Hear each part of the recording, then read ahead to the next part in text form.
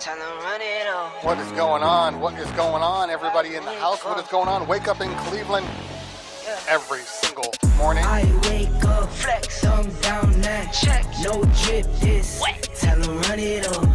No sleep, no rest. Might crash, might wreck. But first I stretch. Tell them run it on. I wake up, flex, thumb down, now check. No drip, this wet. Tell them run it on. I wake up, flex, thumb down, now check. No drip, this wet. Tell them run it on.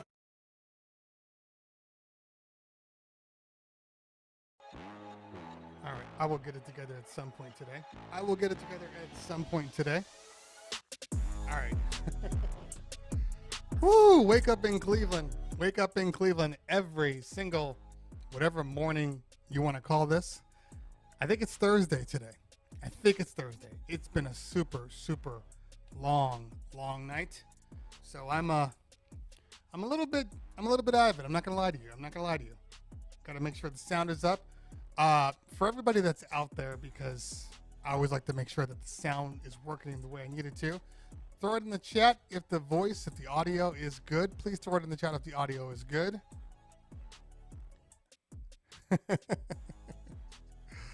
Oh, just checking to see if the audio is good. So while I am waiting for that little nugget of information, let me make sure the volume is good.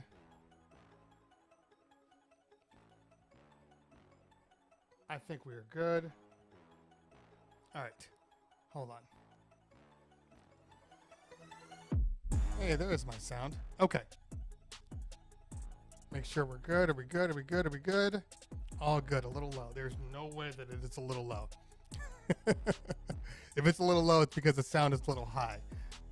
So we'll work that out. Don't worry about the bottom music. Just the microphone. That's all I care about. It's a bit low. Well, let's see what's going on. That's why I have you guys. Let me check the audio. Check. Looks good on my end. All right. We'll turn it up a hair. We will turn it up a hair. Okay. That is hot. All right, let me know how it is now. It seems really hot on my side, visually. Okay. All right, there we go. I am all out of sorts today. Can't find anything. Setup here is a mess. I don't know what this is. Just everywhere. I got cords everywhere. Maybe we should try this again.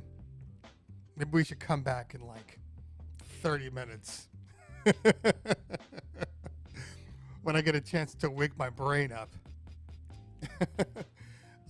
Okay, so I guess I should probably explain what's happening here.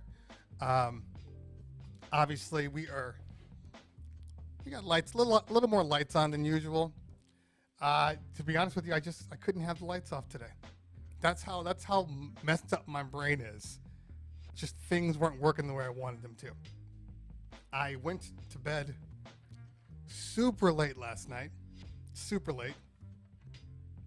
I, of course, have the opportunity to make videos because that's what I do for a living now. I'm a professional YouTuber since I don't have another job. It seems to be the only thing that wants to give me a little money. So I'm a professional YouTuber now. That's what I do for a living. Every day, all day. So I have had a couple of projects that have come up. And one of the projects was I'm doing some Serato studio work. Just making sure we got audio. I'm doing some Serato studio work. If you guys don't know what that is, it is a DAW, a digital audio workstation that is designed for the common man, I guess is what you would have to say. People that use Ableton, people that use, Pro Tools or Logic. It's same kind of concept. A little bit limited though, because unlike Ableton, unlike Logic, you can't really do any true audio work. Like you can't pull in a microphone and actually, spit hot fire. Like you can't do that. But for a quick and easy way to create your intros and outros, a quick and easy way for you to do some remixes, because it's using the Serato algorithm and the Serato time stretching, it makes it really, really easy. So Chris Fader just shared your video on OS and M1 this morning. That's actually a funny thing. Yeah, I did that video yesterday because obviously Apple came out with a brand new MacBook, which is great. And by the way, I'm like pro Apple. I'm like Apple for life. So I don't want that to get caught in this conversation. But I've also been on the other side of Apple's updates, and it's not really Apple's fault. This is completely a professional work issue. A lot of updates that come from Apple tend to break stuff on your Apple products. So you think you're cool by updating to the new latest greatest, and then you realize that none of your stuff works anymore. So I went ahead and just posted a little IG post saying, hey guys, don't update. Don't buy the new M1 yet. And I thought I was very clear. I thought it was very straightforward. I thought that because we are all working professionals, that would just kind of go over. So that's what I thought anyway. And then I got a whole bunch of messages. Hey, why can't I update? What do you mean? This is out of context. I don't understand. It'd be better if you gave me any more information. So instead of typing out 4,000 times the reason that it's not a good idea, as a working professional, if you can say the word working nowadays, I decided to do a quick video. Now, for me, doing a video is super fast, super easy, and I can just get my thoughts out like that. That's easy. I can do it real quick, pull it in, edit it. I can do the whole thing in like an hour for stuff like that. Posted it, sent the link to everybody. For the most part, everybody was good. But damn, I forgot what happens when you when you say anything negative about Apple, because I have gotten so much, and this is all relative, all right, but I've gotten so much hate from that Apple video, so much. And like, I've had the most dislikes on a video that I've had since I told people about NAM in the rain and the rain 72 and 12 MK1s. I got that much hate. Like, proportionately, it's high for me. I don't typically get a lot of hate on my videos, again, because I'm a niche market, so most people understand. But when you start to say stuff about Apple, you open up your branch, you open up your market to everybody. And my God, they're letting me have it. And I'm okay with that. I'm okay with that, honestly. I know it comes with the territory. There's a guy that I really respect, MKBHD, who's like a huge tech guy, has like, 5 or 6 million followers. So it's some insane number. And he'll do a video and he'll get, 5,000 dislikes, and 5,000 is probably high. But this is a man that pretty much only gives you like facts and is super high up on the scale of production. Like, his quality is amazing. That's all. Not a big deal. And he gets hate too. So it comes with working with Apple. It comes with saying anything about Apple. Hey, I get hate for saying stuff about Pioneer. Pioneer is like the DJ's Apple.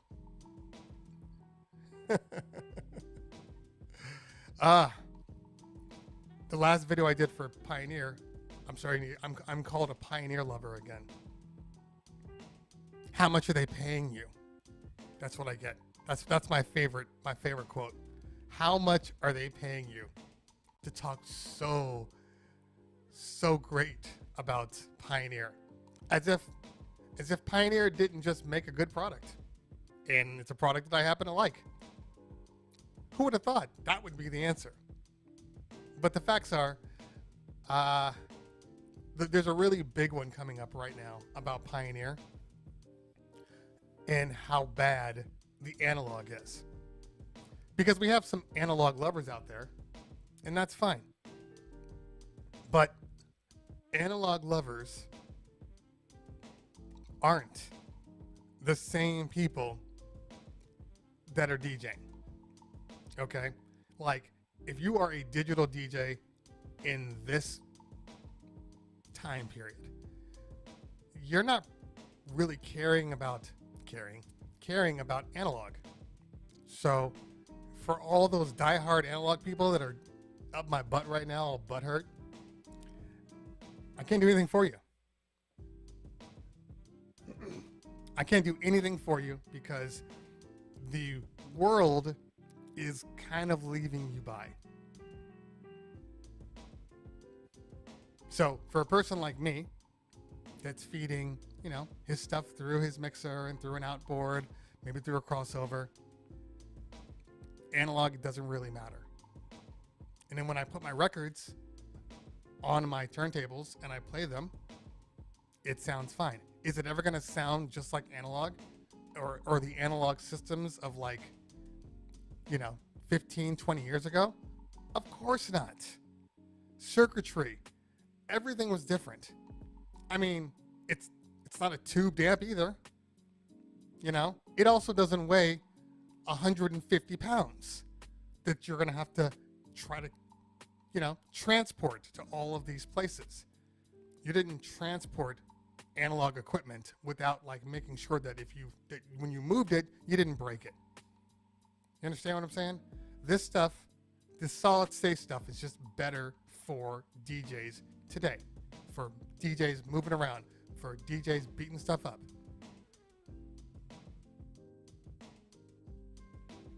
That's all.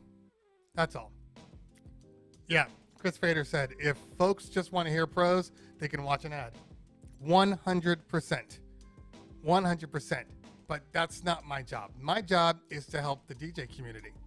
And if I turned around and said, hey, everybody, go update to the next one, or if I didn't say anything at all, and people started updating to these M1s, to Big Sur, do you understand the level of tech support would be on my doorstep? Do you understand the amount of DMs that would be in my inbox? Hey, I don't know what's going on. I can't get my Serato to work. Hey, man, do you know how to go back? That was the whole thing about Pre-Owned. And Pre-Owned, we're friends. So I don't want anybody to think that me and Pre-Owned have an issue. We're super tight. I have developed a lot of great working relationships and friendships over quarantine because of quarantine.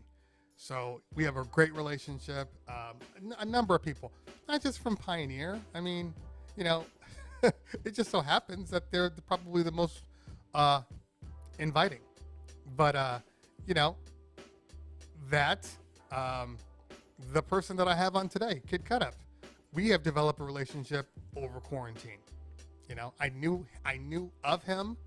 I knew of him through friends and passing and the DJ city relationships and all those things. But I didn't really know him until we hit quarantine. And then we all came together. And that's the key. Everybody came together, hopefully, but everybody's fine until you start talking about Apple. And then the world falls apart. I actually had a guy tell me that he said, I didn't get anything out of this video. And I said, that's okay. The video's not for you. People on YouTube seem to think that if they're watching a video and you're not giving them what they need, that it's a bad video. You see, they don't understand that there are levels to YouTube. There are people that are super tech nerds that, don't need me. Okay, and maybe they just like some of the stuff I say. And then there are people that are right on the line, like the middle America, where they know some things, but they don't know everything. So then they come to me. Those are what I would call my normal friends. Okay, people that I come into contact with. Hey, I'm thinking about updating, or I just updated. Shit, what's wrong? That's the normal people. And then you have the people that are below that. And below that are people that is like the rest of America. They hear comments, they call them facts, they don't actually read. They hear one thing you say and then they run with it without context. That's the real world. That's YouTube. That's America. People don't read anymore. They don't. Nobody reads anymore. And it's unfortunate because, well, I guess it's fortunate or I wouldn't be doing what I'm doing. Because if everybody read, if everybody actually used Google and researched, they probably wouldn't need me.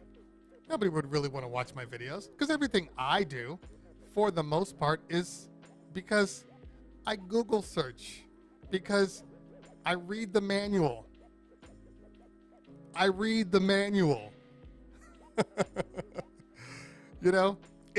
It's the same people that forced Starbucks and McDonald's to have to put on their cups, contents may be hot. It's those same people. So I read the manual. It's funny, and this is God honest truth. What I have noticed is that even manuals nowadays have gotten real shitty, because I read the manuals and I will go through manuals and go, hey, why doesn't it say this? It's missing this part. I find hotkeys that aren't even on the list. That happens all the time because I think they know that people don't read the manuals. That's why you'll get a manual that's 3 pages long nowadays. The getting started manual. The getting started manual used to be the quick thing just to get up and running. Now the getting started manual is the manual. And they'll just, put it online. If they do that. That's the unfortunate part of the world we live in. That's why a lot of people don't know half the stuff that their hardware does. Half the stuff that even their iPhone does, because people don't read manuals. That's why I'm here.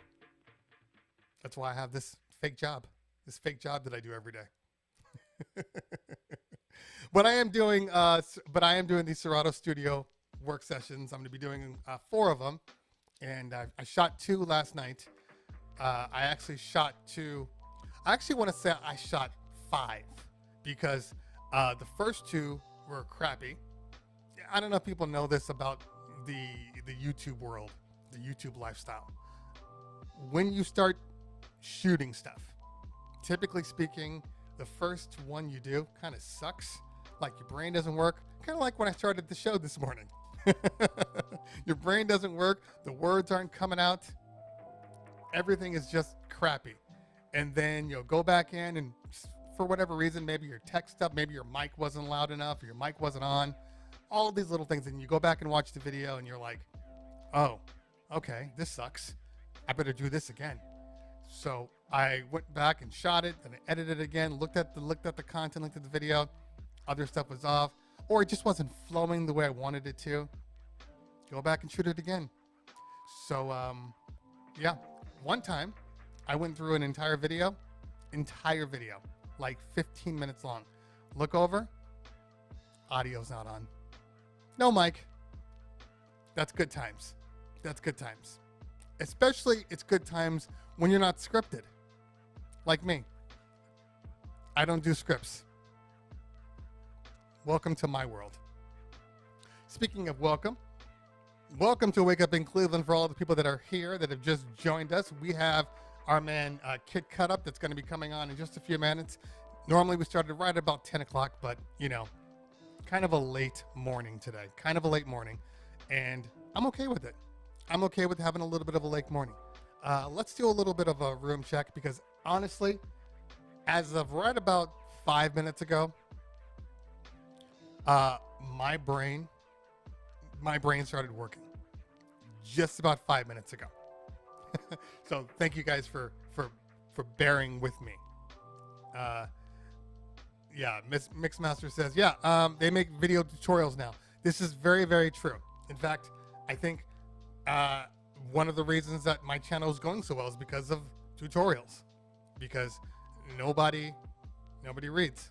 Everybody's visual.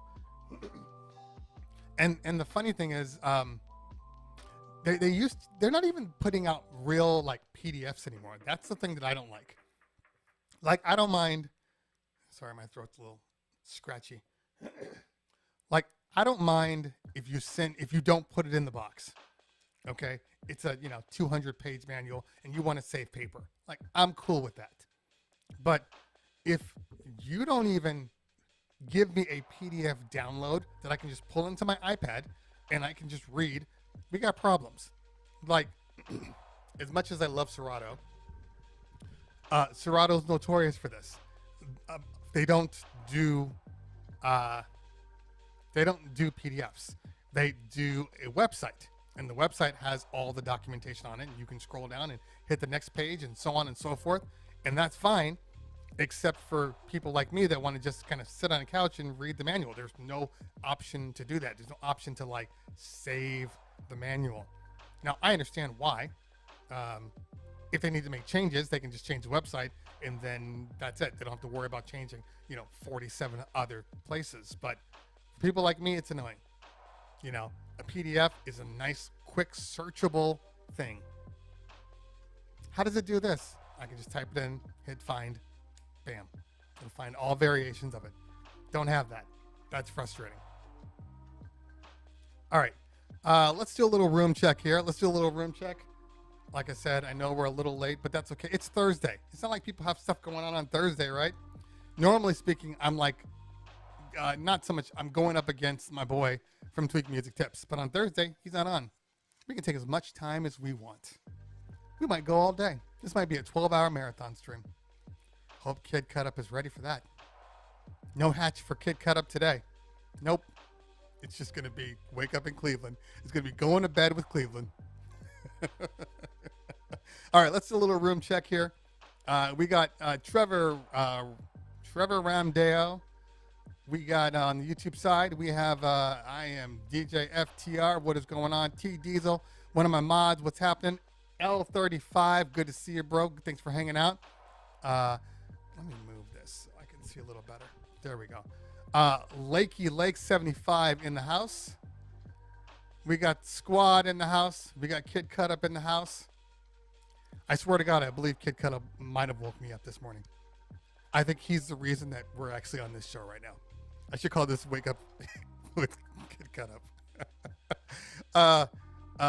Katazui, Everything Cars. Good morning, DJ Woodchip. Don Smooth. Like, Don Smooth is just a dope name. I'm just going to say that. Like, that's the kind of dude, when you're at the club and all the DJs are hanging out and you meet new people, you're like, hey, man, what's up, man? What's your name? Yo, man, I'm Don Smooth. Like, that's him right there. If Don Smooth don't have a Barry White low voice, I'm going to make him change his name. Because that's what Don Smooth sounds like. We got Shauna in the house. Good to see you. Who else we got in the house? We got Damien in Chicago. Good to see you. We got Chris Fader. We know that. What's going on? Soulwork Music. Who else we got here? Steve Disco Newsom. What's going on, man? All the way out in the pond. Kitty K. Who else we got? I'm not reading as fast as Akova. BSE Music Group. All right, who else we got? Oh, we got the Elo show. So I have been mispronouncing the Elo, Delo, since we started this thing. Since he's been on here. Apparently it's the Elo show, which makes a lot of sense. Much better than the Elo, Dallo, Dalo, daylight come and you want to come home. Like, that's the Elo. All right, so you're just Elo from now on. Let's see here. I am DJ FTR. Yep, I know about Mojax and his amazing PC laptop. I'm gonna give him a call. See if they'll send me one. If I move, if I'm not impressed with Windows, you know there's a problem, because I'm actually Mac for life. But things change. The more I do YouTube, the more I am exposed to different products, the more open I become. You should have saw me in the beginning of YouTube. Man, you couldn't tell me nothing. Who else we got here? Who else we got? Tim D1 in the house. I got Eunice Bowens in the house.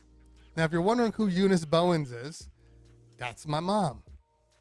Thanks, Mom, for hanging out this morning. Hope I don't disappoint you. I'm going to get off this thing. She's going to be like, you know, you could have done this better, son. Because that's what moms do. We have J. Paula Fox in the house. Who else we got? Who else we got? Lady Beats, moderator extraordinaire. I know a lot of you guys finally met Lady Beats just recently. Lady Beats is a joy. Lady Beats is about to have 30 dudes in her DMs. That's what I know. That's what happens when you show your face on stream. People want to be all up in your DMs. All right. Soul Work Music. Already mentioned him. Just travel down. Make sure we got everybody. Who else we got? Mike Carbonell in the house. What is going on, man? Good to see you. Good to see you. DJ Bank Eye in the house. J-Style Sound. Spin Junkies. Who else we got? Breckenridge. Breckenridge. I like that name. DJ Eveready. That's the Snapback crew. Make sure you follow DJ Eveready. Super, super dope DJ. Diamond Lee in the house. See, Lady Beats doing her job, jumping everywhere. Nephew Washington in the house. Who else we got? 85er. Put in the chat, how many people that are on right now are here just because of Kid Cut Up? I don't say just because of Kid Cut Up. I don't want to do myself a disservice. But how many people are here because of Kid Cut Up? Throw the ones in the chat. Throw the ones in the chat. I know L35, that's my man now. You know, he's on even without Kid Cut Up. But DJ Bizone in the house. What's going on, man? I know they're fam. El Connor's in the house. And I think we're hitting at the bottom here. Hitting at the bottom. You know what, though? You know what I respect? I respect the Elo show because he never said anything. He was like, go on. Just call me Dalo. I'm cool with that. I respect that. I mean, but please, correct me. Like, I'm not trying to be that dude who's always mispronouncing. I'm not trying to be Kova. DJ Moberry in the house. Island Boy, Soul Work, Heavy 78. Who else we got? Keith Bowen in the house. Good to see you. F105 Darwin. We got a lot of people in the chat. A lot of people. I love to see that. DJ Dre. Who else we got? I don't know if you can hear that. That's my wife laughing her butt off. My wife has a laugh that you can hear 30 miles away. Alpha Music in the house. Alpha Music, that's Jetpack Bags. Jetpack Bags. I haven't done any promo in a while. Alpha, where you been, man? Hold on.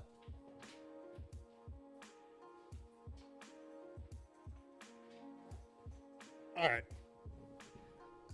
If you're looking for a bag as a DJ that can help your professional life, make sure you grab one of these Jetpack Snaps. Also, this can be used in the Jetpack Drop. Buy Snapback Bags. Jetpack. See, it's that kind of morning. I can't even do a promo properly. All right. Hopefully they'll send me my money soon. Hopefully. I keep waiting for it, but it never shows up in my account. Okay. Oh, Breckenridge is a Kid Cut Up fan. Dope. Okay, well, this is going to be a great show. Hopefully. If I can keep my brain right. All right. So, let's make sure we got sound. I turned off my booth. All right, we still got music. So in case you guys were wondering, before we bring them on, we're going to bring them on in like 2 minutes. So don't get all freaked out like you talk too much. You know, that's my YouTube thing. I'm too wordy. But I am using the A10 Mini Pro for all of my visuals. And everything's fine, except for the fact that I've now broken off my microphone from the sound. So I can get more custom with the way my sound is.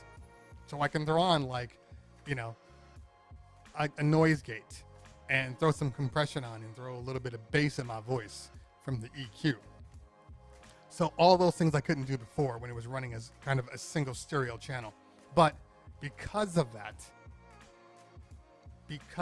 issue, and only one issue, if you guys are using DSLRs, take this as a tip. And this happens with any kind of HDMI splitter, so to speak. But because I'm sending out an HDMI signal from my camera into the ATEM, and the microphone is not in the camera, I am not synced up. So I have to run an audio delay out into here. Not a problem. But here's the problem. Because of that, I can't monitor my sound for me.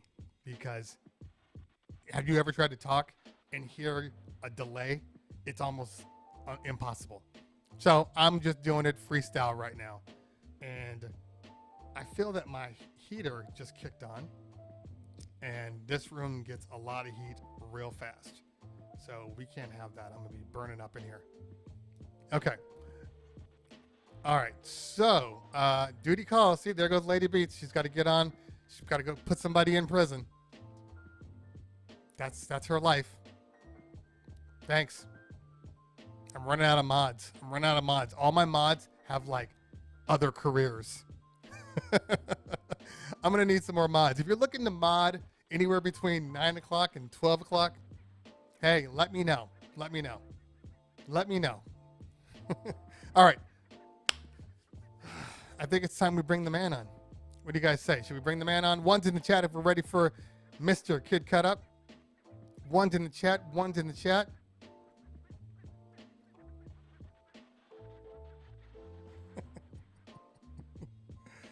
Oh, so many haters in life. You know, but I just laugh it off now. I honestly just laugh it off. You know, oh, I'm sorry, Ratbone in the house. That's another one of my mods. Thank you so much, Ratbone, for hanging out. Yeah, okay. All right, so we're just going to pop on this little commercial as we always do, just so I can get ready because, yeah, life. All right, let's get this going, guys. And give me half a second, and we'll be back with Kid Cut Up in just a second. So let's do this. All right, there we go.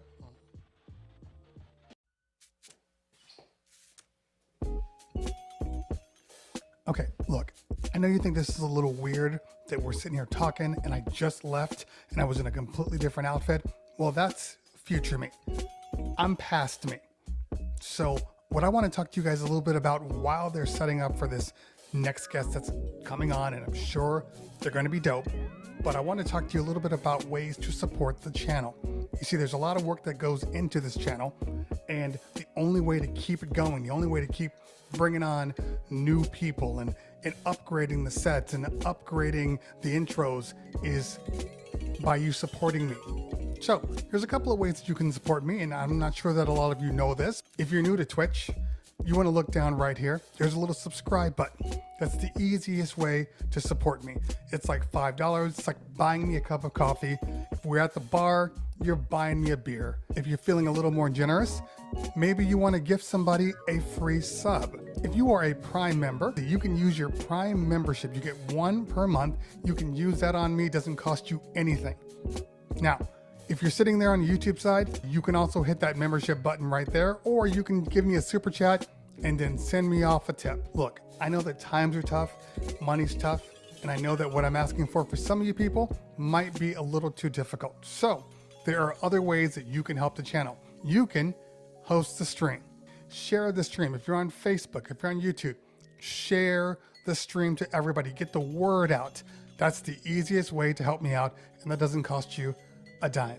Those are just a couple of ways that you can do this. Also, if you feel like just sending a tip directly to me, Venmo or Cash App located right here. All right, guys, I think they're coming back, so I need to get out of here. Just remember what I said. We'll see you soon. Bye. All right. Can you hear me out there? Are we good? Hey.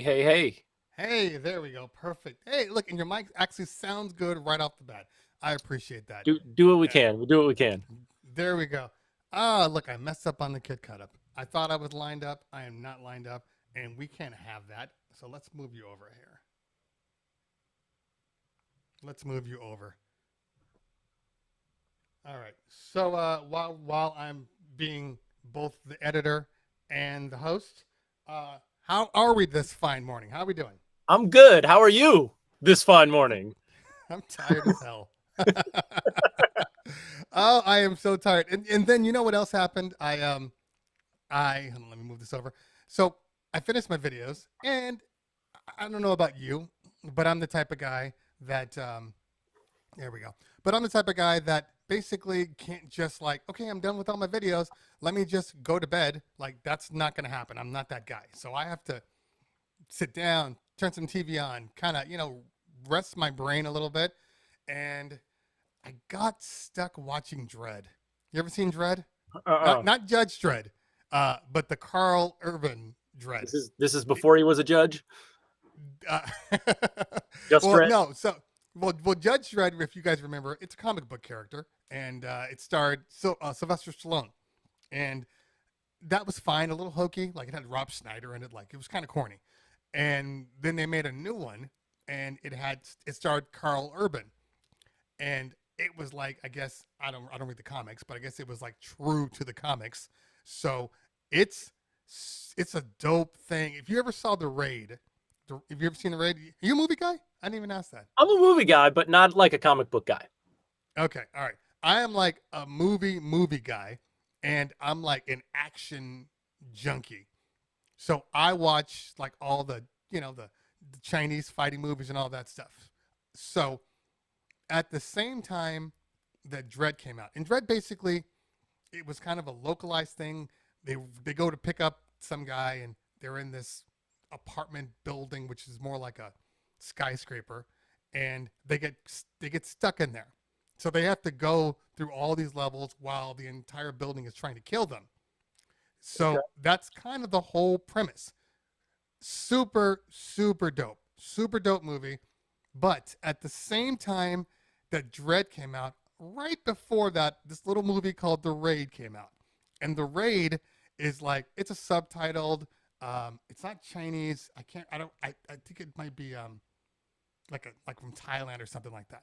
But this movie is literally one of the best martial arts action movies you will ever watch.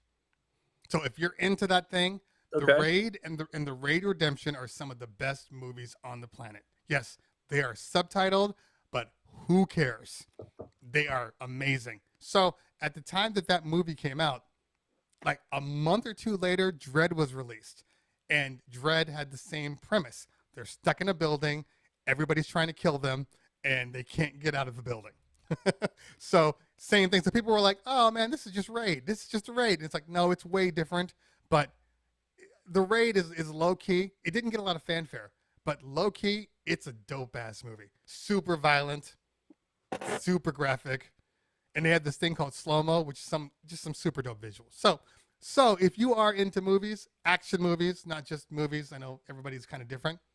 Definitely a movie you should watch. Definitely. I'm gonna tell L35 to put it on during his weekly show. It sounds like it'll be perfect for his Wednesday show.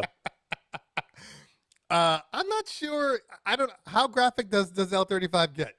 Like, does he do rated R movies? Let's find out. That's what editing is for. There's going to be a lot of editing, like a lot of editing. Like they throw these people off the building, and they show them like hit the ground. Let's just we'll leave it at that. That's the detail, the hit the ground detail. It's not the throwing off the building. Totally fine. Throw people off buildings, but you cannot show them hitting the ground. Right, exactly. You always see this, and then you hear the sound. Like that's typical movie stuff. You don't see them like there's a lady with her baby. She's running out of the stroller because there's so many people falling. Like it's extreme. But Carl Urban is dope as Dredd. It's got a little humor to it. L35 says too graphic. This is why people don't understand the effects of consequences anymore. Is because they just see people getting thrown off buildings but not hitting the ground. You know, I'm gonna say you might have a little like you can go on a show, you can point a gun at somebody, you can pull the trigger, you can show all that. You just can't show them getting shot. You can't show them getting shot, and you can't show blood. If you don't show blood, it's fine. Which is weird because the edited version of Mortal Kombat where it was just sweat. Like right. You know, they took the blood out and it was just sweat. So now, you know, consequences. Oh, Mortal Kombat.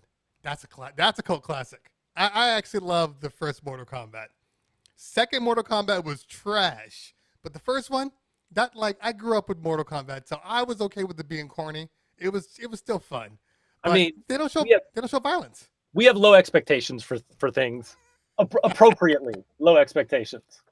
You know, but I think you're onto something because I think that I think for some people, if you don't see the rest of the violence, you're kind of forced to say, well, it doesn't affect me.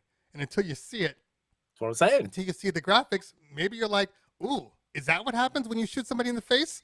I don't want to do that, you know. But it's interesting because have you ever watched there's these YouTube videos. By the way, I watch a lot of YouTube, obviously. But there are these YouTube videos that take PG movies and then they show you what would have really happened if it were real life. So all the Marvel movies, you know, when people are like getting kicked in the walls and all that stuff. I think I've seen this for Home Alone. I think I saw one of those for Home Alone of like what it would actually happen if you like hit somebody with a pipe across the face. Right. Yeah. And then when you see those, you're like, oh yeah, that's right. Captain America, if he kicked you in the chest and you flew 30 feet, you probably would be dead. Like there wouldn't be if you got hit by a car, if you got hit by a car hard enough to throw you 30 feet, you probably wouldn't get up very fast. Exactly. Yeah, that's all Call of Duty stuff. Call of Duty has screwed us up. You know, this kind of regeneration always. I can take 30 shots and keep on moving. So, all right. So let's hold on. I want to get in the chat because I want to make sure that we're not missing anything. By the way, if anybody has any questions, now is the time to throw them in the chat, and we will definitely go through them. So here's Indonesia. Thank you. The raid is from Indonesia. Appreciate that. Yeah, it's a great film. Great film. So I wanna talk a little bit about let's talk about right now.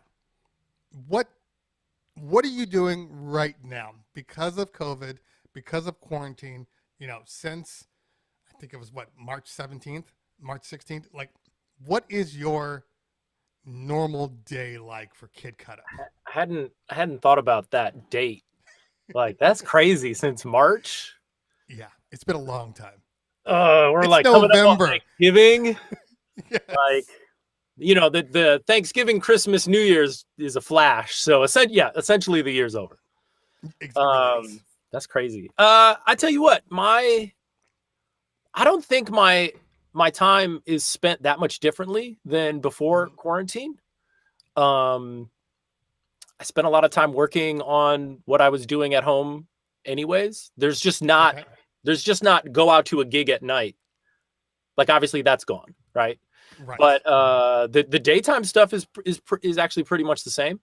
And instead of going out at night is now staying home and streaming a couple of times a week. Right. So I do my Thursday show. I do my Saturday show. And Thursday and Saturday, I'm generally prepping for those shows.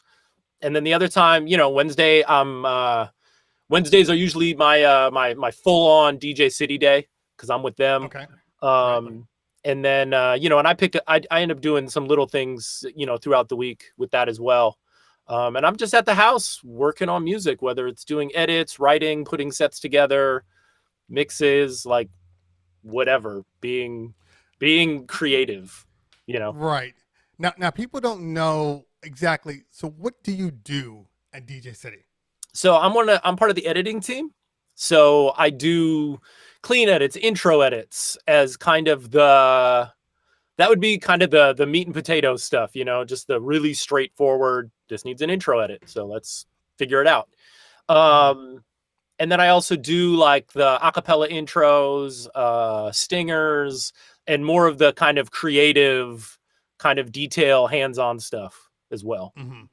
So Gotcha, it's about an even balance between those kind of two things.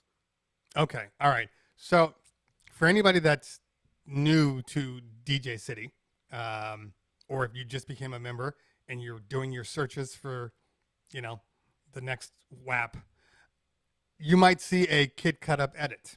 And the reason you see that is because this man has done them. Now they have, how many people would you say are actually doing edits for DJ City? Like how many people do it?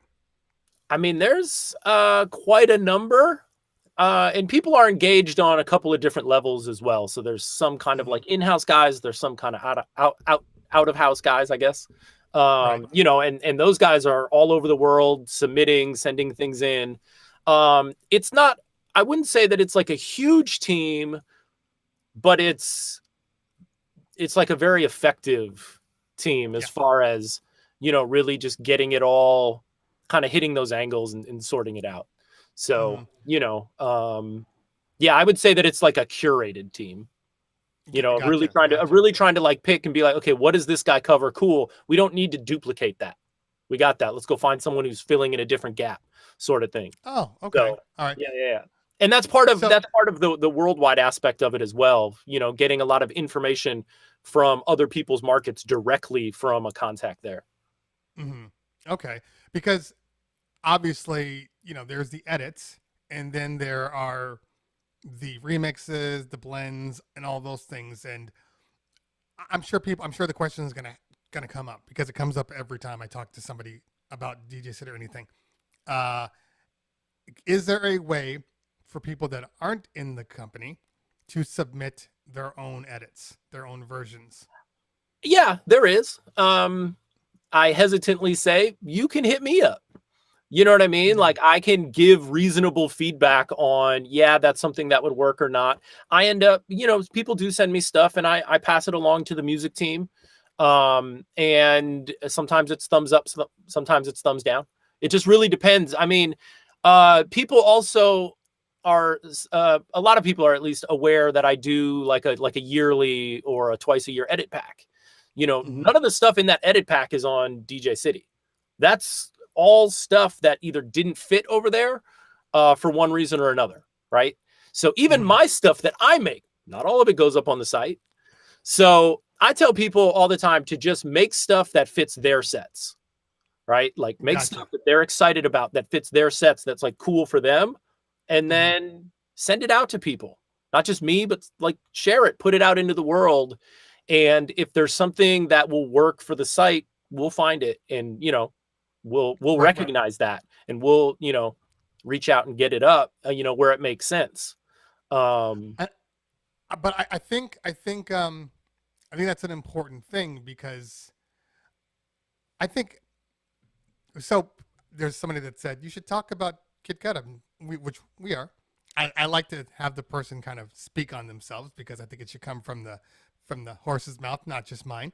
But if you know anything about Kid Cut Up is kind of known for his mixes, and not just his mixes, but the sound of his mixes. And I've made a statement, and every time I make the statement, the entire group that's happens to either be at the club or be on Twitch or even be on IG, when I say nobody sounds like Kid Cut Up, and everybody is like, you're right, nobody sounds like him. And the reason why nobody sounds like you is because you actually really massage your mixes. Like everything that you're playing, you've actually had a hand in making. Like you've actually edited, you know, made it to your liking so you can flow through your songs effortlessly. You know, Can you talk a little bit about that setup? But before you talk about that, just curious, how many edits do you make per day?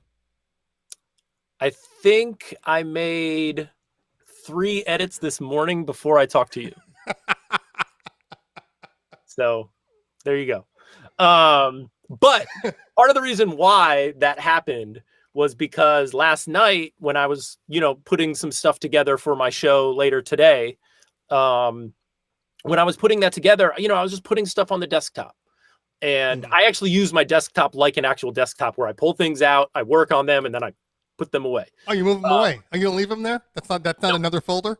Nope. I'm pretty good. I'm pretty good about it. There are definitely times where I have to make like a big cleanse of really just decide. And also just making that decision to be like, this has been sitting on my desktop for 2 or 3 weeks. I'm not going to do it. There's a reason it hasn't gotten done. Put it away. I can come back to it. I'm not deleting the files. I still have them, but I just don't need to see them on the desktop. It's, it's impeding the work that I actually am doing. So I woke up and, it's like, get a coffee, sit down, and was just like, all right, cool. Well, what am I going to do while I wait? Okay, I got these things on the desktop. Let's just get a couple of these knocked out, right? So, it kind of depends. There's times I do a lot. There's times I don't do much. Every time I try to do, every time I have like a show or something, I always think about well, what are the 1 or 2 new things that I have? And if you do that for every show, by the end of the year, you might have 60, 70 new things. Maybe very true. Potentially more. I mean, there are people that play 50, 60, 70, 80, 100 shows. So you play 150 shows in a year. If you're a working DJ and you have 1 or 2 new things, by the end of the year, even if half of them you never play again, even if you try things out and you're like, nah, that's not the one. Right. I would say part of what really I think solidifies what I do as far as sounding different is the editing process. Okay. Is really going back for that second or third round to be like, there's an idea here, but did you really get to it? And is this the best version of the idea? Right. So to go back and to edit it, not once, not twice, but edit it until you get the response you want, to keep trying, kind of workshopping it and just keep trying it in different ways. Right. It sounds to me almost like if you're producing music and, you'll go on, you'll make a track and you're like, okay, this isn't bad. This isn't bad. Let me step back. Let me come back to this tomorrow and see if I still like it. And then you go in and you listen to it. Oh, I need to tweak this. I need to tweak that. And a song can take you, it might take you a month, 3 months to get it exactly where you want it and go, okay, now the song is finally perfect. And I think the way you edit kind of feels like that. It's not just about, okay, here's my 16-bar intro. Here's my outro. Let me just throw an acapella. There's actually a thought process to how you are making it. There are definitely those things where it's just I just need an intro. I just need to get into this and get out, right. And I feel like there's kind of an arc. When a song's new, I tend to do less with them because it's it's new. I'm trying to come up with the idea, right? So I'm just going to play the song. And you want to retain the soul of the song too when it's new, because that's absolutely. Know. But even when it's old, that's actually something that I feel like comes from me, being in Milwaukee where I grew up, and I DJ'd there for 10, 15 years before I moved out to LA. Milwaukee and this is most cities outside of New York or Chicago or LA, you can't divide crowds up. Sometimes there's not enough people to divide a crowd up. You need to bring people together. So I never want to do an edit that's where the people who liked the original version of the song no longer like it. Right. I'm trying to get more people to like it. I'm trying to be the core audience likes it, and now maybe I can kind of bring in some of these other things, And I think that's really a difference in approach that is a very natural thing, just from being no, I need enough people in this party to make this work. These people, I got to be able to kind of pull from, groups of people that necessarily wouldn't hang out together. We got to get all of them in the room to have enough people to have a party. And, you know, I feel like this is something that most places, you know, outside of giant cities where the numbers just make it, you know, you can do weird niche things in a giant city. Right. At the end of the day, you only need the same 100, 200 people in the room to make it happen. You know, True. before I moved out to LA, when I thought somebody was like writing about a party in like a magazine or on the internet, I thought there would be like 1,000 people there. And then you start going to these places and you're like, there's only 100 people here. My parties back home have 100 people. Like, you know, it's so, it's a little shell shocking when you do go to clubs. Especially, you know, when you're younger, you're like, oh, we're going to go to this new club in Hollywood. This is like the club. And you get in, you're like, okay. First off, there's nobody dancing. The dance floor is like a lot of people don't realize this, especially if you're not in Hollywood or New York. I'd say probably some of the big things. But clubs have really changed. It used to be you'd walk into a club and then you'd have, you know, 100 by 100 dance area. You'd have a few tables on the side, and you just go and you have the bar and then you have the dancing room.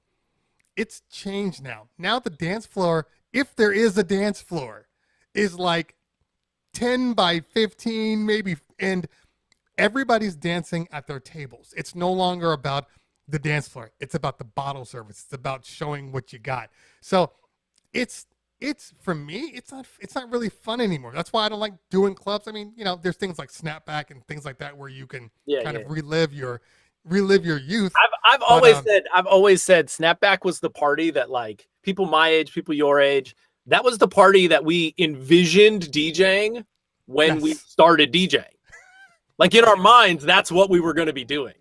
Right. I love those guys. Those guys throw such a good party. Their live streams are really good. It's been a really good, I think, translation of what they did from their parties to they just moved it over. It's very fresh. Yeah. They're one of the only people that I've seen do that successfully. Like, they have created such a loyal fan base that their fan base will go anywhere with them. Yeah. And I think their fan base has almost been solidified on Twitch. Right. Because maybe portions of their fan base were aging out of going out to clubs, you know, family responsibilities, jobs, you know, just being adults, you know what I mean? Yeah. And now I feel like I see people really, really consistently on their streams that maybe wouldn't have been able to be as consistent out at their gigs. Very true. I mean, you know, even somebody as, you know, well known and respected as Icy Ice, who's an amazing DJ. He's Beat Junkies crew. I saw him a couple of times. He's like, I got to get out of here. I got to go home. Like, my family's waiting for me. Like, you know, even we are aging out a little bit.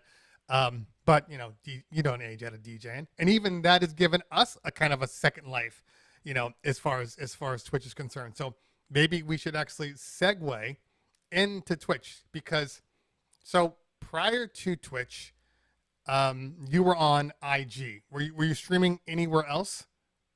No, I did. I did a little bit of like Facebook and IG with like two phones.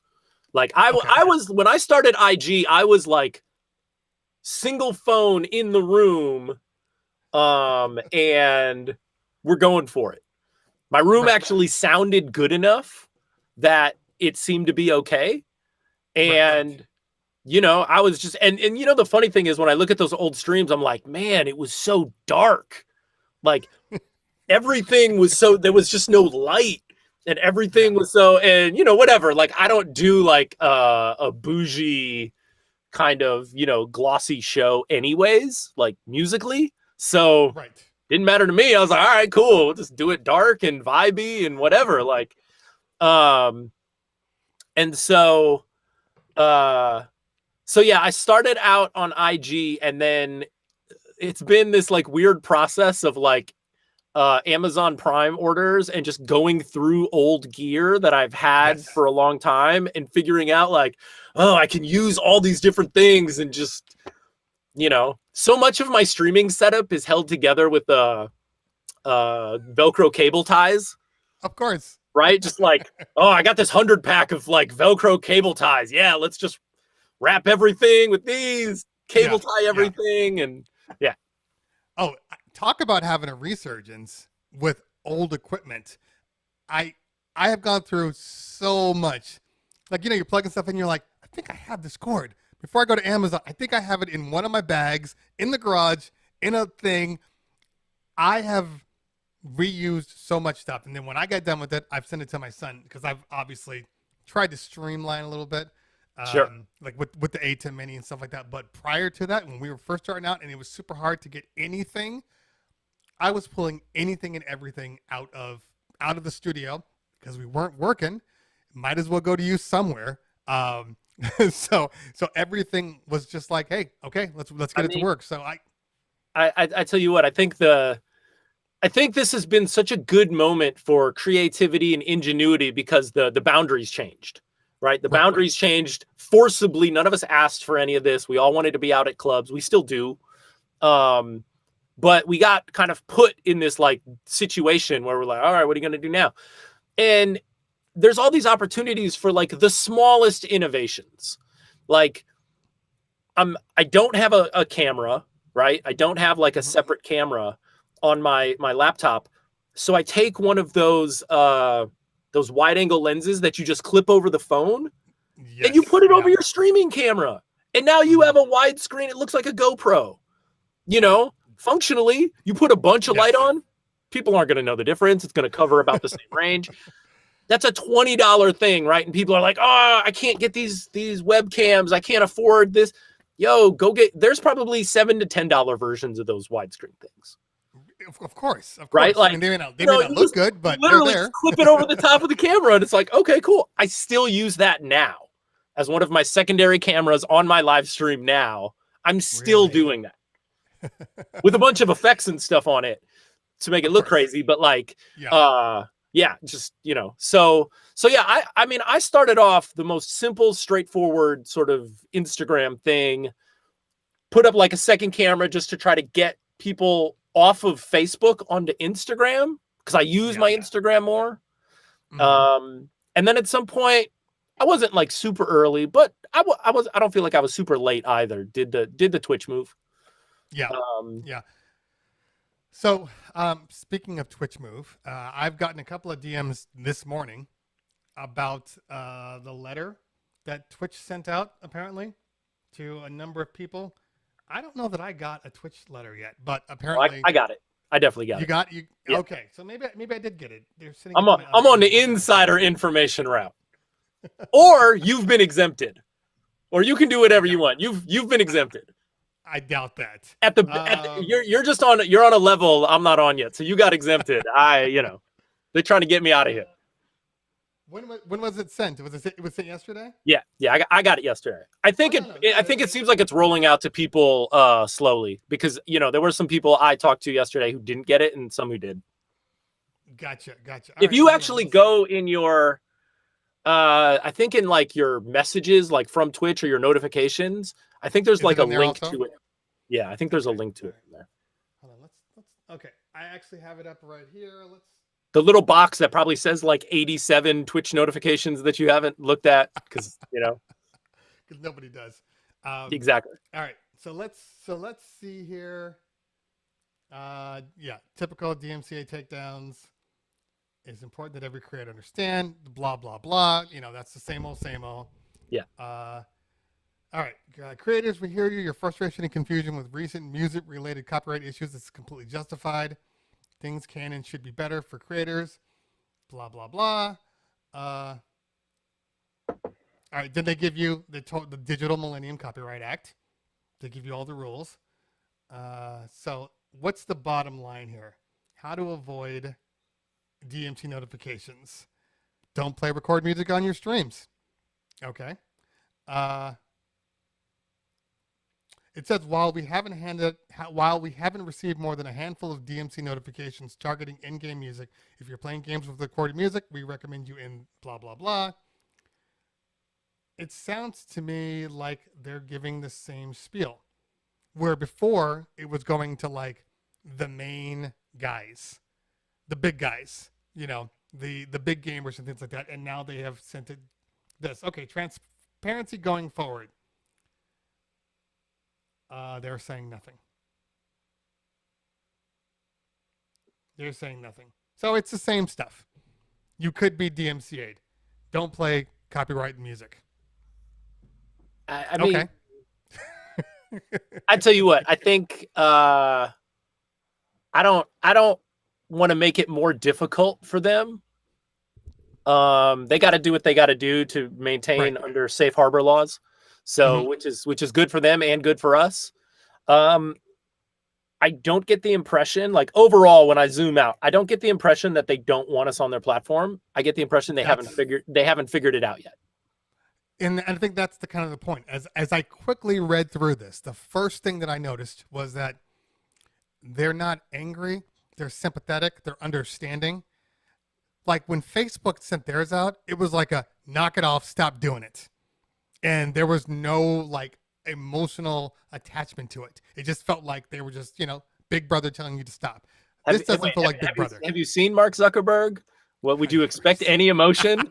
Come on, man. Very true. Very true. So this one feels like, hey guys, don't leave yet. We got some things lined up. Don't leave. They got to do what they got to do and say what they got to say to cover their ass. Exactly.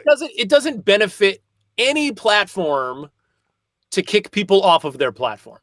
No platform wants to do this.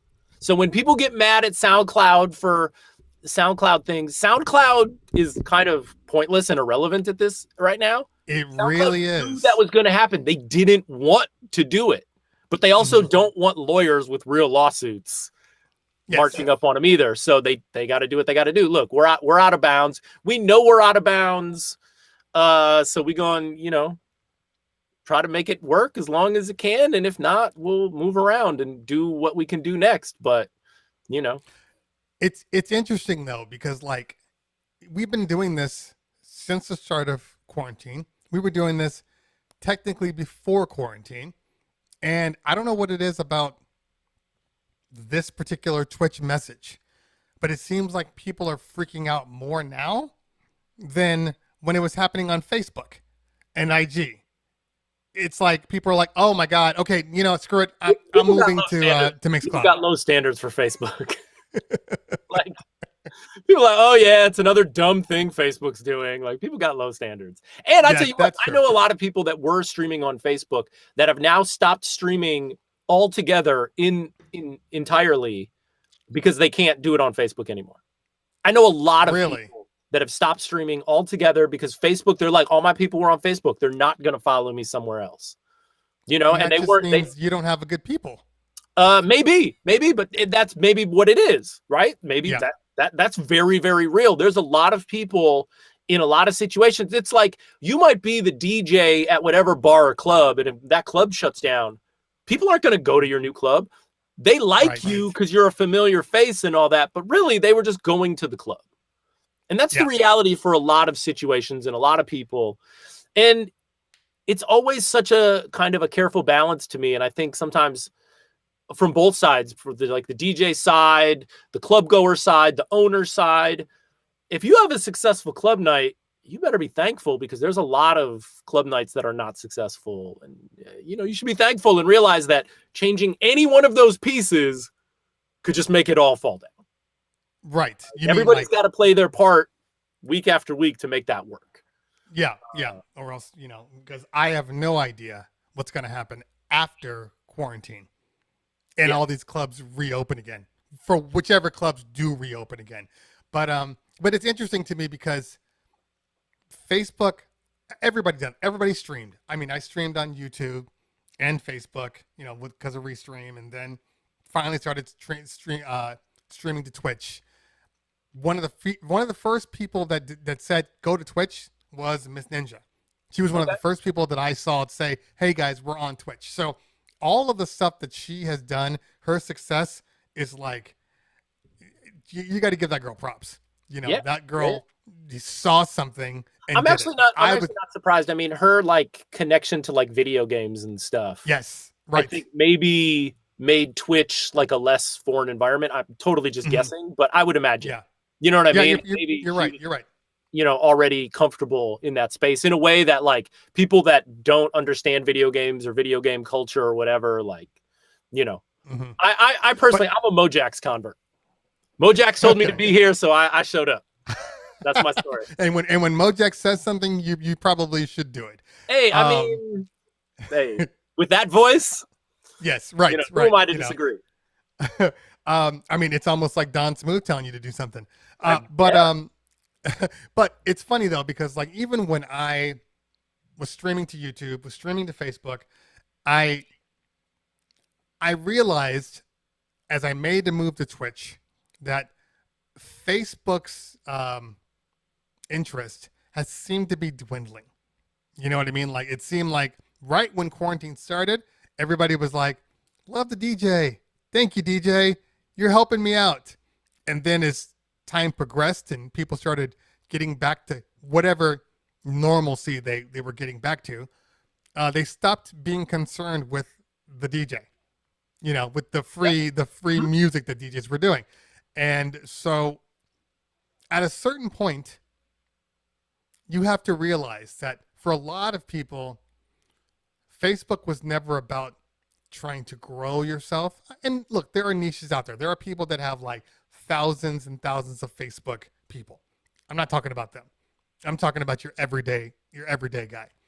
And the reality is your friends, Facebook friends, that term has changed so dramatically over the last 6 months with quarantine, with Black Lives Matter, with the election. Friends is a relative term now. But I noticed that a lot of my friends didn't really care, and they only wanted what was best for them. But as soon as they didn't need you anymore, the numbers really, really dropped down. So moving over to Twitch, I noticed that the people that you were gaining were people that wanted to be there. See, Facebook, you're forced on them.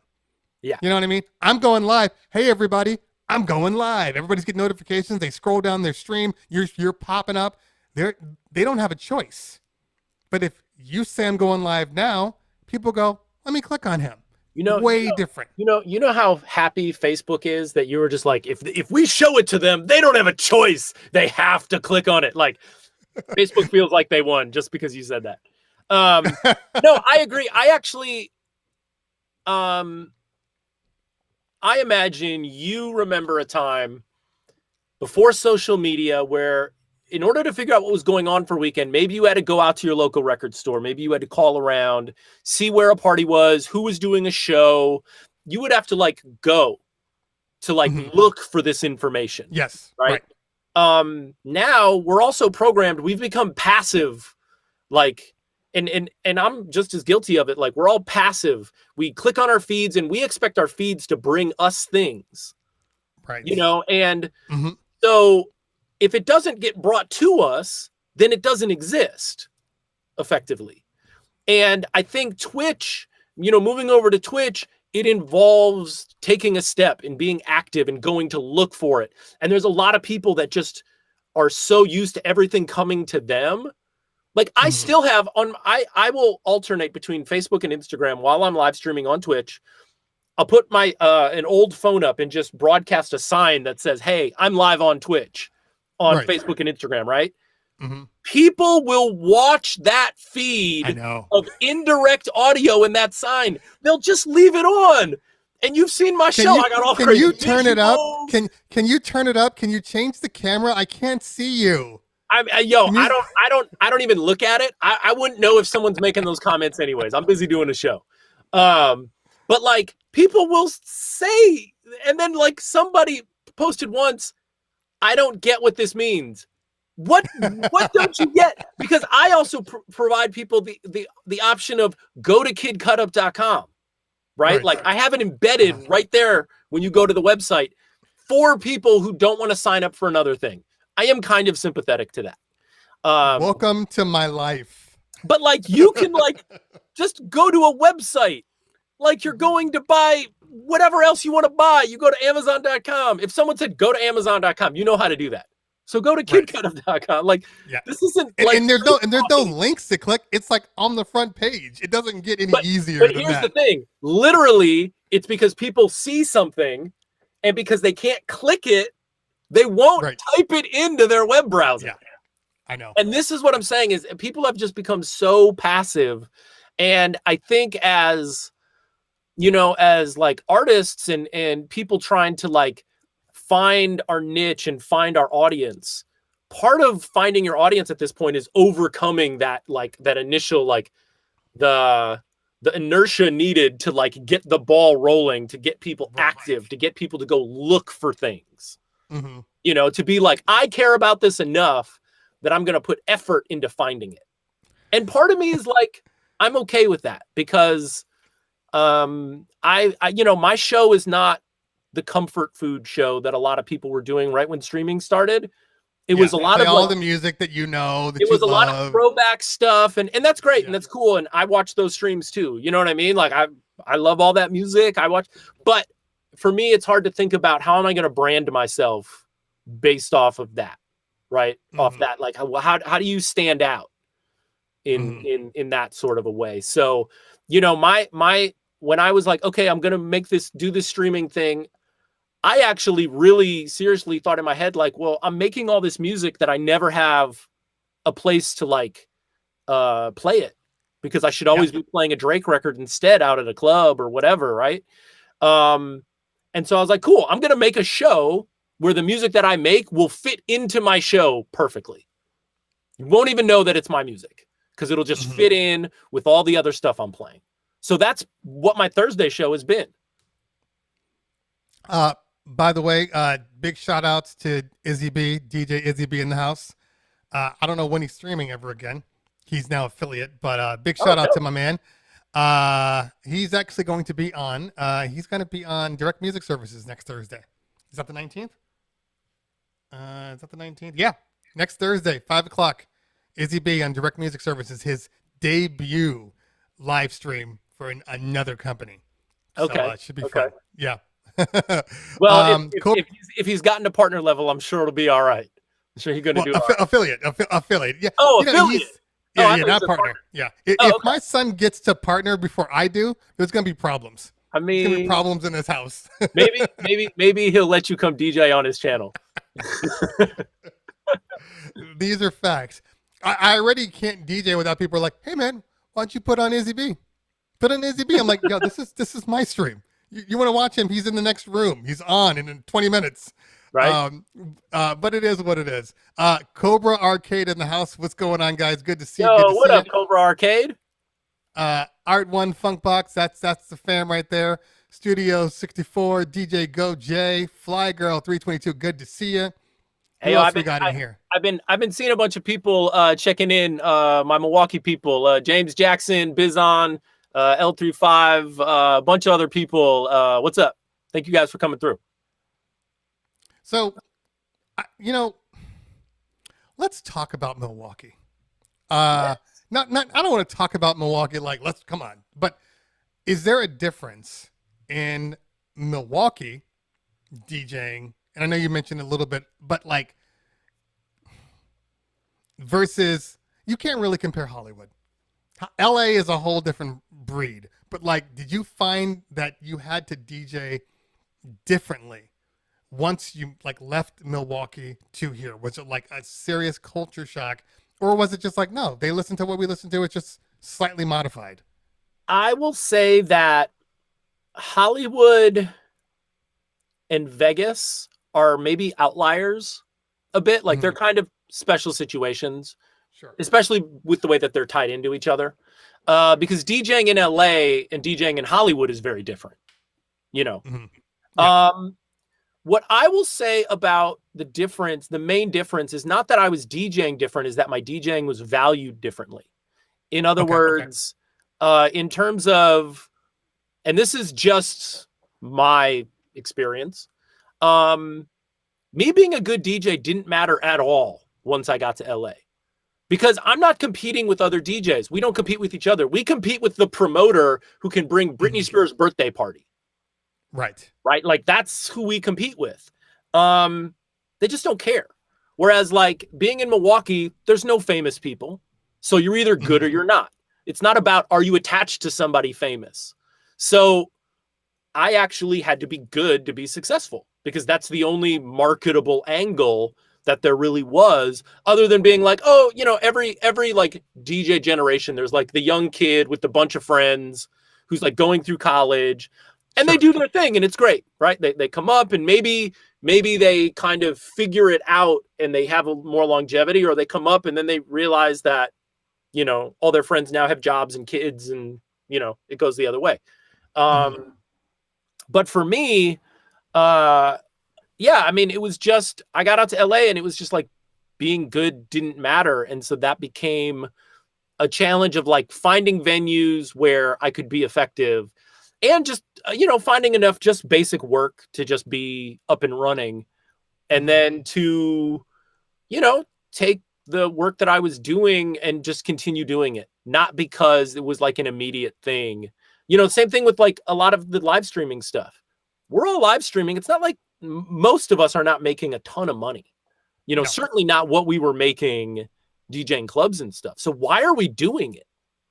You know what I mean? Like, and I don't say that in that we shouldn't. I just feel like you should know why you're doing it. I know why I'm doing it because it's just a natural thing that I would do because I enjoy it. I'm actually been so excited to be able to create a couple of shows where it's like, this is me. And I don't have to worry about all these outside pressures and all these things. Like I get to create the environment and the space from top to bottom. And I get to invite people into that to experience something, you know, and I've been motivated by that. And I'm speaking of motivation because I agree with you because so for people that don't know, Cut Up has a show called The Hatch. It's on every Thursday night. So today, at 8 p.m. Pacific Standard Time. I know, guys. I talk in Pacific Standard Time. Get over it. But it's at 8 p.m. And I think L35 typically goes on right before you. Not on Thursdays. Not on Thursdays? Okay. Not on Thursdays. He does his Wednesday show. Right. And then he's been doing this movie watching thing on Sundays. That's been fun too. Gotcha. I need to get on there. Yeah. You should just come, just hang out, just put the movie on. It's been fun. Yeah. Yeah. Okay. We'll do. But what I have noticed is I think everybody has tried to improve their visuals, you know, over time. You actually have done it successfully because I remember seeing your stuff from. Wait, is it because of how bad it was before? Is that what it is? Wow, shots fired. No, it wasn't bad. It was just different. And look, this is the funny thing about it. First off, that's feedback I get from a lot of people a lot of times. It's not bad. It's just different. Like, no, because I'm going to say this. It's subjective. And what I have learned is that the style that people present is typically like whatever, like they always want to use that same style, but either they don't have the resources to get to that upper level. So what I saw from you from the beginning was, okay, no, he has a very different thing.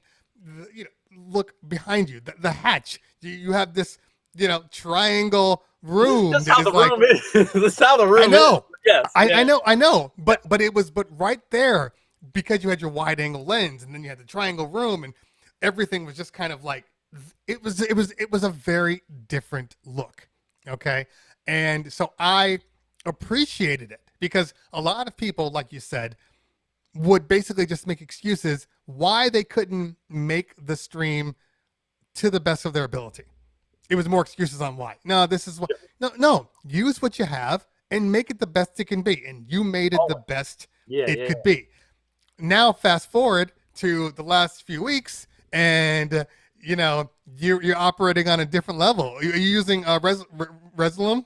Yeah. So I mean, when I think about it, it's like once I did the green screen thing, well, now I'm exactly at the same level as everybody else, green screen wise, right? You have a blank slate.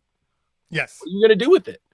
I don't have any sort of graphic design background. I don't have any sort of you know, like I started using Resolume because I was looking at animating logos. Okay. And I didn't really have. I was talking to some DJ homies and some guys back in the Midwest, mostly my guy Mike from MC Audio out in Madison, Wisconsin.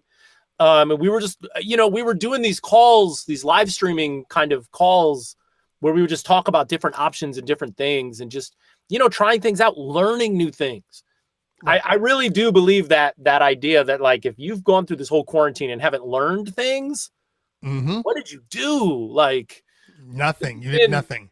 Such an amazing time to learn things, because there's no like, it doesn't feel like you're wasting time, because it's not like you're going to make money with that time doing something else.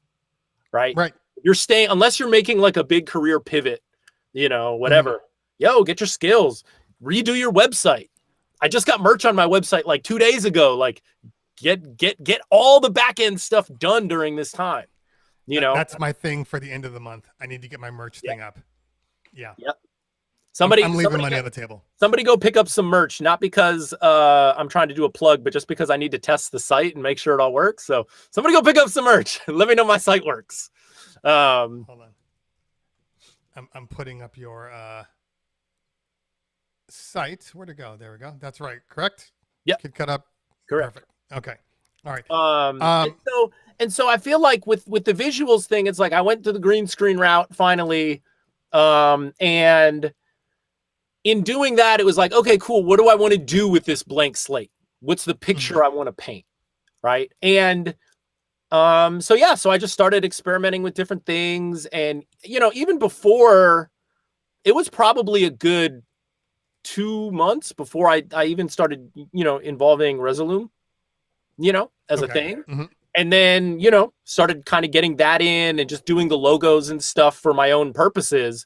And then being like, oh, I think I could use this actually live and run it live. And so, yeah.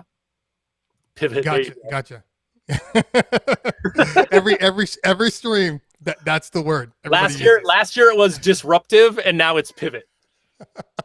Yeah, disruptive, pivot. I think the year before that it was optics. Okay. We need to put the right optics on it. It's always funny. Yeah. Okay. This year has been so disruptive. There's no more need to be disruptive. Now we need to pivot away from the disruptive. Yeah. The funny thing about this year, even when we think it's getting better, it's not. Yo, this year involved murder hornets. It involved murder hornets. Like what? I can't get over the fact, and again, I'm not speaking political, but at the moment, we have an election, and we still don't know who the president is. We had an election. The election's over. They're still counting. We still have an election going on. They're still counting, but the election part is over. Oh, I've never lived in a time where a sitting president said, "Nah, I'm not leaving. Nah, you have to pull me out." Like I've never witnessed this. But this is all new to me. But did you expect anything different? We knew this was coming. He was setting this up from the beginning. We knew he really was. He was telling us early on. Let's not deep dive on the political. All I'm going to say is he tells you everything he's going to do, and then he does it, but nobody believes him. What was that movie with Leonardo DiCaprio where the Martin Scorsese film where he's about to be arrested? It's like a stock market film. Oh yeah. And he's on the microphone. He's like, you know what? I'm not fucking leaving. That's all I think about now the whole time. So yeah, we might have to pull him out kicking and screaming. Who knows? I'm gonna need to clip that out and start putting that in the show. Yeah. All right. So a little thing that I know was asked earlier. So, and by the way, James Jackson, he's correct. The visuals that you're putting out now are like next level. I'm gonna put you up to like Buck Rogers style. Don't blow it up too much. I'm just figuring this out week by week. Every week, that's been one of my things, is that every week is a little upgrade. People will see it now and be like, this is crazy. But every week it was a small step and a little upgrade. And I think that that's something that a lot of shows can do for themselves, to just be like, okay, what is the one or two things? Again, it's the editing process. It's me going back and looking after I've played some edits and stuff and being like, can I make this punchier? You know, like I look at it like it's a comedy routine, you know, it's like, it's all about the timing. How can we tweak the timing just a little bit to make it just a little more punchy and effective? And same thing with the visuals on the show. It's been a little upgrade every week. And, you know, big shout out to all the people who have been checking out the streams, you know, week after week and kind of come on this journey with me. It's been, I've really, really enjoyed doing it. It's been a blast. I need to give a shout out to Boom Bap Kids with the follow. Thank you guys. Word up. Yep. Those are look, so I tell people this every time. And Kid Cut Up Show is dope. I'd like to think that my show has some qualities. There is nothing on Twitch like the Boom Bap Kids. Nothing on Twitch. I'm going to be on the Boom Bap Kids in a couple weeks, and I'm super excited about it. Oh, that is so dope. Super excited about it. I love what they're doing with that whole vibe, just the energy and the vibe. It's dope. It's dope. Maybe one day they will invite me on to DJ. I'm just throwing it out there, Boom Bap. Just throwing it out there. Maybe it's going to be on the 20th, November 20th, so next week. Oh, that's dope. That's dope. Yeah, next so week, you're November doing 20th. It's a Friday. Yeah. So go follow the Boom Bap Kids now, and then you'll know where to be. Come check out the set. I'm excited for it. Yeah. I'm still waiting on us setting up our date, Boom Bap Kids, for the show. Still waiting on that. Wait, no pressure. You're gonna have them on your show here? We've been working on it. Are you gonna interview the puppets or them? That's what I want. I want the puppets. Okay. I really do. Okay. All right. I kind of want both. Like maybe the first hour of the puppets and then the next hour. I don't even know how much they really want to show of themselves. It's kind of like, Daft Punk. Maybe they only want to. I will tune into this. I will tune into this. I think a lot of people would. I think so. Yeah. So I want to go back for a minute because I know a lot of people on here are producers, and editors and remixers. What software are you using as your main DAW? Ableton. Like, okay. Since I used to use was it Sonic Foundry Acid and then became Sony Acid. Yeah. At some point I uninstalled that from my computer to make myself stop using it. And I've been in Ableton since. Like, Ableton was always the thing that just worked the way my mind worked. And, so many albums that were like really densely produced albums, whether it be like a Fatboy Slim or all the classic Public Enemy stuff, when you think about what they were doing with the synchronizing like drum machines and samples and all these things, it's Ableton. They made you the perfect way to make all of that music. So I've always, that's always been my thing for a long time at this point. Gotcha. So I would assume you would consider yourself kind of like a professional at Ableton. I suppose. What is the follow-up question? What does that mean? Well, why does either being professional or not professional have any value?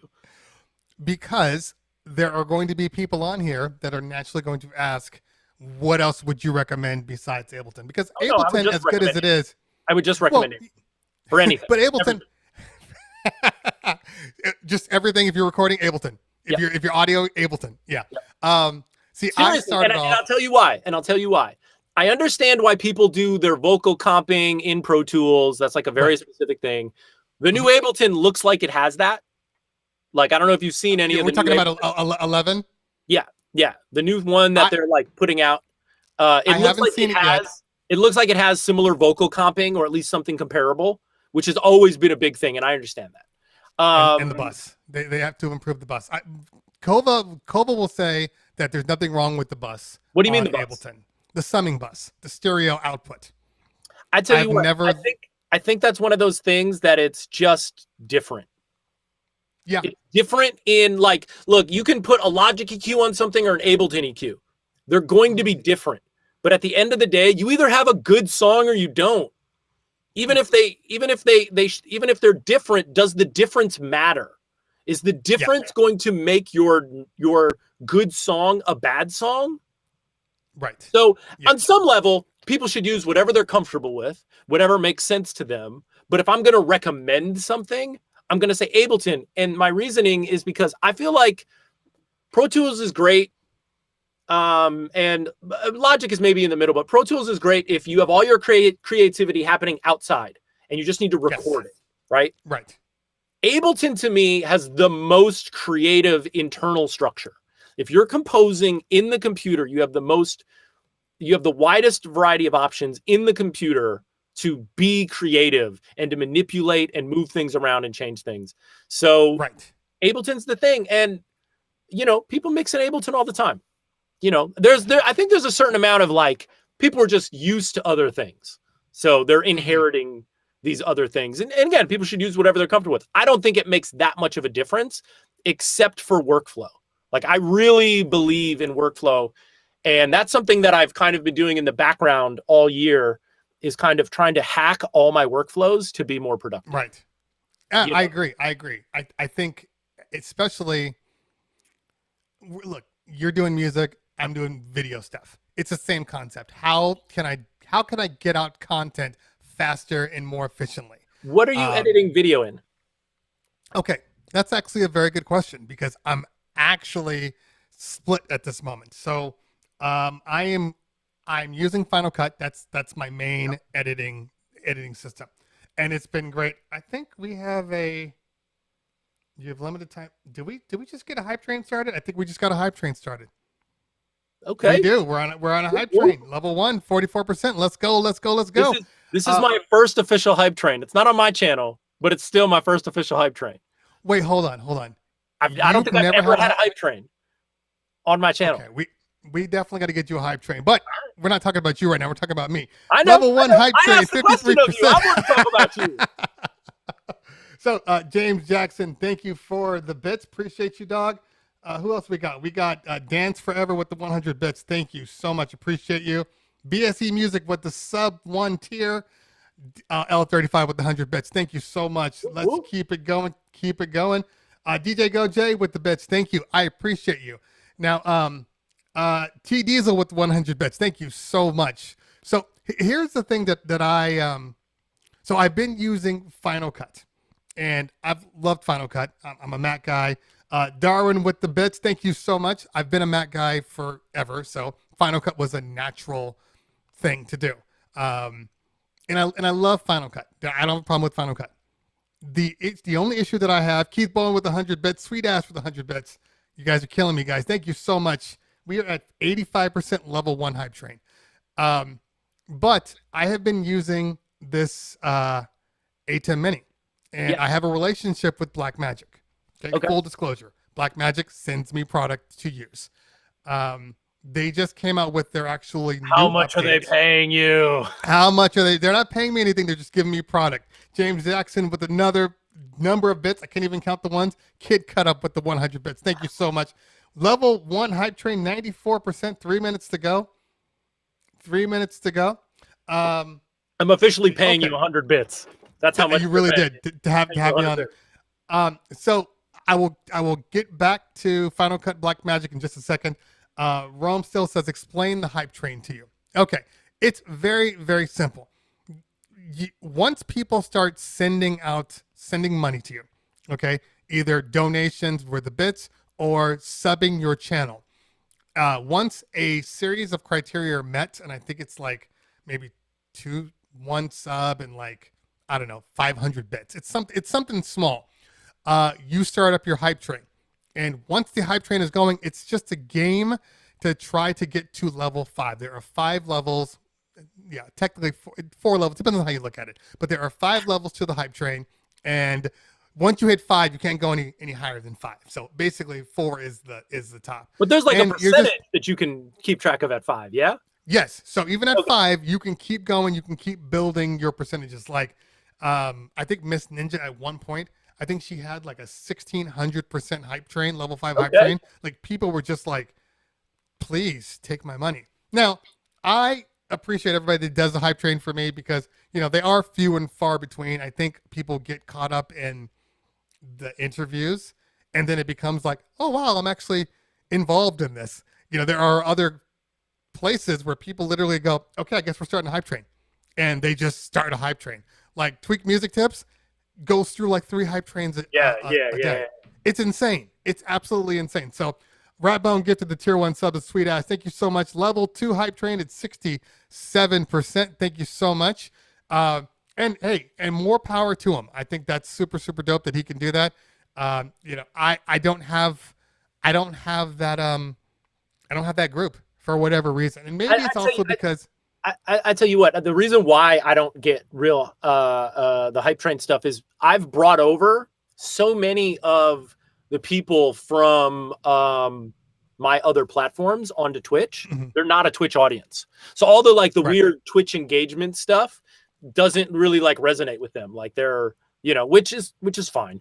You know what I mean? Yeah. Like it's not like a big thing at all. Like, but it's just like there's a lot of people I know that like they're on Twitch to check out my 2 shows every week. And that's And then it. they're off. Yeah, that's it. Mhm. You know, I think some of them are slowly kind of acclimating and reaching out as well, but which is Mhm. cool. I hope they find things that they're into. Like, I think that's dope. Yeah. But yeah. So I think that I would say a similar thing. Like, you know, Yeah. Sweet Ash with the 100 bits. Thank you so much, darling. Appreciate you. So back to the Final Cut. So use Final Cut. Then I have this relationship with the A10 Mini. And what I like about Blackmagic is, Sweet Ash, you looking for a mod? I'm about to make Sweet Ash a mod for me. So what I like about Blackmagic is they contacted me, I want to say probably like a month into quarantine.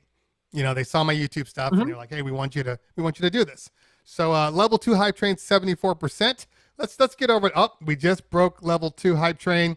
Thank you so much for DZ smoking that thing with the gifted tier 1 sub. Ratbone with the gifted tier 1 sub to Lady Beats. Lady Beats is not a subscriber. So many levels to this. So many levels. So what I like about them is they're just like totally like easygoing. They're like, we don't want you don't have to do videos if you want. It's more important that you use the product and that you like the product and that you continue using the product. Just the only thing is if you use it, throw it in your details, you know, throw it in your comments. yeah, blah, blah, blah. which is fair. Yeah. So, but meanwhile, they sent me the A10 Mini Pro. They sent me the Blackmagic cinema camera, the 4K cinema camera. They sent me all this stuff, and they're sitting there like, so what do you think of the camera? And I'm just like, I don't really like the camera. And I'm like, it's okay. You don't have to like the camera. And because I'm using the Lumix and the cinema camera is dope. I'm not going to say it's not. But you know, I've just gotten used to the way my camera looks and everything about it. So, you know, I keep it that way. So, but within this whole time, they're like, oh, and go ahead and use DaVinci Studio. Sweet Ash with another 100 bits. Thank you so much. Go ahead and use DaVinci Resolve Studio. And I'm like, I used it a little bit before. I don't really like it. They're like, you know, you should probably try it again. And I kept kind of going back and forth. And then they sent me the A10 Mini Pro ISO. Now, for anybody that doesn't know about the ISO, it basically, when you record, it will record all 4 HDMI inputs separately. And it'll put them in their own little folder. And then all I have to do is click on the resolve icon, and it pulls everything into the program perfectly, already set up, already aligned in split view, everything. And then I can literally just click it and change. And it remembers. So let's say I'm doing this and switching back and forth. Okay, it'll record me doing this. But then if I went here and didn't go long enough, and I'm like, oh, I want to pull it back a little bit, I can just drag and put it wherever I want. So it's little stuff like that where I'm like, this is totally an improved workflow. So I used it for my last, not the last video, but the one I did for the S11. The likes and dislikes video. By the way, 41% level 3 hype train. We can get out of level 3. We can do this, guys. There are my first one. Don't let me down. We got to take it to the top. Exactly. Now look, there are 89 people. There are 78 people on Twitch alone. I have seen hype trains get to level 5 with like 25 people. So I know it's a possibility. You know, come for the community. Stay for the chat. So I've started using DaVinci Resolve. It's a good program. I can't lie. And my whole issue was if you use Final Cut and you use the magnetic timeline, because that's the key. Once you start using the magnetic timeline in Final Cut, it is just their timeline. If you cut something and you remove it, it slides everything over. So you don't have to worry about, okay, is this perfect or whatever. You can literally just cut and it'll adjust itself in the timeline, on the main timeline. You do like a cut time in DaVinci. Yes. Would that fix that for you in DaVinci? It does now, because they have two different windows. So they have their regular editor, which is kind of like Premiere. Okay, if you're going to compare it to anything. And then they have their cut page, and their cut page is like the magnetic timeline. So you can choose either one. So when I go into my cut page and just start cutting, and then if I want to fine tune it, I go to the editor. But I barely have to go into the editor. Okay. Honestly. See, I've been using DaVinci Resolve. And wait, hold on. Before you go there, are we going to stall out? We're at 59% level 3 hype train with 40 seconds left. 40 seconds left. I think that's probably what, 2 subs, 3 subs, 32 seconds left. Don't let us down. Don't let Kid Cut Up die off in his first level 3 hype train. There's a little tear going through his eye right now. Lady Beats with the more bits. DJ Goj with the 100 bits. 18 seconds left. We're at 65%. I think that's probably just a sub. Jorge Blanco with 100 bits. We are at 70%. I think we're up. 94. I think we're not going to hit it. 1 second left. Hype train over 94%. DZ, I want to say this though, man. I'm going to applaud the effort and the support anyways.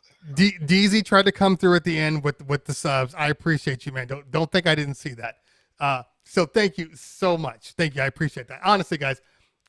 And just because the hype train ended doesn't mean you can't continue to participate. I want to throw that out there too. But honestly, I appreciate all the hype trains.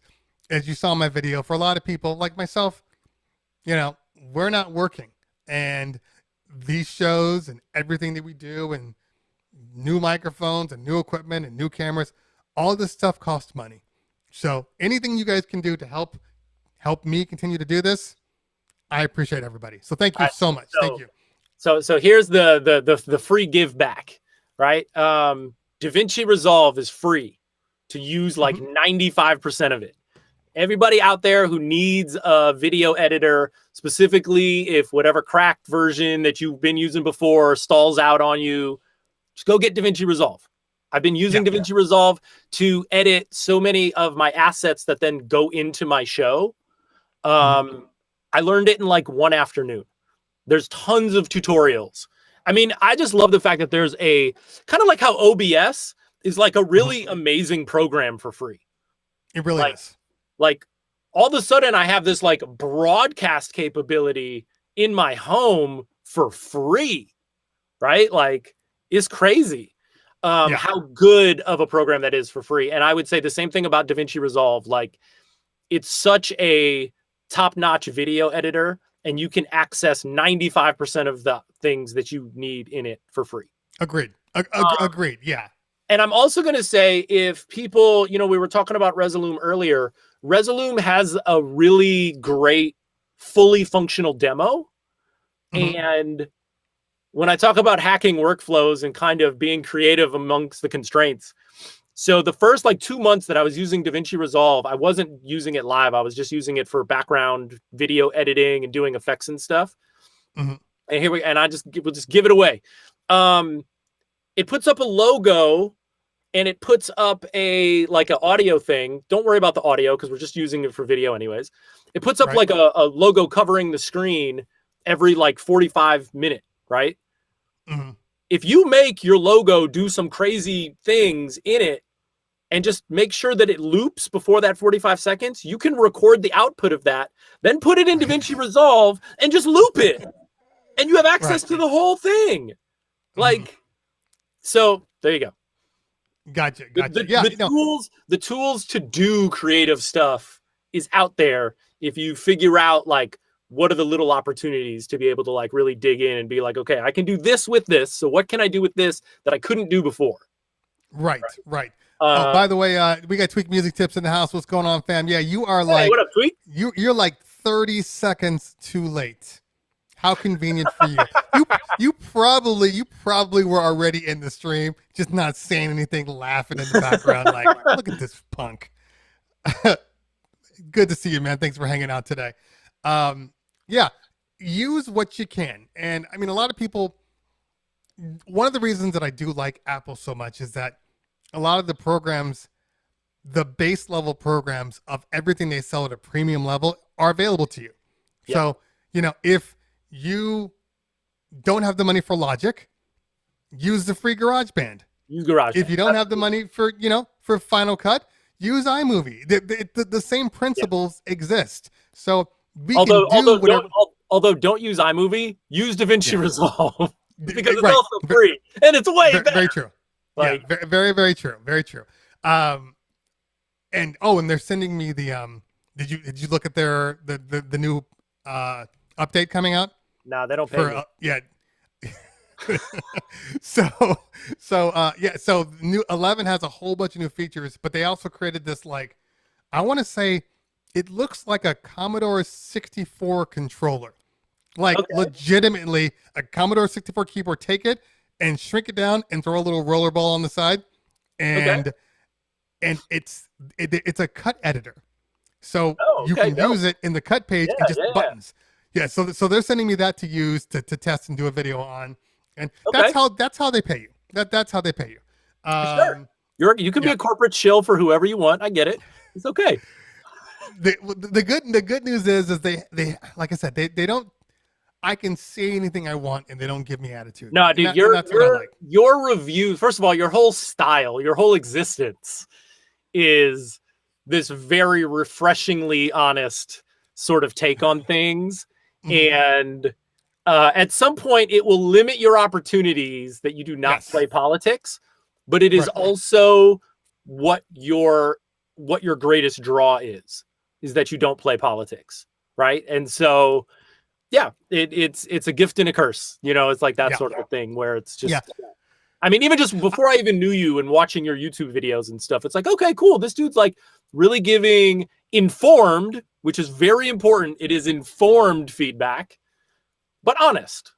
You know, there's a lot of people giving honest feedback, but they're not informed. So it's of less value. It's of less use. That actually makes sense. Also, and their information is of less value. Them as a person are not of less value. It's funny because so over quarantine I've developed all these new relationships, as you should during quarantine. And but one of the things that I've really been big on is the fact, like, I'm not going to name any names in particular, but there's a couple of companies that have contacted me and they're like, yeah, we want you to do it. But you know, we need, you know, final sign off, and if we don't like something, we're going to need to tweak it. And I'm like, and I stopped them. I said, that's fine. If I'm saying something that is incorrect, let me know. But if I'm saying something that is different than you want to hear it, you got to let that go, because I say things in a way that allows my brain to communicate it to the people that watch my stream, and they want to hear it a certain way. And I know this, which is why I say it that way. So if you just don't necessarily like the way I said it, but it's factual, if you have me changing that, I don't want to work with you. You know, just tell me the things where, oh, this is wrong. You told somebody to do this. That's wrong. If you are incorrect, like factually incorrect about something, of course you want to remedy that. That's not why they're putting that in there. They're not putting, they wouldn't talk to you if the facts were wrong. They know you're getting the facts right. They just want you to paint a picture around the facts so that they look a very pretty picture. Yeah. Yes. And at the end of the day, that's why they're putting that in there. And you know, well, all you got to tell them is they need to cut you the check before the final sign off, and then they can just never show your video at all. You get paid either way. So, right. Yeah. No, and even with like Pioneer, like, so Pioneer took a long time to send me any product for a review. And I have a feeling it had to do with the fact that I am honest about products. And then I had some people in the house that were like, in the Pioneer company, Pioneer DJ, not Pioneer. They don't like when you say that. But I had some people in the house that were literally going to bat for me. Like, no. You need to use him because he gives truth and because his truth is trustworthy. It's not just, here's a product. Hey, look at this trackpad. It's amazing. Let's not talk about the fact that, like, when it dies, it's unusable, and it has weird angles and like little things like that. Like, they don't want you to talk about that. But to me, if I'm watching a video, because I only talk about, I do videos like I want to see videos. It's like when I go to look at reviews, I go to Amazon, I go look at movie reviews, and it's like 10, 10, 10, 10, amazing, 10, 10. And I'm like, okay, that's fine. I want to see the bad one. Where's the bad review? Let me see the bad review first. And then if the bad review is legitimate, that's the one I'm going to trust over all the good reviews. The good reviews are gravy. I want to buy this product. But the bad reviews, this is the problem. It never crosses your mind that somebody just has an axe to grind? Well, of course I do. And I'm just playing devil's advocate. No. I take that with a grain of salt. Like, if it just seems like somebody's bitter, because that happens too. If there are 30, this product is great, and then there is one, this product never worked, I hate it, that's you. Yeah. But if there's 6 or 7 that are like, you know what, it's an okay product, but this is a problem. I don't like the way it does this. It's been shutting off on me every 30 minutes, blah, blah, blah. It overheats. That's the kind of stuff I want to see. Yeah. Because that's the kind of stuff. So when I do my reviews on anything, I make sure that I point out the negative, even if it's nitpicking. Because a lot of people say I'm a nitpicker. It's like, no, you need to know what you're buying, especially the products that I am reviewing. Because these products aren't cheap. And part of it is because it's like, so if there's nitpicky things, then make your choice whether that's a big deal or not. But have the information, especially because everybody, and this is even pre-quarantine, but especially now, we're all buying these things remotely. We're not going to a Guitar Center or wherever else, putting our hands on it. We don't know. So, like, that information is massively helpful, just to make sure we make the right decision for ourselves. Otherwise, we end up with stuff that we don't use or was a waste. And, what good does that do anybody? Sweet Ash. I see the chat.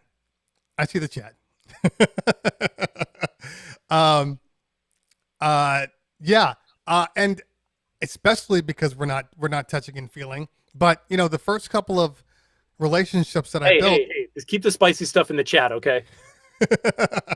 A couple of the relationships I built, the first things that people were saying was like, no, we like your honesty. We like the way you talk about the good things, but then you talk about the bad things. But more importantly, you talk about the bad things in a constructive way. Yes. And that's the key, because I have friends that are YouTubers and they're like, oh, I don't do any product from these people anymore. Why? I don't think they liked my last review. And then I go look at the review and I'm like, well, this is why you're being an asshole. Like, you're calling out the bad parts, but you're calling them out in a way that, like, is kind of you sound like a dick right now. Like, you have to be constructive about it. If it doesn't work for you, say it doesn't work for you, explain why it doesn't work for you, but also say how it could work for somebody else. Because there are certain things that I don't personally like. The Pioneer S11. I hate the fact that the mic's on the front, especially during quarantine. Having it on the front panel, it's hard to see stuff in the dark. I've never liked it. You know what I've randomly been doing the past, say, 3 weeks? And it's weird. It's never happened before. I don't know why this all of a sudden started to happen. My headphone cord has been, like, turning the mic echo up. It's so weird. And I got to, like, wherever it's hanging, it's, like, turning the echo up. And I'm like, why is there... getting caught between two things, and as you're moving, it's just... And I already have a little echo box that I use.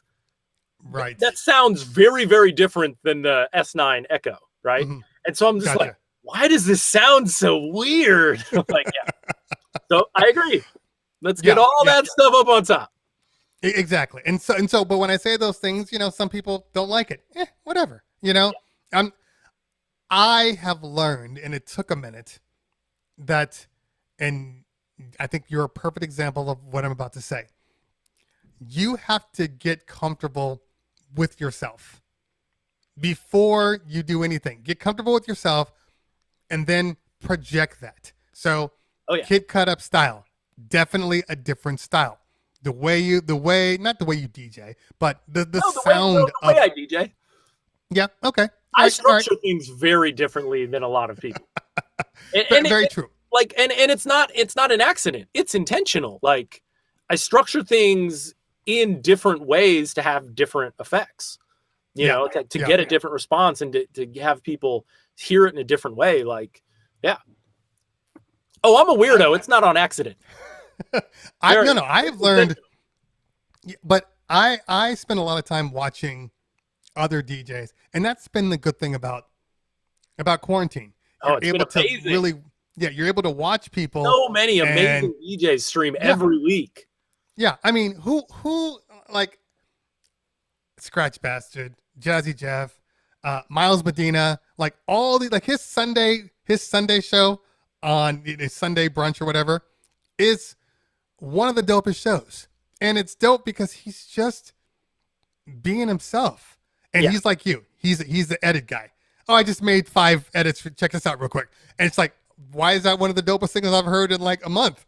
But that's just his style. And he's down to earth and super cool. But what it has taught me a lot of times, especially when you're watching people scratch, mix, how their transitions, how they're going from A to B, you don't get a chance to see those things in real life. Maybe you're at the club and you're watching somebody, but that's limited. It's loud. There are people talking to you. You're also drunk. supposed to be having a good time and not. You're supposed to be having. Exactly. Just gonna put that out there for discussion's sake of going to enjoy yourself at a club, but Yes, but then you move to Twitch, and now if you want to, you can literally dissect a DJ's entire show, and I think that's first off. I think that's why a lot of DJs don't DJ because of that reason, because they know they're under a microscope. It's true. It's true. Okay. Yeah, like you don't have the loudness of the club to hide your train wreck mixes, or your bad scratches. Like they can hear everything in pristine condition. So I think that has a lot to do with it. But I have learned by watching people like you, oh, hey, I didn't realize that instead of trying to go into this next song, why don't you just edit your song and then have it break into an acapella? And then that way you can continue to scratch the acapella or scratch another beat on there right then and there. Just go ahead and make the edit. And little things like that where I knew I wanted to do it, but I not so much didn't know that I know about it, but I just either I didn't make the time. And then when I'm watching people, I'm like, oh, you know what? I can do that. Why haven't I done that yet? And little things like that. You can gain so many little bits. Go ahead. That thing in as a specific example, the real key with that is a lot of times I'm not doing that specific edit that way. Mm-hmm. This was very confusing for people who got my edit packs. Speaking of, I know we got a ton of DJs in the chat. Hit me up on like Instagram if you want my last edit pack. Just shoot me your email. It'll be a ton of stuff. It'll ruin your weekend. I realized that once we had cue points, right? Like, so what can we do now that we couldn't do before? Now that we have cue points, we don't have to think of things in a linear fashion. Everything, we can jump around as we need to. So I would do these edits where it was like a short edit and then an instrumental out and then the acapella after that. Mm-hmm. And I was hearing guys actually play it all the way through to get to the acapella. And I was just like, no, hit the button. Hit the button. Like, that's what it's there for. But like people were legit confused on some level of like how to use it. So it was interesting how they ended up using it because the way I intended it to be used is no more right or wrong than how they ended up using it. But what it does is it gives me the flexibility on the fly to make those decisions. Right. So I make the one edit, and now if I need the acapella out, I can get there. If I need the instrumental out, I can get there. In that whole thing, even trying to make the intro actually a different loop than the instrumental out, if there's an opportunity to do that, because now you have another option and you can cue point around, and do those things. So, isn't that the way? I mean, isn't that the way we're supposed to DJ? Like, it always drives me nuts. I don't believe in any supposed to. Like, well, no, I guess any supposed to stuff. Well, I guess what I mean is, like, when I made that's how I'm supposed to DJ, because that makes sense to me. That's you. But other people, no. I would rather hear a good DJ just press play on an iPod than, if they really had an iPod still, then I would hear, like, a really whack DJ know all the tricks and do all the things. True. No. Just play some good music. Whatever works for someone's style is how they're supposed to DJ. You're either fresh or not. I did that video on the No Hole songs, which still to this day gets, and you got the No Hole songs emote, and here I am clearly aware that there are times where I am over DJing for Twitch, where I am like in the background and I am way too hype and up in front of people for this background experience they're trying to have, right? But I'm looking at it like, I'm going to be prepared when these clubs open back up. I'm ready to go. I'm ready to hit the next arena tour. I'm ready to have the whole place yell back at me. Like, let's go. I understand that's too much for some people that are literally like doing their dishes. They're going to break all their dishes. It's not good. You DJ literally while I'm cooking dinner. Okay. Like, on Thursday. Okay. So I'm always just like, so that's why I'm there, but I'm in lurk mode because my hands are crap. It's all good. I have the lurk mode emote. I have the lurk emote on purpose. Like, I love the people who just come and just hang out. They don't know how to say anything. Just enjoy the show. I've actually been leaving my iPad on people's channels sometimes when if I'm watching somebody and I'm like, I'm going to go run an errand or whatever. Sometimes I just leave it on because why not give them the stat? Why not give them the stat point, right? Like, if everybody did that, then everybody would be partner right now. True. Right? To just it doesn't cost you nothing. Just leave it on. Leave it on somebody's channel. Let them just follow wherever they're gonna raid. Makes everybody's numbers better. You know what I have noticed though? My iPhone battery dying halfway through the day now. Because that's what I do. I'll turn on Twitch and then you move it off and it's just sitting there and all of a sudden I'm like, oh. Why is my phone dead? I always have to switch over to the iPad because when you're moving around on the phone, even if you can hear it in the background, there's always that like delay in the sync thing of like when it's live and not live.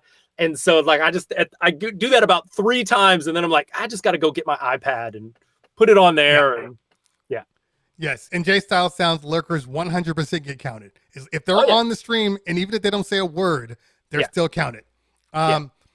But back to what I was saying. So the No Hole songs thing. So it was more along the lines of, if you're going to DJ, there's no reason that you have to stay through the whole song. That's why you said put the cue points there. So my No Hole songs was like, no, don't just play 2 minutes and get out. Play the best 2.5 minutes. Play the best 3 minutes of a song. Don't play 5 minutes because you need to get to the 4th minute. Go to the 4th minute instead. Okay. So that's my whole thing. No, absolutely. I mean, I come very, very solidly from the hip hop tradition of DJing, where it's like, just go to the break, go to the break, stay on the break, and then go to something else.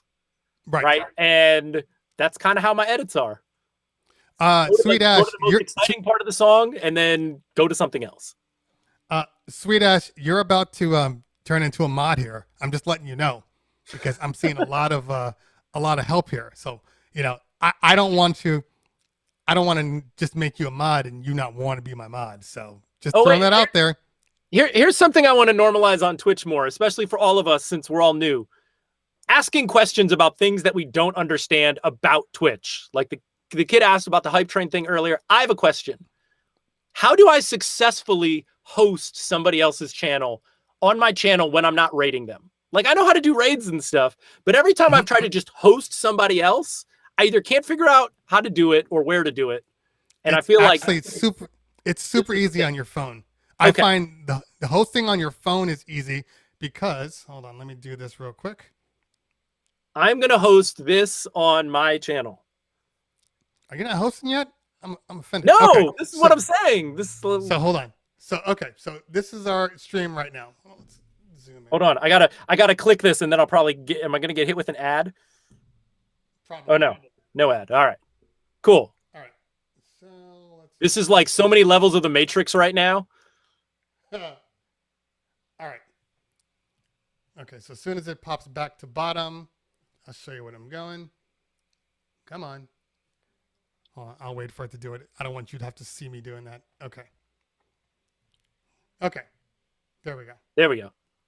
Now, up top right here, you have your little arrow. This guy right here. Okay. Okay. Just click on that arrow, and you will see Host under share channel. to host channel. That's it. That's all you got to do. That's why it works better on the phone. Hosting on the computer, it seems like there's just too many steps. Like I wish it was as easy as that. But it's not. That's what I'm saying. All right.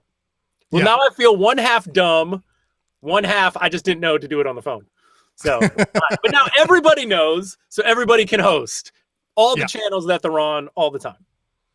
Exactly. Hold on, I gotta. Let's see. I'm game. All right. Hold on. I have to mod somebody real quick. What is it? Mod /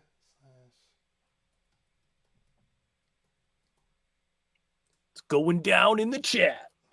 Moderation. Yep. Sounds like how many mods do you have?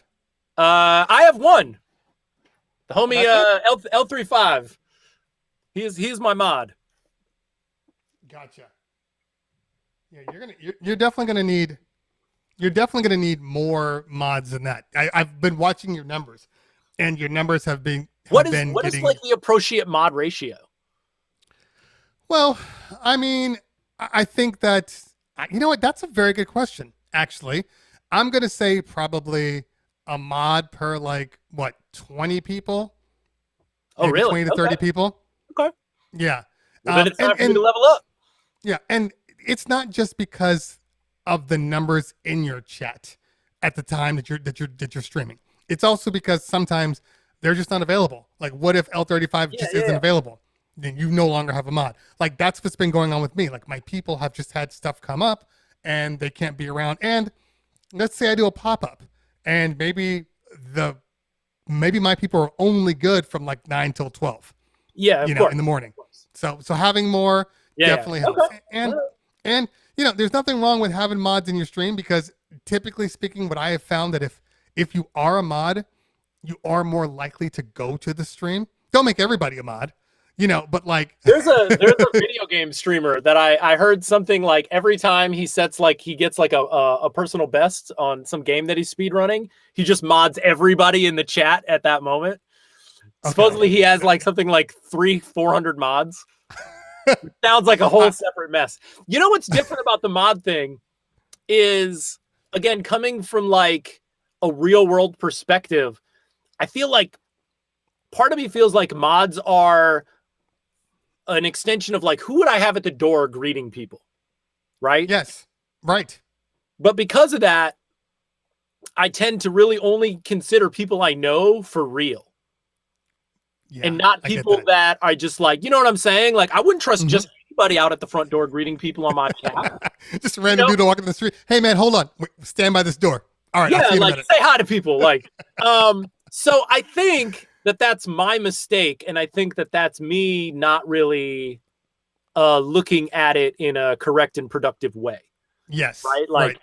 I clearly need to change my thinking on this, because it manifests itself differently than that, Yeah. No, I agree. And I was kind of the same way for a while. I don't really know you.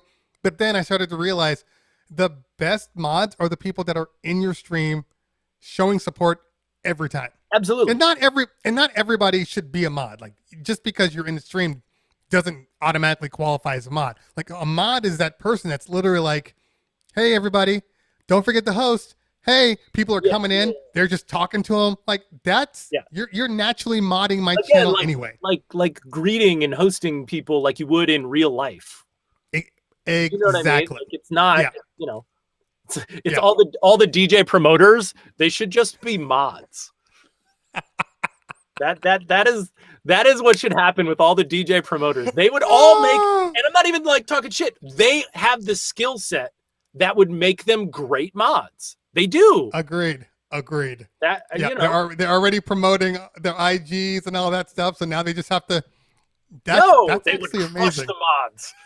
All right, I'm gonna get some influencers as my mods coming up. Shortcut in the house. What's going Hey, on? what Good up, to see you. All right, so I like conversations that kind of go everywhere. But good. I do need to. That's good because that's your conversation. I don't think I've seen you have a conversation that's not like that. So Really? Well, that's actually funny. I could, but I think. no, don't be you. Well, no. Fine. Well, no. What I'm saying is, I think the free-spirited kind of go where the conversation takes you feels better for me, and I think that right. And the whole point of this channel wasn't necessarily okay. Just like my YouTube channel, I've gotten people that have said to me, "You talk too much. Just get to the point. Just give me the facts." Right? Literally, I actually had that on my last Apple channel because it opened up the door. Yeah. And then I've said this: I am not doing this to give you facts. You want to get facts? Go to Google. Go to their website. All the facts are right there. I'm here to tell a story. And when I created the Wake Up in Cleveland, my whole thing was I wanted to feel like it's two people having a conversation and the community is sitting on the couch next to us, listening in. And then they say, "Hey, I didn't mean to overhear, but blah blah blah." And now they're a part of the conversation too. Yeah. Also, that's kind of my thing. Also, you can always just tell people that they can have their money back. Yes. They can just take their money elsewhere. This non-existent amount of money that they're paying. Yes. Right. Like, no. Yeah. And that's okay. And like I said, know who you are as a person, be comfortable in your own skin. And those things, like, they always bother you a little bit, but they bother you less, once you know who you are. No, for sure. Plus, you got to look at the big picture of like the downvotes you get or the negative feedback you get is not going to overwhelm the positive feedback that you get. Like I would. Yeah. So when I was doing the arena tour, there would be like one person would like hit me on Instagram and say something nasty or terrible to me. And I would screenshot it and I'd be like bummed about it. I did save them all because I felt like this would be a fun thing to revisit at some point later. Of course. But it's like, I would like think about it and like, sometimes I would like take it to heart and like really like, oh, really? Is that how this came off? And be like, yo, there was an arena of people having a good time. It's not my fault. That's that person's fault. I'm sorry that everybody else figured out how to have fun and you didn't. Sorry. It's not my fault. No, like, you're 100% now, if right. If everybody boos me, I got to be honest about it. It's on you. Like, that's my fault. But, Right. So I got to bring this up because I know some of your Milwaukee people have been bringing this up. So apparently we have to talk about the Milltown beatdown. Yeah. So I this is all new to me. I don't even know anything about this. So okay, I'm only bringing it up because multiples have asked about it. So do you know when Red Bull was doing Big Tune? Yes. Red Bull Big Tune. So before Big Tune happened, a really good friend of mine, Jordan, DJ Matt Hatter, him and I have known each other since like I was like 18 or 19. We used to have a practice space together when we were doing like kind of scratch pickle style turntablist group music stuff. Like we would perform. Actually, what up, Shortcut? We were definitely watching those sort of videos, coming up with some performances and stuff. Absolutely. And So he was promoting for this venue and he needed to plug some things in that were going to work. And he was going to do like these hip hop battles. And he did an MC battle, I think once, and it was such a headache. He was just like, I don't want to deal with rappers, but he did a producer battle. And this is probably 5, 7, 10 years before Big Tune. And so he did this producer battle and it was great. And everybody was happy and thankful that they had this outlet and this opportunity. So he put this thing together and I would just, him and I were friends. I would just go show support, whatever, just as a fan of this dope event he was throwing. And then it kind of grew to a point where he was literally trying to corral producers in the audience and DJ. So he would like put a record on and then run through the audience trying to get these guys on stage. And so he was like, Tim, you need to come and DJ. I'm going to run the event. And so I just became like the house DJ for the event. It was this amazing producer battle. And we ran it for, a number of years. I think even when I had moved to LA, I would go back and be a part of it and, maybe do the finals and stuff. DJ Bizon, who was hanging out in the chat, he was another one of the house DJs, especially after I left. It was just this amazing event, and it really showcased a lot of producers in Milwaukee in like such a great way. And it was like it was very much like its own inward looking thing, and just was hugely supported. And there've been some kids that have gone on to do other things. I met this guy Lex. I didn't meet him through that, but this guy Lex came through and did that. He's been doing some beats for rappers out in New York. Came One, I kind of met through that process as well. He ended up with a placement on one of Kanye's albums. And so, it's like there's been like really good growth, and just it bound a lot of people together. Where that network of those guys, a lot of those guys, they still talk to each other and they still engage. And it's been really cool. So yeah, a lot of people think that my involvement in it was on the organizational side, and I really just had the best seat in the house. I got to just hang out on stage and see this amazing show and, DJ in between the rounds. And it was dope. It was a very cool thing that I got to be a part of. Right. So yeah, big shout out to all the Milwaukee people and all the Midwest people hanging out in the chat, showing up today. So I'm hearing things happening on the side of my house, and it's starting to concern me. I want to talk about tour life. We haven't talked about tour life yet, and you have actually been on tour with kind of a big person, Pink, and also a little bit, and Cher also. Yeah. Can you talk a little bit of? It's interesting the way you just said that, because that's such a generational thing. I know. Because my parents would be like, you were on tour with Cher and Pink, right? Like, I know. Yeah. Yeah. I don't talk think a little bit one of about those it. Also, both of those are just the most iconic, megastars. They're both selling out arenas. Yeah.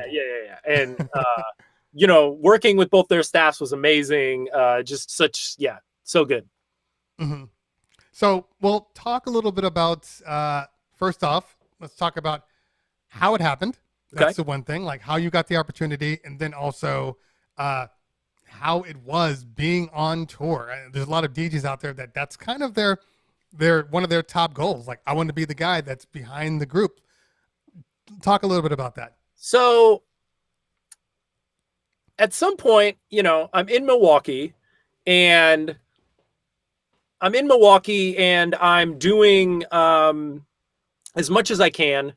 I kind of get to a point where there's this little gap in my schedule. Some of my weekly gigs have wound down. Some of them have, kind of wrapped up. And I decided to move out to LA. So you go out to LA, like everybody goes out to LA to look for bigger opportunities and all these different things. And it turns out my big opportunity was waiting for me back in Milwaukee. Milwaukee has a music festival there called Summerfest, and I was going back every year and DJing this music festival. And I got asked randomly to open up for Pink. So I did the gig and didn't really think that much of it, because I've opened for a lot of people and nothing has ever really come from it. You get really great video, you get a lot of really great content. and that's the end of it. And that's fine, you know. But in this case, they really liked what I did. They saw the value in it. And so it was funny that I had moved out to LA, and then, you know, going back to Milwaukee was where this opportunity came from. But I also love the fact, I mean, I really do love that fact that that's how it happened, because I feel like it was really, it gave me the opportunity to go back to the festival promoters and be like, this is why it's important for you to book local guys, not just for this one opportunity, but in order for me to do well at this opportunity, I needed to have already done a number of stage shows, large format stage shows, because it's a very different thing than DJing a club. And those opportunities prepared me for when I got that opportunity, you know? And so we stayed in touch. I did one or two more. And then, you know, they were talking about the tour, and, you know, initially it was just 3 months on the US tour. And that grew into 2 years of doing the United States twice, doing New Zealand and Australia, and then going through Europe.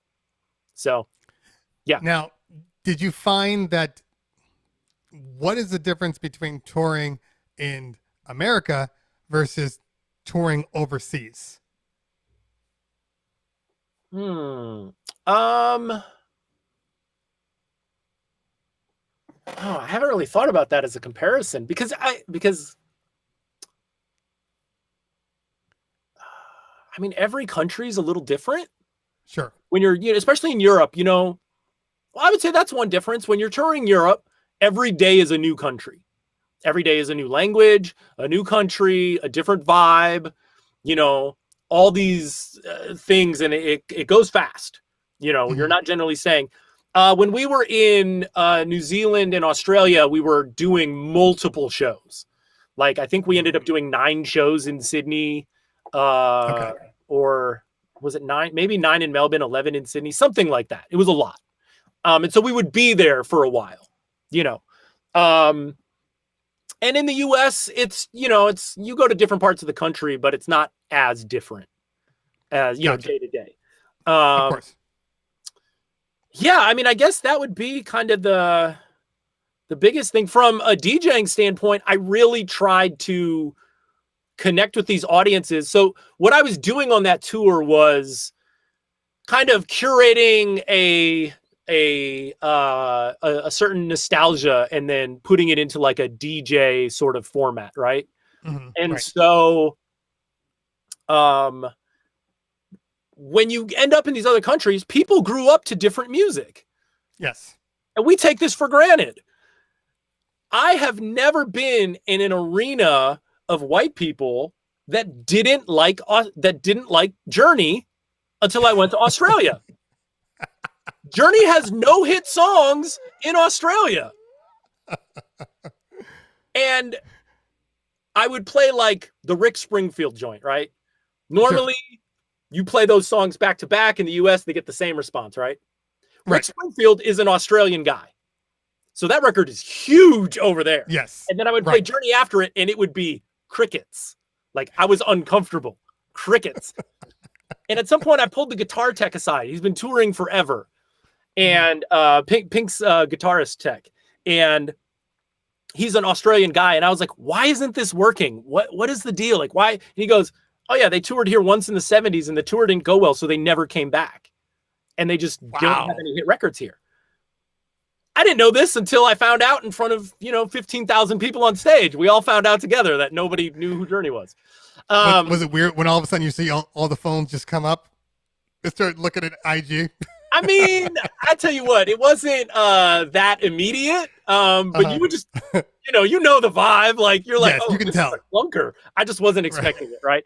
And so I feel like, especially when I was in Europe and it was a different country every day, trying to chase that around and figure out, like, okay, what's the journey of that place?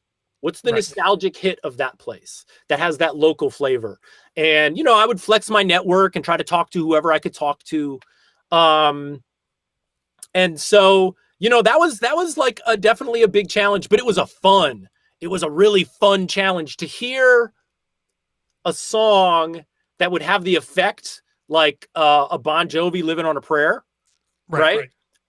And to hear that song for the first time, because that's what that song is for them, and they grew up with it. I don't know the first time I heard that Bon Jovi song or any of those like I don't know. It's just part of the like cultural ephemera that just you inhale, right? Yes. But to then go somewhere else and hear it for the first time was like, it was fun. It was cool. And then get to play it and then be like, oh, I picked the right one. That's great. Because sometimes you only get one shot. So, you know. It's like the first time I remember hearing Method Man from the Method Man song from Wu-Tang. It was on the B-side of, I think, like, Protect Your Neck or something like that. Yeah. At a club, it was the last song the dude played.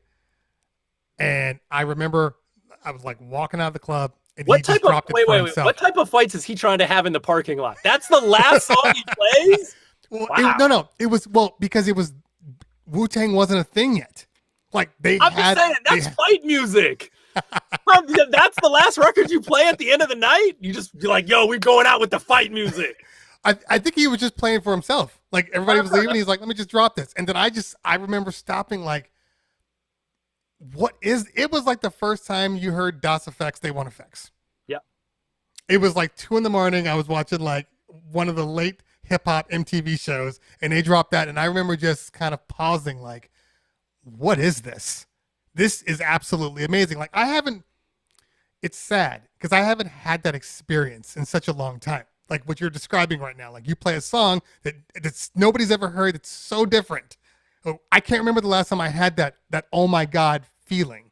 I'll tell you what, here's the interesting part of it though. A lot of the songs don't sound that special. They don't sound that unique. It's just special to them because it's theirs. Yes. Right? Because they grew up with it. And as somebody who makes music, and I put this out for a lot of people who make music and who are creating things, part of a song's like history and part of a song's experience once it leaves your studio is outside of your control.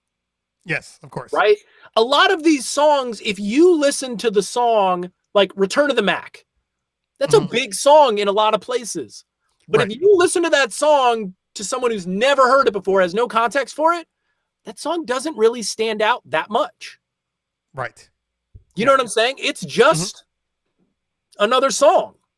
And I think that, you know, as people who are creating things and you know, there's a certain amount of just, you do the work, like your job is to do the work and put it out into the world. You do the best work you can, you put it out into the world. If the world decides that it resonates with them and that it's of benefit and usefulness to them, then you get that kickback. If it doesn't, that doesn't mean you did the work wrong. Like you might have to get a day job.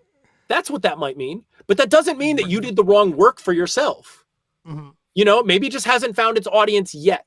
Or maybe it's just such a niche thing or whatever. Like to me, your job as an artist is to do the work. Yeah. You can chase all this other stuff all you want. That sometimes that's such a dead end because there's so much of that that's not under your control. Mojax disagrees. What is Mojax? Why does? No, I'm actually not dissing Return of the Mac. First of all, what's up, Mojax? You're the reason I'm on Twitch. And second of all, I'm not dissing Return of the Mac. I like that record.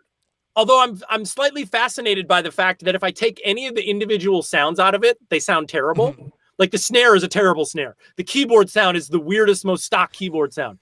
You put them all together, and I actually really like that record.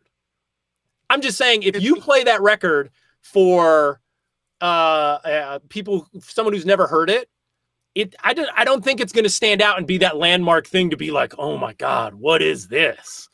It's like a Timberland beat or a Neptune's beat. If you extract everything out and you leave it on the table, it doesn't make sense that it's. But I tell you what, Timberland's a great example because when "Are You That Somebody" came out, it was like a full collective cultural. What the hell is this? This is amazing. Or like "Bombs Over Baghdad" still sounds like the future to me. That record is still in the future. It's like 20 some years old. It's still the future to me. Like, but no, I'm not just saying Return of the Mac. I'm gonna play Return of the Mac tonight in my show just for that. Fair enough. Will it be the original, or will it be a kid cut up edit? Of course not.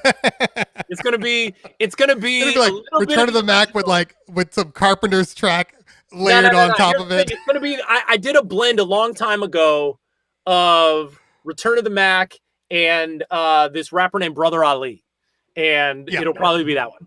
It'll probably be that. Gotcha. I had this mixtape. I had this mixtape series called Club Soda No Ice. Okay. Because I don't drink, right? So I'm in clubs actually drinking club soda with no ice. I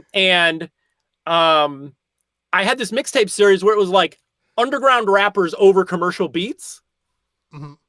And at the time, this made sense. And it was a really interesting mix. And I still feel really good about it. I was explaining it to somebody who was much younger than me at one point and realized the mix doesn't even make sense anymore. Because those lines between like commercial and underground are so blurred, and they're kind of, in a lot of ways, all the same thing. Like the mainstream has gotten so good at like marketing itself as underground.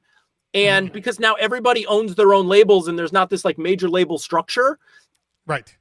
A lot of the really big rappers are kind of self-owned underground rappers in a sense. Sure. So those lines have blurred. So now I could never do this mix anymore. But if anybody's interested, it's probably like 2005 to 2008-ish era, something in there, like indie rappers over commercial rap beats of that time. It's on my Mixcloud. It's a good time. Gotcha. I think it stands up. And I think it partially stands up because it's not interesting because there's hits on it. It's interesting because it's just an interesting kind of juxtaposition of these things, but it doesn't bank on the fact that there's hit records on it. And again, for people that don't know, if you're a DJ in here, which a lot of people are, you definitely want to DM Kid Cut Up and get on his distribution list for all of his classic edits. He does it just because, like, somebody else might be charging for this. And I tell you what, I don't do it just because. I do it for me. I'm selfish. I do it for me. I counterbalance that in the world by once or twice a year collecting them together and then sending them out. So, gotcha. But I do them for me. I do them like, I'm not doing extra work for those other than like compiling them and like labeling them so they make a little bit more sense to people, because otherwise people will get angry at me. And then I'm going to have to be the guy to be like, you can have your money back. So for the free thing. And there are so many songs in those packs. Like I remember downloading them going, I don't even know where to begin. And it wasn't until I was it was my wife's birthday, and I downloaded like the 20 pack. Is that what you'd call this last one?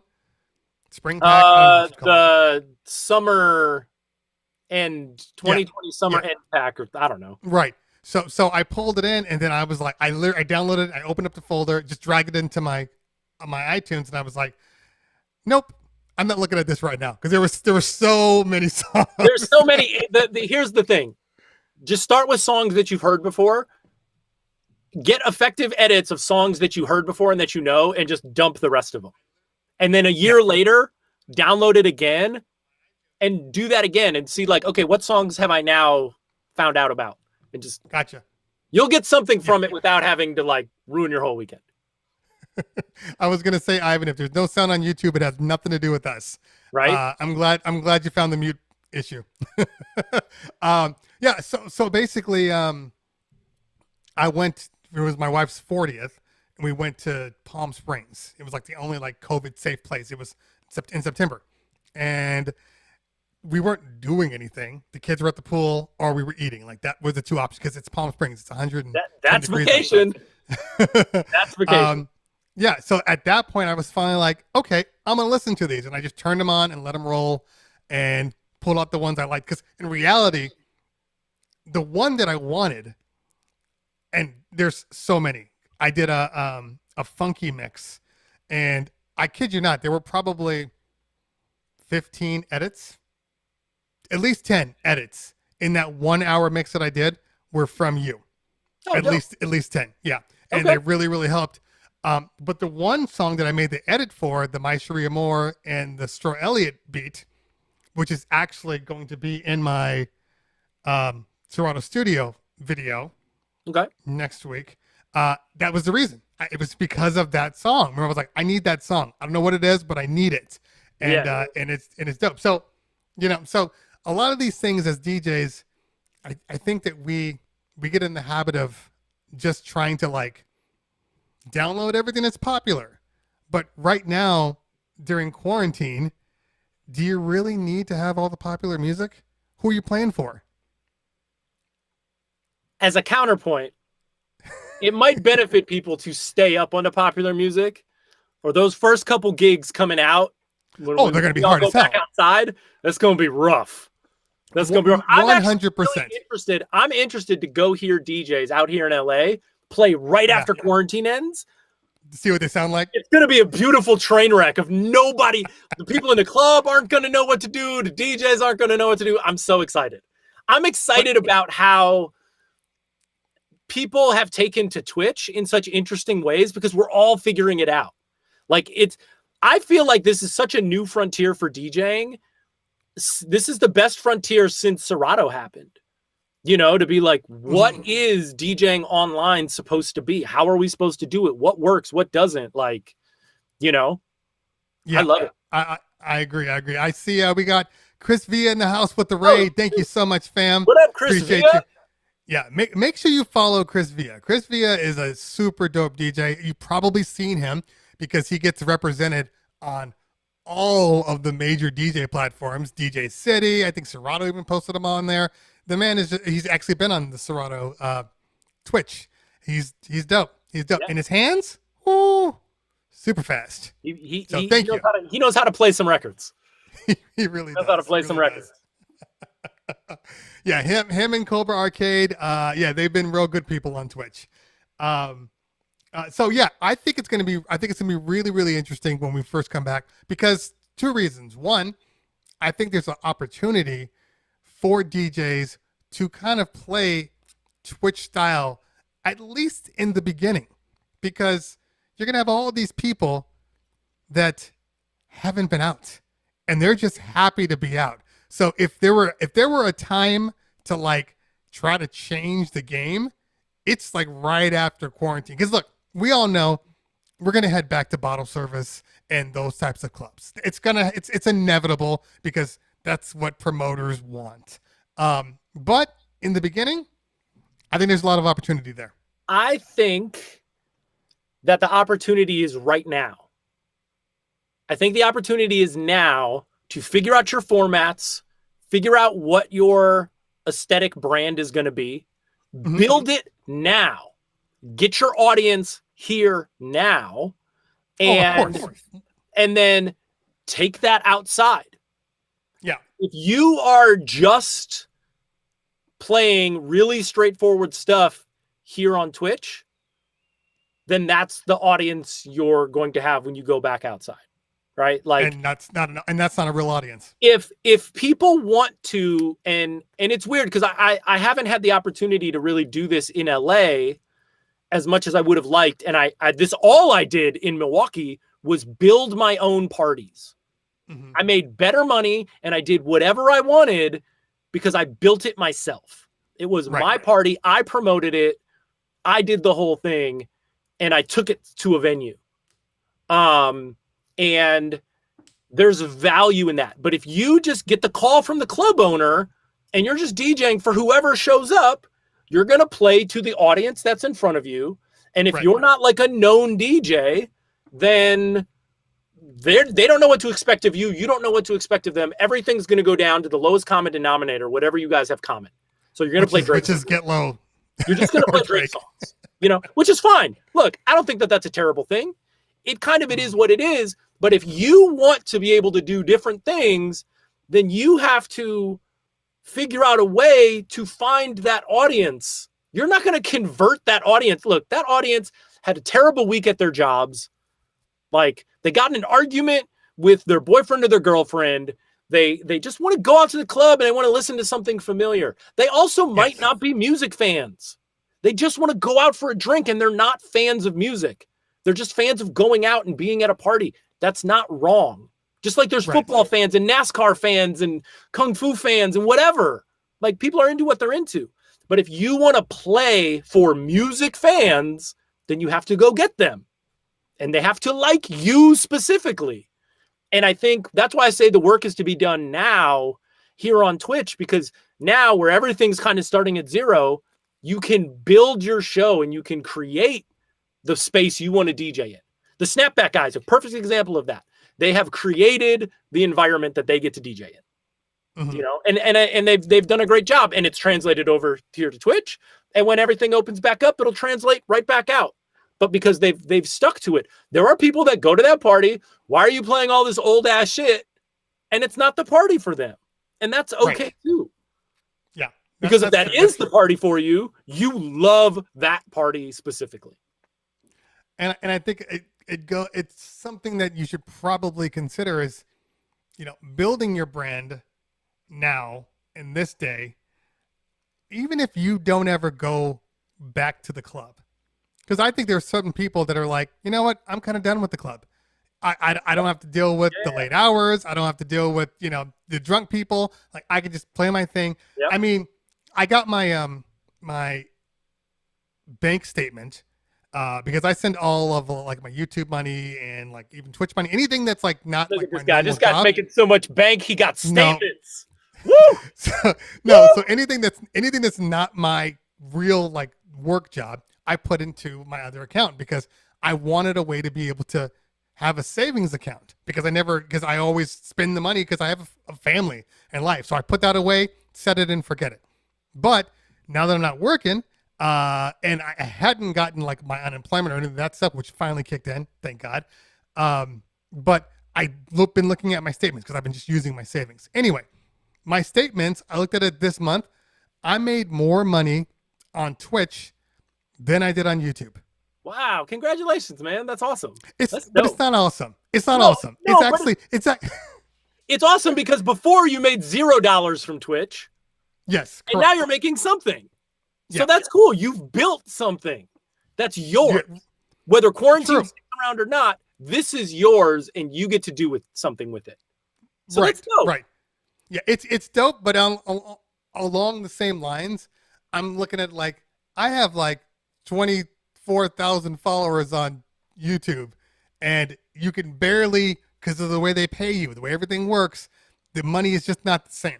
The biggest money I ever got was my 2 videos, the ones I did about Instagram streaming and how to DJ. About what streaming? About streaming Instagram.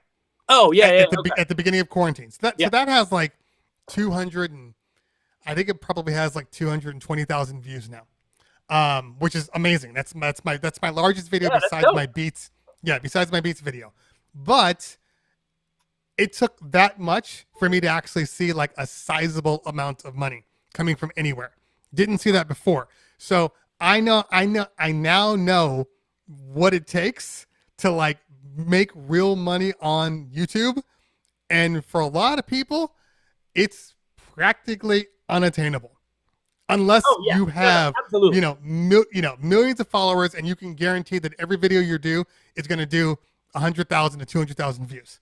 I mean, you can make money at that point. This is why you have those like all those like influencer stories of like them trying to get like free hotel rooms and this, that, and the other thing, trying to like pimp their situation because they're not making any actual money.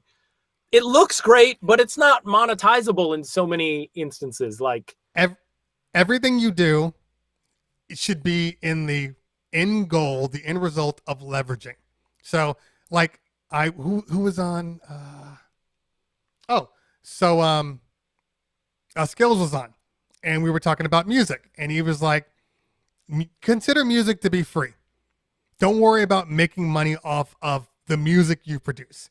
It's more about a leverage. I am a music producer. I am an artist and I do all this other stuff, you know? So if it weren't for YouTube, I would not have the access to other things in order to make money, you know? So it's like, you need to have both. You can't just have one or the other and be like, no, I'm just a Twitch guy. Now, if you just want to make money, I mean, if you dedicate yourself to Twitch, there are people out there right now making a lot of money on Twitch right now. If you just want to make money, there's a lot of jobs that you will make money. Right. Exactly. Right. Exactly. Like you can just go work a 9 to 5, make your $100,000 and be okay with it. I mean, before I started my DJ company, I was making good money, but I was also working 9 to 5. I was also pretty unhappy at where I was and what I was doing, and I needed an outlet. So this is the kind of so when I created the DJ company, that was my outlet. And you got to have something, and not everybody is the 9 to 5er. My daughter, she's about to graduate college. She is a 9 to 5er. If she doesn't do 9 to 5, she's going to fail in life. Everybody's different, and you got to know who you are. Like the aunt. Go ahead. I'm always amused when people are just like, man, it's crazy. You've achieved all your goals and all these things that have happened. And I was like, goals? I just kept DJing. There were no goals. So when I was in high school and then like halfway through college, I worked at a library in downtown Milwaukee, right? Mm-hmm. Library. It was such a dope job. I loved working there. It was such a great job. And I quit my job to finish college. Was like, cool, I just need to float this money. I was already DJing, and I was like, I got a little saved up. I just need to float this money for 9 months while I do these last 2 semesters, and then we'll see what happens. And my phone's never gotten shut off, and my rent's always been paid. So I just kept DJing. That's it. I wake up every day, and I just do the thing that I enjoy doing. And yes, I take it seriously. Yes, I'm not trying to be broke. I'm not, all these things but at the end of the day, the real root of it is I wake up and I do the thing that I enjoy doing. And I've figured it out. And there's a certain amount of luck involved of like, it's just kind of happened to work for me, you know? And, it's just like, I really celebrate anybody who's able to do what they enjoy doing and then do it responsibly as an adult and, do what they got to do to handle things. And we have to be real about this. We're not in the world that our parents were in, that you would get a job and you'd work that same job for, 30 years and then you retire. Like that doesn't exist anymore. There's a study being done right now. And I think they said the average person will change 3 to 4 major jobs, not just like a job, major jobs over their lifetime. So you go to school, you do something and you're like, okay, this is it. And then you quit, you get fired, and then you completely start over with a brand new career. Like that's going to be a normal thing. I started the YouTube channel well beyond what I probably should have, and people were like, you probably shouldn't do that. There's not really a market for it, blah, blah, blah. We're in a different place now. If you want to do something, do it and see what happens. I always tell people like, just do stuff, go do weird, creative stuff. Like find out what it is that like makes you sing and then just spend your time doing that. And be active in that, whether it makes money or not. Like, and again, if you got to get a job, you get a job, and a job's a job, and you work a job to have the life you want. Exactly. And so, I feel super fortunate and super lucky that this has worked for me, but I guess even more so, I just feel fortunate that I've been able to just like be honest and be like, yo, like, I don't like doing paperwork just like anybody else. There's all sorts of stuff we got to do to make it all work that we don't like doing. That's a part of any situation. But by and large, like I'm excited that I get to like do this thing that I like doing, and also that I'm not terrible at. Like, how many times have people have asked you, hey, good to see you, Tim. What are you doing with yourself? Oh, I'm a DJ. And they're like, oh. You know what I mean? I'm going to say the worst is like ex-girlfriend's parents. Oh, God, yes. They're always looking at it like, yeah, but like, what about our daughter? Like, how is that going to go? Yeah, like, how is that going to go? And, well, Yeah. I've done all Yeah. right. Exactly. You know, Later, when I started later on, they saw me in the newspaper for good things. So, whatever. yeah, the newspaper changes everything. I tell you what, every time something like that happens, I feel like cool. I don't have to explain myself to my parents for a little while longer. Like, right. Yeah, you know? it's funny. It's like when I mean, before quarantine, I had a rather successful DJ company, and it'll come back. But before quarantine, it was like, you know, one of the top DJ companies in LA. The amount of parties, everything. So, but every time I would say, "Oh, what do you do?" "Oh, I'm a DJ," and they're like, "Oh," and automatically calculations in their head. How is he paying for his car? How is he paying for his house? Like, Right. no. I do more than just one gig. Like I'm a multi-op, but I shouldn't have to explain that. I think my You should be favorite. okay with it. I think my favorite thing is the follow up to that conversation, because then if they actually come and see you play, and Right. then I get the response of like, "Oh, you're like a DJ, DJ. Yes, you DJ. You're like exactly. a DJ, DJ." Yeah, Yeah, it happens. yeah. I do happen to be. So I want to answer Soulworks' question, and I'm going to answer Soulworks' question without actually answering your question. I actually can't tell you exactly how much money I make per. There are some videos out there that kind of break it down, but the problem with YouTube is that you're never getting paid on just one video. So the money that comes out is based upon an amalgamation of videos. So I have, I don't know, I think I'm over 100 videos now. And so I'm getting pennies and nickels from every single video. I will tell you this though.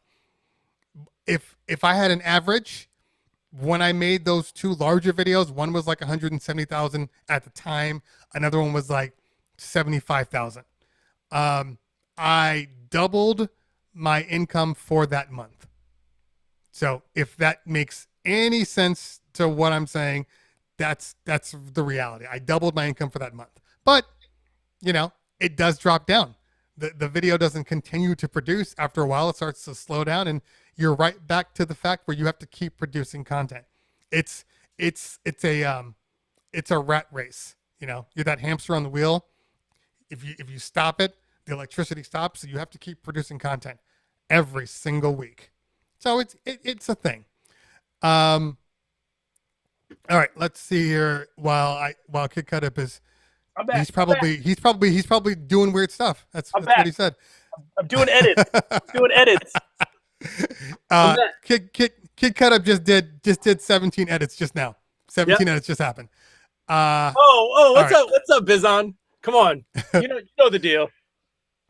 Yeah, Mojex is right. If anybody would know, some of like the weird creative things I've done, Bizon would definitely be one of those people. Also, Bizon is a great example of someone who was like, yeah, I want to DJ. So he quit his job and he started DJing, and he's been successful at it because he's good. That one is crazy to me. I couldn't just like cut anything cold turkey. Oh, it was crazy. Move on to something else. No. It was crazy to me too. I was just like, are you sure? He made it happen. He's been making it happen. So Ratbone, I don't believe I'm speaking on behalf of Cut Up, but I believe he needs to DM you. So he'll send you the link himself. Yeah. Just shoot me. Hit me up on like Instagram. It's probably the best place because I haven't figured out Twitch Whispers and all that stuff. So just hit me on Instagram. I'm on there just as Kid Cut Up, easy to find. And say you want the edit pack and shoot me your email address. Oh, so when did you decide on the name Kid Cut Up, or was it given to you? How did Kid Cut Up come up? So Kid Cut Up was there's a missing detail to this story and it kills me. Kid Cut Up was given to me by an older DJ mentor who I used to skateboard with. Like before I was DJing, I was like skateboarding and doing all sorts of stuff. And so I went to him and I was like, yo, I need a DJ name. Like, what's the deal? I felt like the kid in Hackers who was just like, right. Yo, I need a cool handle, man. He's like, quit letting your mom dress you. Like, yeah, I was definitely that kid. So he literally came up with like a short list of like possible DJ names, right? He cut up was on the list. Came with a spreadsheet. It was like 4 or 5 names. The missing detail of the story is I don't remember what any of the other names were. And I wish that I knew what these other names were. I need alter ego names and all sorts of things, but what are you going to do? I literally have looked back through my old emails and I don't think I have it anymore. Gotcha. Oh, so these people are actually right about creating a Discord server, because you can limit who is actually in your server. You have to invite them. So once they're like, hey, get me on the list, you can invite them. They can't invite anybody else. They have to be invited. So my daughter's trying to FaceTime me, as she always does. I'm actually I think I'm on your Discord already. Oh, no, they're talking about you. Oh, I need a Discord. For your edits. Exactly. I've thought about it. Yeah. That comes down to hours in the day. Exactly. It really does. Like at this point, and I think a lot of people really don't factor this in, that anything that you are doing, you are not doing something else. Right. And time is you can go and make more money. You can't go and get more time. And so time is always like the resource that is always the most scarce. And yeah, I should probably do a Discord, but then I got to manage the Discord and I got to do the Discord.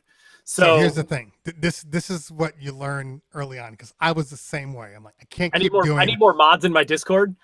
You need more mods, because literally I set up my Discord and I took this Miss Ninja's layout. I'm like, hey, do you mind if I use yours? I'm just going to take all your things. Please say it says Miss Ninja on your Discord. It doesn't.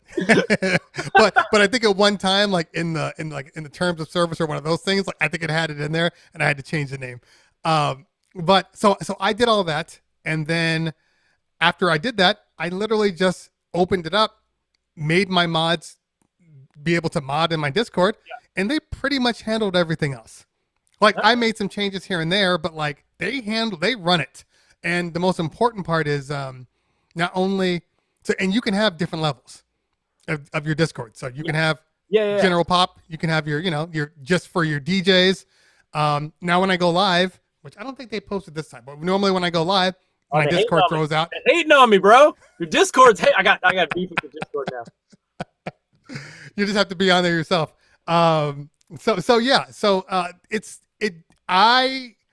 Because I didn't spend enough time working on my website, that's my next thing for the end of the year, is getting my website up.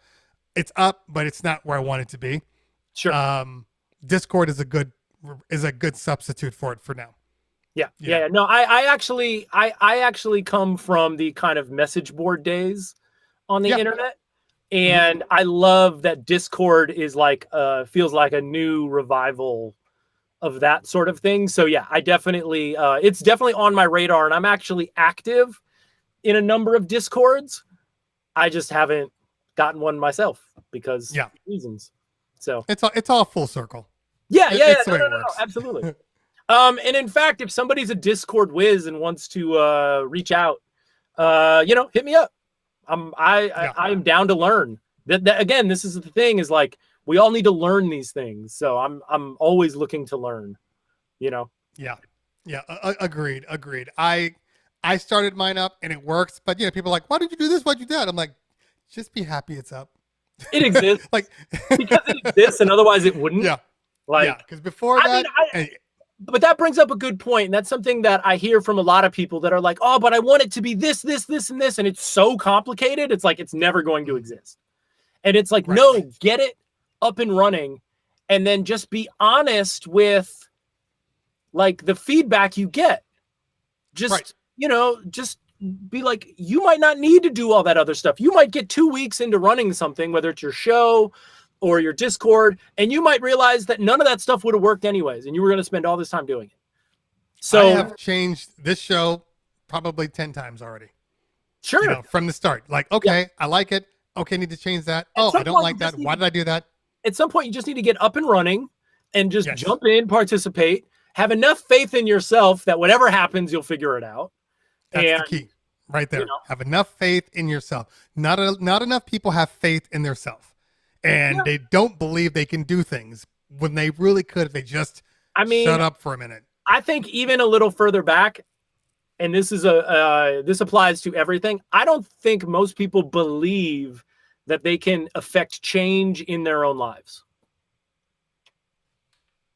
Like I don't. I think people don't really believe that they can make their lives different if they want to. And I don't say that as like a way to like blow off people of like, just try harder. Like, no, not at all.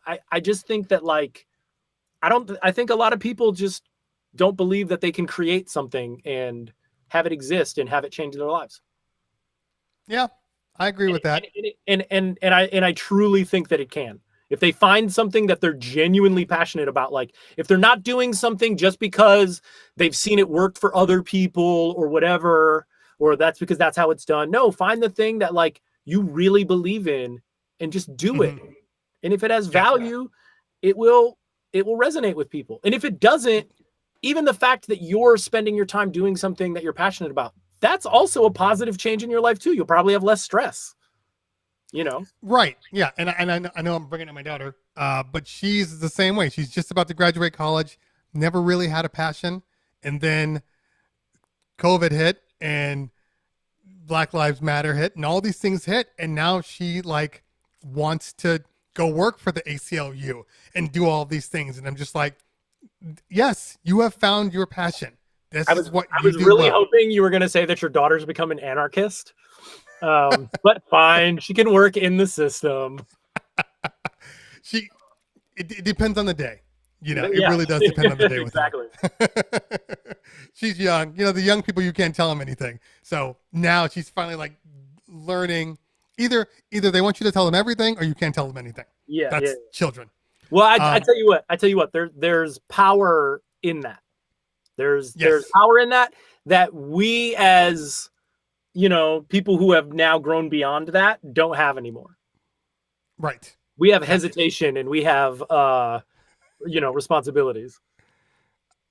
I think this is hilarious. Also, old man cut up is one day going to happen. And it'll probably skip right from kid to old man. That's one of those things where like we've all had our DJ names. And one of the things I started to get really concerned with was that, like, how long can I be kid or little? Or how long can you live in Cleveland and not really live in Cleveland? As long as I want, damn it. So yeah, so that's the only reason why I went by my real name, honestly, because I was like, I don't want to have to explain for the rest of my life. Like, I'm becoming an older guy. It's a little weird to, you know. I tell you what, on my very, very first flyer of like my first like flyer that I was on of doing a show, I still have it somewhere in my mom's house back home. Mm-hmm. I'm not on the flyer as DJ anything. It just says Tim. It just says Tim on the flyer. It's like 3 other DJs, and I was on the flyer. It just says Tim. Yo, I'm telling you right now, this is what you need. It should just say Tim and have a period at the end. That's it. Just Tim with a period. From now on, that's what you go by. I'm telling you, we're on to something. The definitive Tim. Yeah. And not even DJ Tim, just Tim with a period at the end.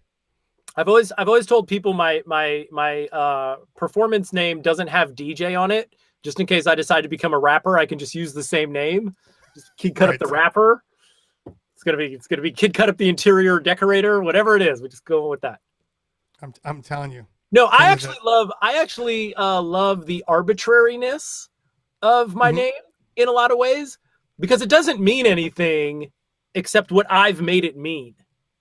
The only association people have with it is what I've given them, and maybe they don't like me, maybe they hate me, maybe they like me, like whatever it is, it's a completely arbitrary set of characters that means something to somebody because I've made it mean something.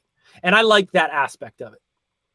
Now, are you considering becoming a rapper? Because you just brought it up.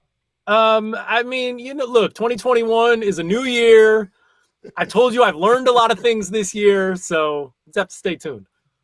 I get you. I get you. Now you went on tour. You did Pink. You did. I mean, look. Pause. Cher. At what point were you already scheduled to do other shows? I had my wait. What do you mean? Other shows before or Like, after? did you? No, no. Did you already have shows on the books that you had that were canceled because of COVID? No, no. Okay. So I had put everything on hold for 3 months. Those first 3 months that I went out on tour, on Pink's tour, I had put the stuff on hold. Like I was doing every Monday at the Dime and, a couple other, kind of regular gigs. I think I was doing every Thursday at that point as well. And Gotcha. I put those on hold for 3 months. I kind of plugged somebody in to just hold it. I'll be back in 3 months. Well, 3 months ended up being 2 years. By 2 years, I had to let him go.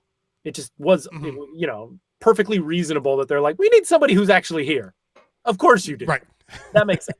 Also, it's not like I'm not there for like terrible reasons. I'm there for like literally the best reason. There we go. Right. So when I came back, I kind of had a clean slate. I came back and I was back for maybe like a month, and there was one remaining Pink tour date kind of in the future. Like it was at the end of October. And I think I got back like in September, like maybe mid-September I was back, and then there was like a month and a half gap, then there was one more Pink show left. And in the meantime, they share some management. There's overlap between some of the management. So they were doing Cher out in Europe, and they kind of needed somebody last minute. Something didn't work out with somebody else. And so they called me up, and 2 days later, I was on a plane over to Europe, like doing the Cher stuff. Like it was like amazing. That fast. And so that was unexpected. So I hadn't even been home long enough to set up new gigs. And then I got back from Cher, and then we were like already into the holidays. And then, the holidays happened, and then quarantine happened kind of not far after the holidays. So I was plugging in and picking up here and there stuff, but no, I didn't have like any other crazy tours or anything on the books. So okay. We'll see. Do you want to go back? Like, how is that going to be different for you now? Are you more concerned traveling, hitting up these other countries? Like, do you feel like that's going to be an issue? No, because I feel like when it's controlled enough here in the US for it to happen again, it'll be controlled enough everywhere else. We're doing like the worst job here. So, right. Sadly, once it's good here, it's probably good everywhere else. I get you. I mean, I tell you what, the way we traveled on those tour buses and stuff, you couldn't have done that. That would not have worked. That would have been a bad situation for people. Really? Yeah, I mean, everybody's packed in, everybody's close quarter, everybody's working very close with each other, like long days, hard work, and so it's not really tenable, I don't think, to do until things, get better. But yeah, once things are better, I would absolutely love to continue doing more of that. Gotcha.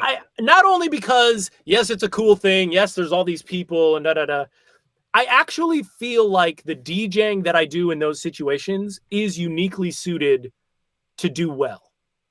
Like, it's sometimes in a way that, like, maybe certain club gigs don't go well for me. It's because really I'm DJing them like they're arenas without even realizing it. Yeah. Right? Like, I just do well in that environment. There's environments that I don't do particularly well in, but you put me on an arena stage show, I do well. So yeah, I would love to, just because it was a good fit. And that might not be for everybody. Like, I can imagine some people on a stage. It's totally not. It's a very different style and pace and tempo. You have to engage the audience in a different way. Kind of like on Yeah. Twitch. You know how like so many people have really learned how to talk to the audience on Twitch. Right. You got to talk. If you're on a stage, people are sitting down and they're looking at you. So you have to connect with them. And there's nowhere to go. They're already packed in and stuck. There's nowhere to You're go. all they have. And there's nowhere for you to go either because you're on stage with all these lights on you. You're not off in the corner on your phone while you play 3.5 verses of something. Like you better do something. Yeah. So now, have they ever told you? Because I mean, I've told the story before. The first official contact I had with you came from it was like the invite only Pink show that she did in LA at the Palladium. Yes, exactly. And it was the first time I saw you. I remember standing there going, "Who is this guy killing it right now?" And it's funny. Your live sound reminds me of like an AM style because how much you're just kind of all over the place, playing rock, playing hip hop, playing everything, and just it's all kind of flowing together. And at that point, I remember adding you on IG like right then and there, and then that was it. So it wasn't until Odd Couple when you showed up there that we actually had a conversation. And it was like, hey, this is kind of a cool dude. I knew you independently from YouTube. Okay, right. Like I knew I didn't meet you at that show. I didn't notice that you even had followed me on Instagram. I had no idea. Instagram followers. I was getting a lot of Instagram followers on that. Yeah, like there's just one guy. Yeah, that was definitely happening. There would be a lot. Yeah. And so, like I knew of you just from YouTube. You know, so when I saw you at the Odd Couple thing, I was like, "Oh, hey, you're the YouTube guy." Like, "Hey, what's up?" Da da da da da. Like, you know, that's so fun.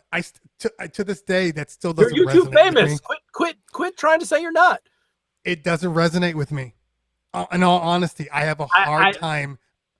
There are so many times where people would like recognize me out somewhere, or maybe they've seen a number of Pink shows, and I would be even in the city the day before.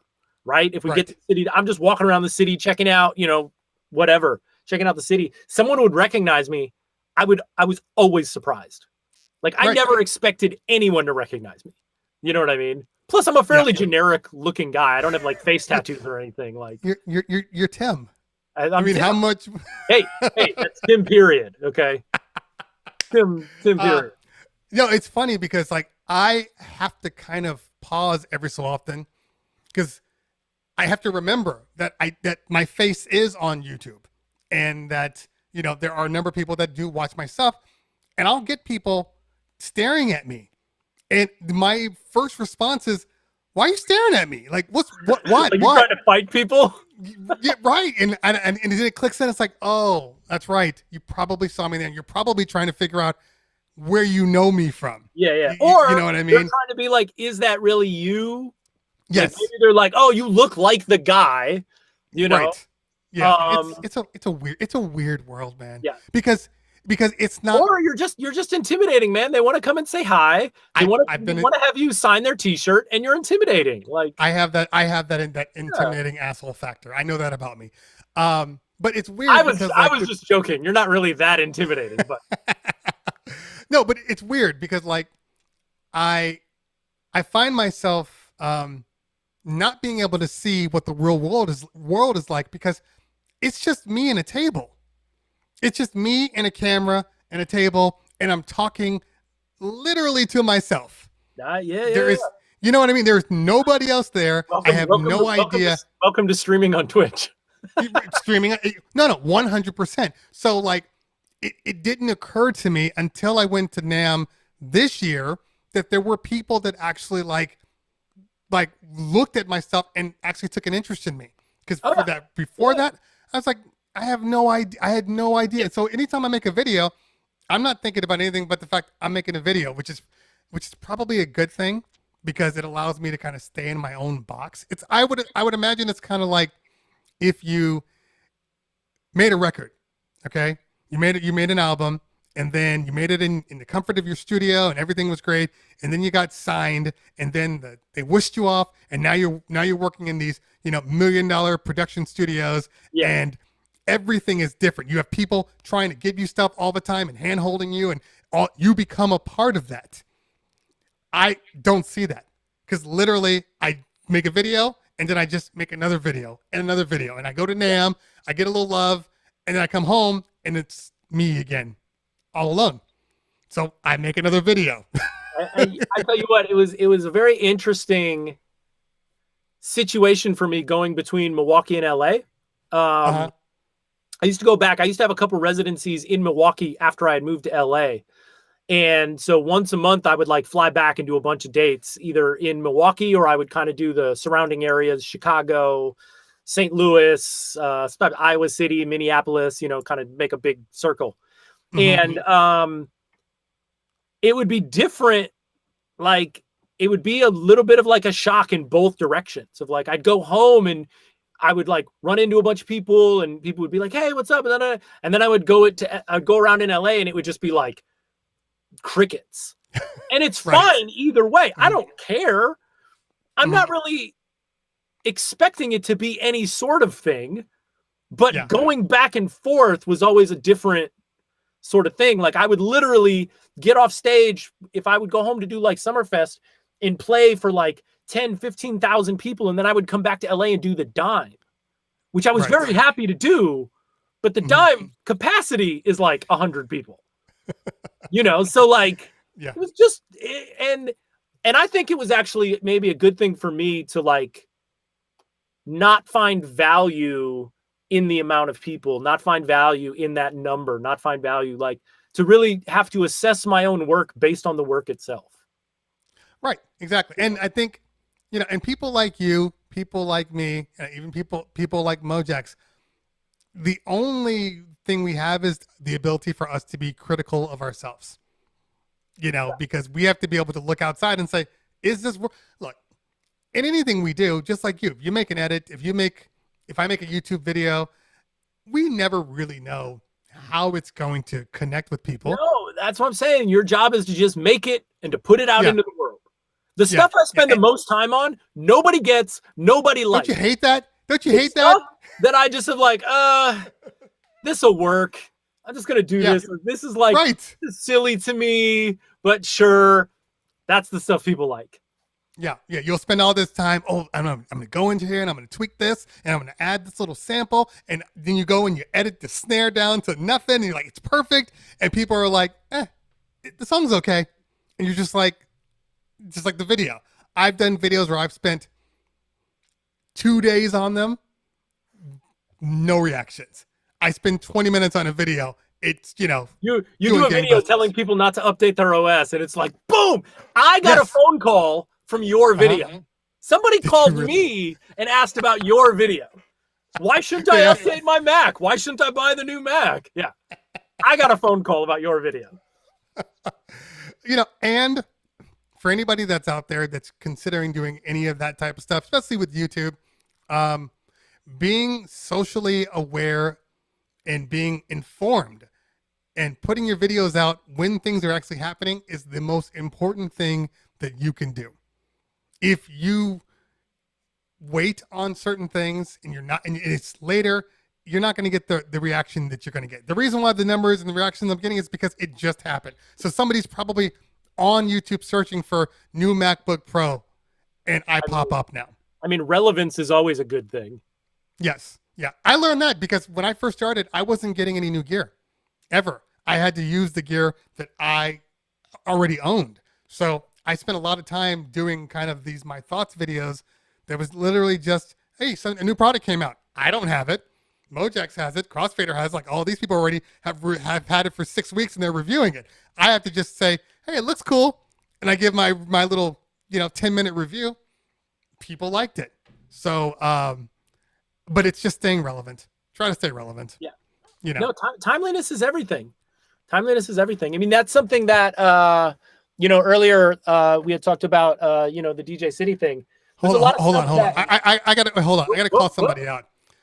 It says, damn, you guys got 75 people to listen to you guys chat. Coronavirus has people bored. No, man.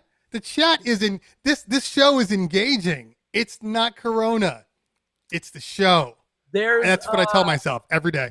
I tell you what, there's a reason why one of my favorite podcasts is Drink Champs with Nori and EFN.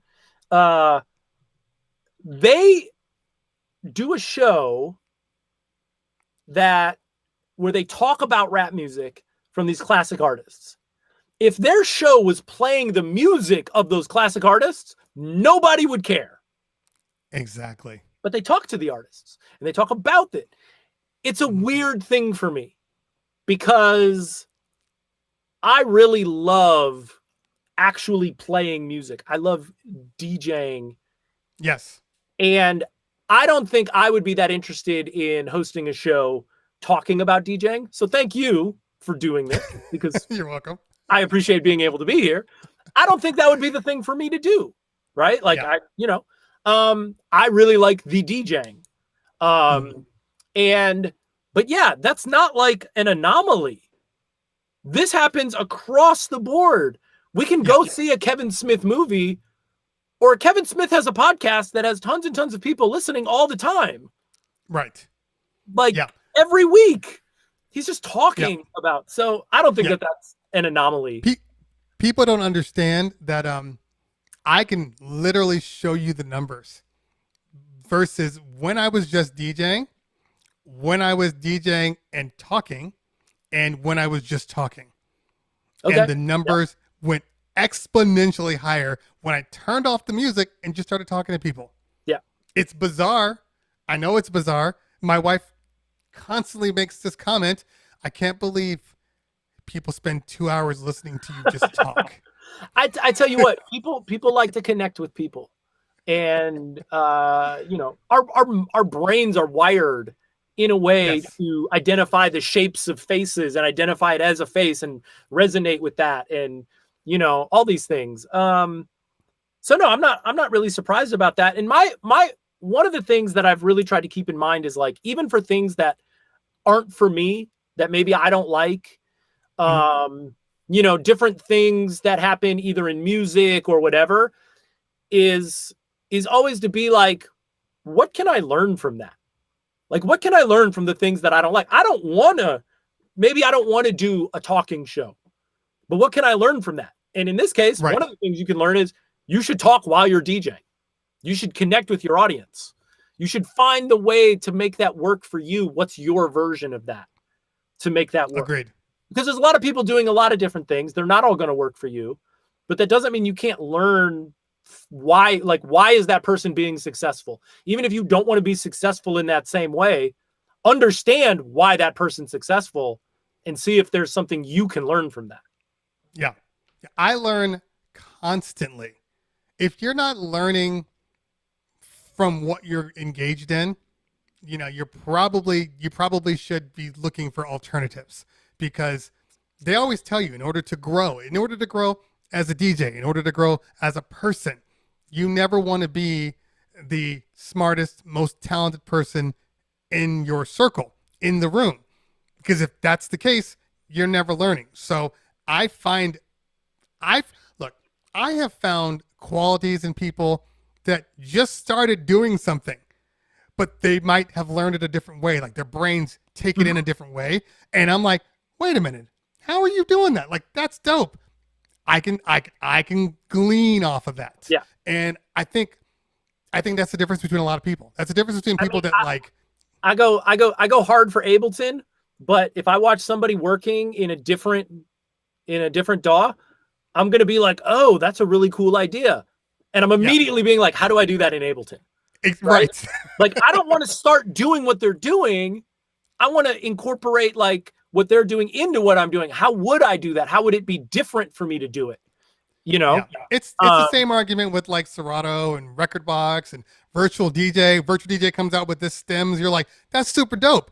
I wish I could do it in here. And people are like, well, why don't you just go to Virtual DJ? It's like, because I still like Serato. Yeah.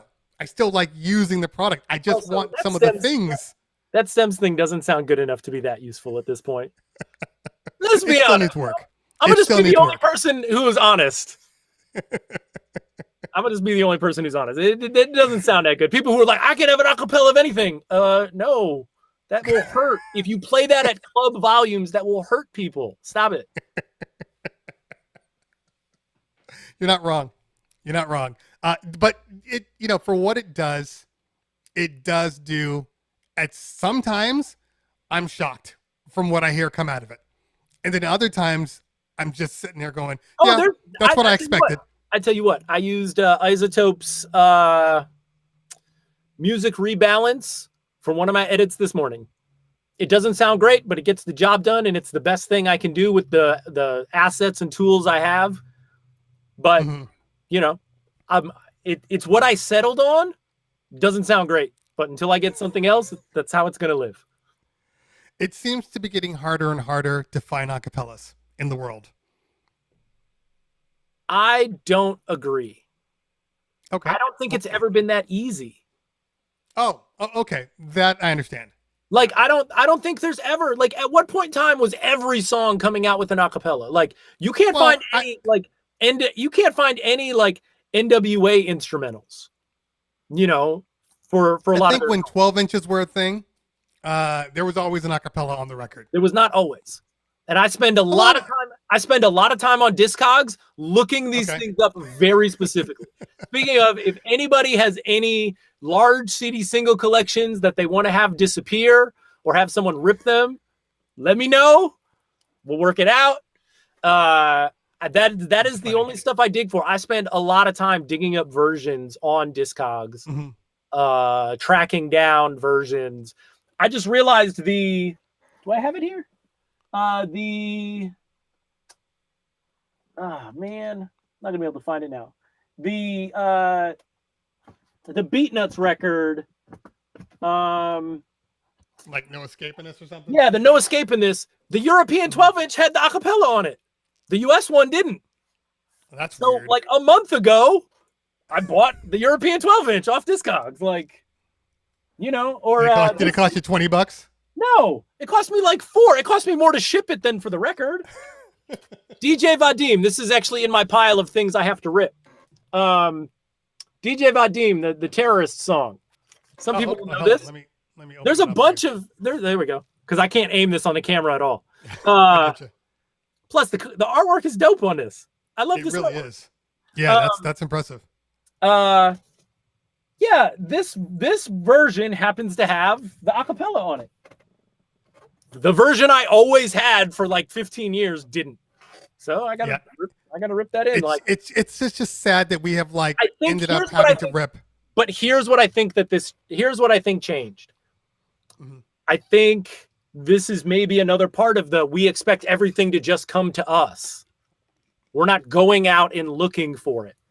I don't get the impression that there's that many more acapellas in the past. We're also looking at we're saying okay, we're comparing right now, whatever came out this year, with 40 years of acapellas that we know exist and are out. Right. We forget about all the songs that don't have acapellas. Right? Yeah. Right? We're just and what was Beatsource saying? Plus, why do you want mumble rap acapellas anyways? Stop that. I definitely don't want that. Stop definitely. That. But there are, I think Asher, Styles Davis was saying that most of the Beatsource stuff actually comes with acapellas from the production, from the labels. They're always available, but it's just for some reason they don't want to send them. But that's why they want to make sure that people aren't doing remixes because they're trying to push a product. That's the product side. Yeah. That's just my estimation. I have no confirmation. Well, and who would want an acapella in your Apple Music? Who would really want that? Strangely enough, I just found this the other day because I needed to update my vinyl rips. The Jay-Z Black Album acapellas that got an official release are now on Spotify. Really? Yeah. Because, I'm going to browse through a playlist and be like, let's just listen to Dirt Off Your Shoulder acapella. The new Outcast, actually, they put out a 25th or 20th anniversary of Stankonia. Has the 3 acapellas from the vinyl singles on there as well. Gotcha. There's a group, hip hop group, by the name of Alta. Have you ever heard of that group? They're a European group. Mojax might know them. Super dope. The producer is Psy something. I can't remember his name all of a sudden now. But they released just an instrumental of the album and just took the verses off. It's one of the best albums I've ever heard. Wow. Where you get to actually hear nuances. Who is this again? It's called Alta, Altta. All right. And the producer, I'll check that out. Yeah, definitely do that. And I'm sure it's in my Apple Music. Okay, while I'm looking for this, we have been on for a long, long time. See, I oversleep, and then we're on longer than ever. So as long as people know that you overslept, because somebody was in the chat talking about my lack of punctuality. This is true. I tell you what, you know, when you told me it's one of those free things. When you told me what time this was in the morning, I was like, oh man, I'm going to really need to plan to be up on time for this. Because normally I'm the late night working guy. Normally I'm up super late, and I'm like, oh man, I really got to make sure that I'm like up for this. So it actually makes me feel better about the fact that, you know, that happened. Hey, I mean, in reality, look, any type of artist, any type of creator this is what we deal with. Okay, so the producer's name is 20syl, 20syl. He is a producer. He's a super dope producer. Has a couple of individual albums of his own, which are still some of my favorites. And then Alta is the name of the band with him and another rapper. So check that out. How do you spell it? Altta. Let me make sure. Oh, I think I've seen this before. I've seen this around before. Oh, Alltta. Yeah. What's the album that you're on about? The last album, the Facing Giants, the Upper Hand. Facing Giants. It was actually the last two, but Facing Giants. All right. Yeah, Facing Giants and Upper Hand. Yeah, there's instrumentals for both of those. Later on, when I'm out trying to get my my 10,000 steps, because you gotta get some movement in your life. Later on, I'm gonna listen to that when I'm out taking a walk. T Diesel said, yeah. He said you were the most punctual. A lot of times people will come on and they'll be on a little later. Like I will be talking for 30 minutes until they actually come to the show. You and Drew Bach from Pioneer were the only ones that were on like right when I started the show. so it was weird when because Drew was on at like 9 and I didn't have him planned to come on until 9:45. I'm like, yeah, man, 9:45 I'm going to bring you on. So at 9:10 when I'm on the stream, he's just sitting in the green room. I'm just like, this is weird, but he was fine. You know, he just kept doing work. I tell you what. You want to know how I make a opportunity that's supposed to be 3 months into 2 years? People are like, oh, you must have killed the sets. It must have been. Show up on time. There's so many things going on. They don't want to have to worry about you. Show up on time. That's the best thing you can do. Show up on time. I might be the weird DJ. I might DJ a room very differently. I already know I'm going to have certain challenges for a client to adjust to or whatever. I'm going to show up on time. I'm going to be professional. My invoices will be in on time. Everything is going to be handled. I'm going to show up on time. I got to start. That's different. If you pay me, you always get on time. Fair enough. Always. If you're not paying me and I'm doing it on my own, all right, that's fair. Things change. Okay, so since we have been on a long time and literally we're going to be on right before he gets on the hatch, if anybody has any questions for Tim, period, now is the time to put them on the stream because I do want to try to end this show. You know, I haven't actually eaten since I woke up. That's right. Only Tim period questions. No Kid Cut Up questions. All right. No, I'm kidding. So yeah, ask those questions real quick while we're waiting for those people to ask the questions. I do want to make it a point to say that Tim period will be on under the Kid Cut Up Twitch name at 8 p.m. Pacific Standard Time on his show called The Hatch. Yes, you go for what? About an hour and a half now. It used to be an hour, but now it's an hour and a half, 2 hours. It's been stretching out. I've been finding the stride, and it's been stretching out. You know. Well, I appreciate that because literally, for whatever reason, it's probably because I am cooking dinner or that's when the family like comes together. I'm always late to your show. So you always see me at the same time. It's Okay, right yeah, about yeah, 8:45 when I'm on. Yeah, so definitely. James asked, are you planning to come home for the holidays this year? I actually don't know. Like, I literally just called my mom a day or two ago and was kind of talking about that with her. So that is up in the air. I hope so. I hope so. Mhm. Usually I try to come back between Thanksgiving and Christmas every year at least. If not, once all this quarantine stuff ends, I plan on booking shows back in Milwaukee pretty quickly just because I want to go home. My family's out Yeah. there and the whole thing, but I love getting to do shows back home. So yeah. Now, when you like after you do a Pink tour, does your stock go up and it's easier to book in Milwaukee It uh it or depends. anywhere, I should say? Yeah. It depends. It just depends. There's so many things that like factor into that. Um, I mean, you were talking earlier about leverage and stuff. It gives me a little bit more leverage, Hmm. you know. Yeah. I suppose, but honestly, I'm never worried about the stock going up so much as I want to do shows with people that are excited to have me there. If you don't care whether or not it's me or somebody else, then I'm less inclined to be excited about it or to really want to do it. Yeah. That If makes sense. if people really want to do it, one of the ways they show you that is by anteing up some money. Like that's one of the ways, but that's not the only way. And I'd like to figure out ways to make it work. So if it doesn't work at one time, then it's like, all right, cool. Well, at some point you'll have a corporate sponsor. You'll have a liquor Right. sponsor. Call me up for that. Let's do that one. Sure. You know what I Right. mean? Like I understand the math behind all of it, right? Like, Mhm. but I have my own math. A plane flight's not nothing. You know what I mean? Like I'm eating out for all those meals when normally Sure. I'm at home. Like it's just, Mhm. and I got to make some money. I got to make something, I get that. you Yeah. know? But by the So, way, take the leap with the gifted 5-pack of sub. Thank you so oh, much. I what up? appreciate you on that. Um, Chris Fader asks, who cuts your hair?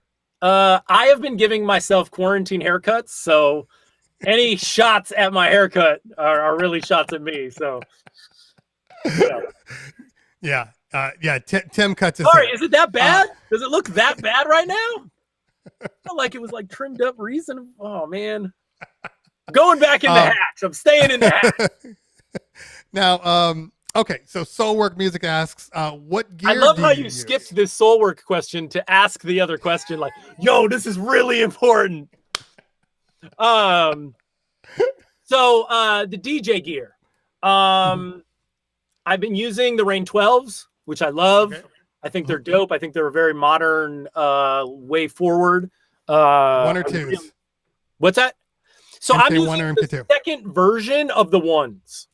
The ones where they move the power to a realistic place. Yeah. Wasn't it all on the side before? The second version of the ones is, and the twos look great, but I just have no reason to upgrade. Gotcha. You know what I mean? Like I really do strongly love these the Rain 12s. And then I've been using the S9 underneath. Okay. I've been using the S9. I also use the 72. Okay. The one mixer that I refuse to get rid of because I think it's the most creative mixer when it comes to studio stuff and whatever is the Pioneer 909, which I still keep around. And sometimes that actually comes out because of just, again, the interface with the effects and just, if I'm working on tracks and I'm looking to put in that sort of thing, I will get different results if I plug that mixer in. And then I've been using what is the name of this box? I think it's called the Performer. It's called like the Performer VG. It's my new mic effects unit that I really like. And if people have S9s and they don't like the delay on it, check this box out. It's not super expensive. It's travelable. And you can really dial in all sorts of things. And So, I see you got those the Yamaha HS7s over there I behind got you. these are the Yamaha HS8s. I Oh, they're will the say eights, okay. that your studio monitors probably don't matter as much as placing them in the right part of your room matters Agreed. way more. Yeah. Whatever monitors you have, as provided it's a studio monitor, will probably be fine. You probably need to rearrange your room and get your speakers away from your walls.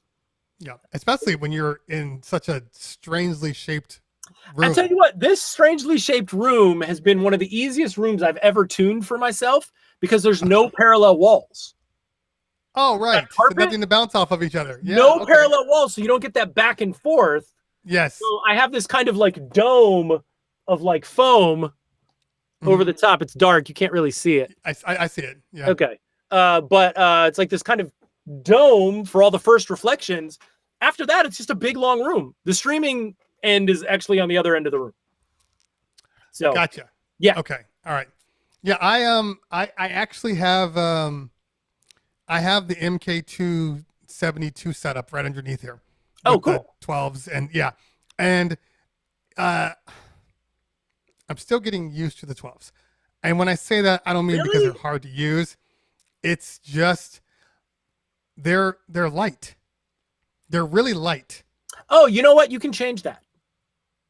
Are you talking about Where? the spin back on the records? Like, Yes, it's okay, you can change super it. light. When you take the record off, Okay. you can either put things under it or take things out. So if you were to put like a heavier slip mat underneath, like a thicker, heavier slip mat, it'll feel a little heavier. You can adjust that. You can kind of dial that. The first thing I noticed was the rain slip mats under the 12 I hated. So I put actually my favorite slip mats are not butter, not any of that stuff. It's the ones yeah, it's the one that came from FaZe as their apology for being so delayed. Nice. The FaZe slip mats are some of the best slip mats I've ever used, and they were free. I'm not like the super cut guy where I need like the fastest, most precise control. Yeah. I need like even control. So I actually have mine a little heavier than most like scratch guys would like. Gotcha. Yeah, I don't want the infinite spin back turntable is not my thing. Like you spin it back and it just goes for like 6 minutes. Like, nah. Yeah. But besides that, I'm learning to like there is a try putting both slip mats underneath it. It might work. You know, that's probably maybe, yeah. There is a smoothness to the 12s that you kind of have to train your brain on, if that makes sense. Because when you're used to using analog, like my PLX 1000s, and you're used to the weight and all those extra things you have to concern yourself with, like the tone arm being in the way and all of these little things. Yeah. Once you remove that, it feels like something is missing in this weird way. I mean, I can put my hand all the way up here. That's weird. I was talking to Scratch Bastard. He had the first set that I ever played on were his when I was up in Toronto on the tour. And I was looking at the Rain 12s for when I was going to go on tour in Europe because we were going to do stadiums and not arenas. And I was like, I don't know how that rumble is going to be. I just don't know. And we're going to be like indoor, outdoor. So I was like, with wind and stuff, I was like, I think the Rain 12s are the best thing for this. And so I asked him, I was like, yo, if I showed up at a club and didn't know that they were going to be there, could I get through the gig competently? And he was like, yeah, it should be fine. And I really feel the same way. Like it might feel different, but I don't think it's such a different feeling that it prevents somebody. No. Like 100%. I think they did a great job with the feel.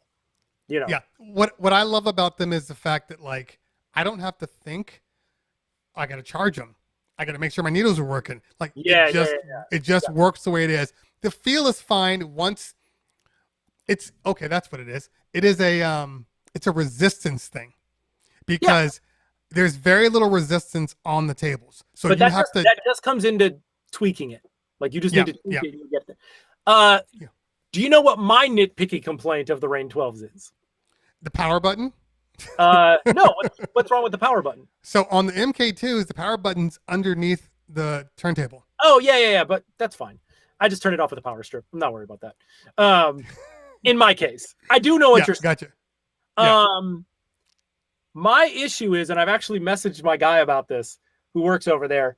when you turn them on, they power up and then they start spinning automatically. Right. And I put my headphones on it. I put my phone on it. And now all these things are flying on. Why would you do that? Why would you do that? Well, and with the MK2s, it's I don't know if it's the same way with the ones because I never used the ones, but on the twos, you know how you can select what deck they're on, 1 or 2, blah blah blah. Yeah. When you select the deck, even if they're spinning, they just stop. They stop. Yeah. Yeah, like that's weird to me. Why not just keep going? Also a little weird, but that's fine for me. I just need to not have them start moving of their own accord. See, also, you know what? I don't know that they're doing them on the MK2s. Okay. I don't know that they just start up. Maybe not. Also, I know I think I sent this to you on Twitter, but I want to put this out into the world. No more green on anything. Oh God, agreed. With green screen, we have to be able to change it to a color that's not green, because otherwise it's falling through like it's keying out. Right. Yeah. And that's nobody's fault. Like they didn't know. I feel sorry for Denon. Who would have guessed that we're all of a sudden start DJing in front of green screens? Like every piece of equipment Denon makes has green on it. yeah. But now that we know, no more greens. Yeah. So another thing that I don't like, nitpick. But I love that product, and I don't want it. Right. No. These are definitely nitpicks. I don't like that the power button, like on your traditional turntable, the on and off little switch, doesn't actually turn off the turntables. Okay. Like the lights are still on. Like that's weird to me. Like why would they have 2 switches? Yeah. You know. No, that's fair. That's fair. Yeah. But, you know, and one more thing, the browse knob on the turntables doesn't change. I never use it. So neither do I, but my job is to review everything. You're right. I use so the browse knob on the turntable does not communicate with the browse knob on the 72. So on the 72, when you hit the browse knob, it brings you to your browser list. You can see all your songs. You can see your crates. Oh, on the 72. So they're both just communicating to the computer. Exactly. I see what you're saying. But if I turn the browse knob on the turntable, that's software. That'll get sorted out. That's a software thing. Yeah, that's what they say. Well, they always say that. They can. At least they can figure that out with software. So what I have learned is everybody does software differently, and the path to where they get, it's weird the mentality, because I've been using so much product and seeing how every company does it. Yeah. Sometimes I'm like, I don't understand how you guys are seeing things so completely different, you know, and like range products. Yeah. You know, range products are great. I don't love the effects panel on the 72. I've been using it for the last couple of days, and to this day, it still bothers me how you're very limited to what you can change quickly. You know? Yeah. And so like that's one of those things where the S11 definitely put more thought into that. And it's so easy to switch. I just kind of feel like there's a lot of things that happen, and I'm like, who tested this? Like, who did you ask for feedback on this? Yes. Like, you don't have to ask me, but who did you ask? Like, because this isn't like, I will understand to be like, oh, cool. I understand how that works. That's not for me.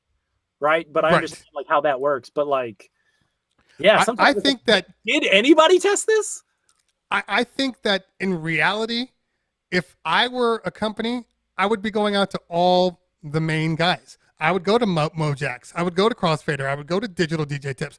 I would come to me, you know, and say, test this demo product out. Let us know what you think before we go back to the software. I don't think that's too much to ask. But to also do it at a time when changes can still be made. Yes. Yeah. Don't give it to us. Go, what do you think? I'm like, it sucks. They're like, well, it's done. Like, yeah, it's got to be before that. Yeah, exactly. Are we your longest running stream? What's your longest running interview stream? I think we're close. Yeah. All right. Yeah. I think this might be the longest one.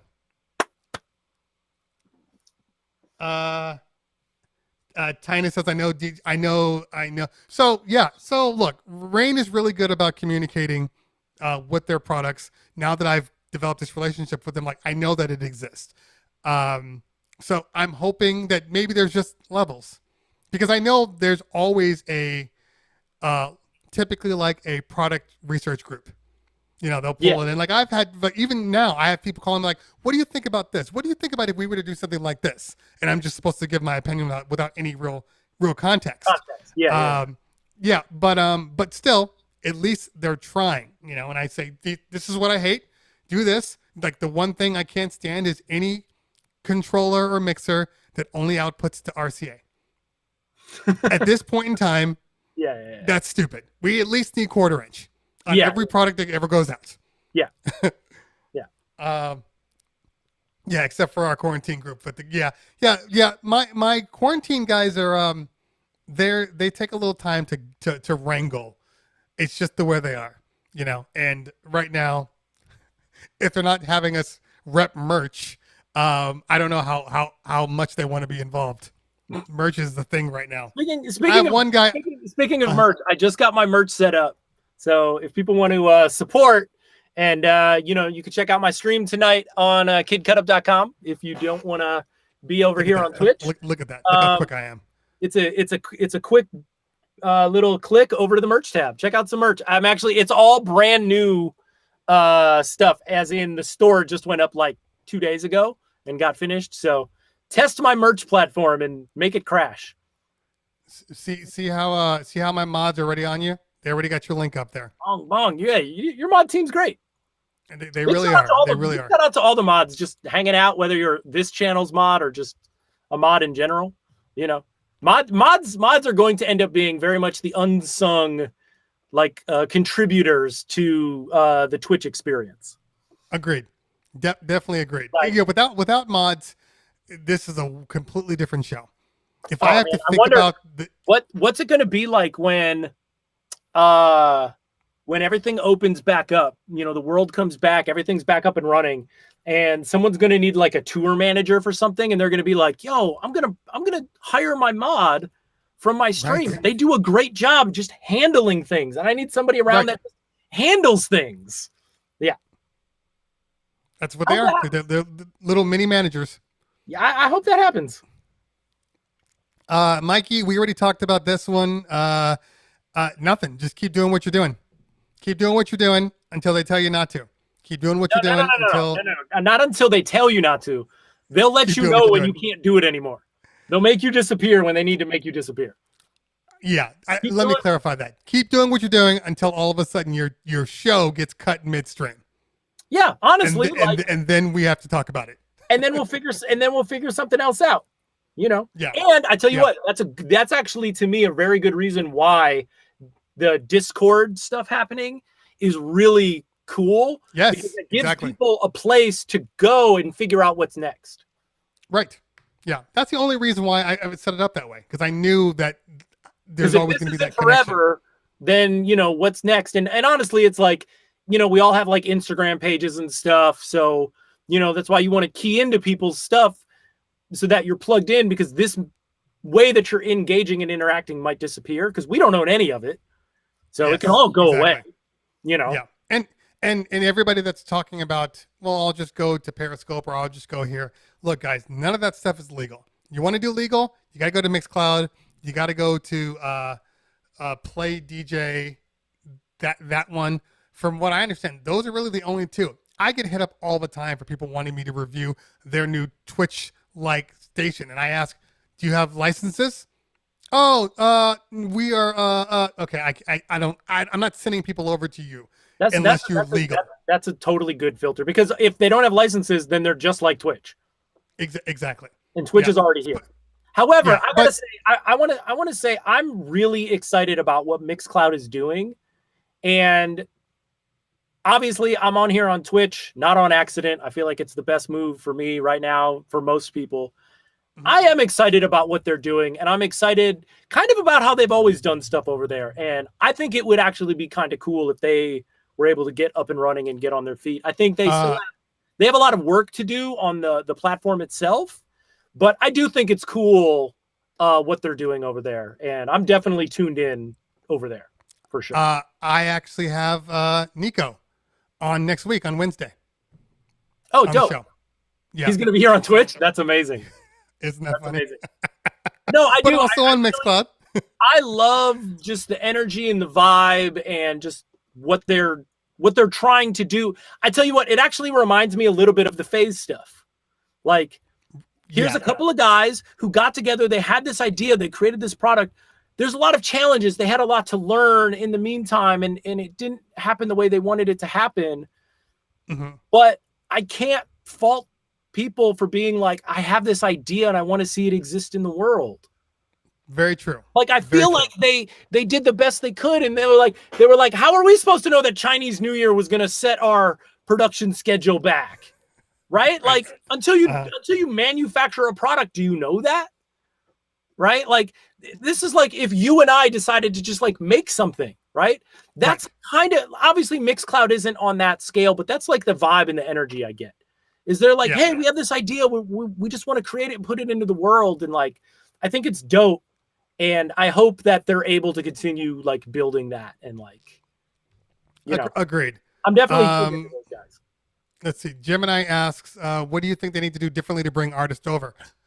It's not the artist. Artists are already there. They're on Mixcloud. The problem with Mixcloud, at least in my opinion, is the community. Absolutely. It's just too hard to do anything over there right now. I'm streaming to Mixcloud right now. I've been streaming for the past 4 hours on Mixcloud. I can go to Mixcloud right now and check my stream, and I guarantee you, there's been 8 people on, and because they're not two comments max. Exactly with 2 comments. So that's the issue. And look, of course, Twitch has impacted their ability. Without Twitch, everybody would have been over Mixcloud. Okay, and we would just be dealing with Mixcloud the way it is. My only hope is that Mixcloud doesn't just play the waiting game. Like, why should we do all this work when we know Twitch is going to die anyway, and we have licenses, so we'll just wait it out, and then they'll just have to settle on what we do here. Like, I want them to actually try to improve everything they're doing and look at Twitch and say, how do we make that over here? You know, so I think they need that. That's going to, if they can do that, if they can bring that community over, DJs don't care. Twitch is not the end all, but if they can bring Twitch features over to Mixcloud, I think DJs would definitely go to Mixcloud without question. I have this theory that Mixcloud actually started their live thing. They rushed into it because of quarantine. They totally rushed it. Yes. Like that, they were like, we know this isn't done, but here's our shot, and good for them for shooting it. I think that they seem to be aware that they know they have work to do. And it's just a matter of, can they do it? They're just not working with Amazon money, man. It's a David and Goliath fight. So Mixmaster GNL, I actually don't agree with that. Mixcloud is DJs and in general more DJs. DJs than any DJ. Yeah, I mean, if you look at Twitch, half the people in most streams are DJs, either chilling on the couch while their boy is spinning, you know, or listening, getting lessons. DJ, this is a DJ community on Twitch. Yeah, half the people in here. But okay, perfect example. There are currently 66 people still in here, which is just amazing. We've been up for 4 hours.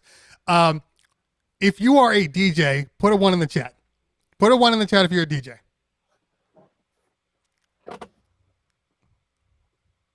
All right. But yeah, I think that Mixcloud still has opportunity.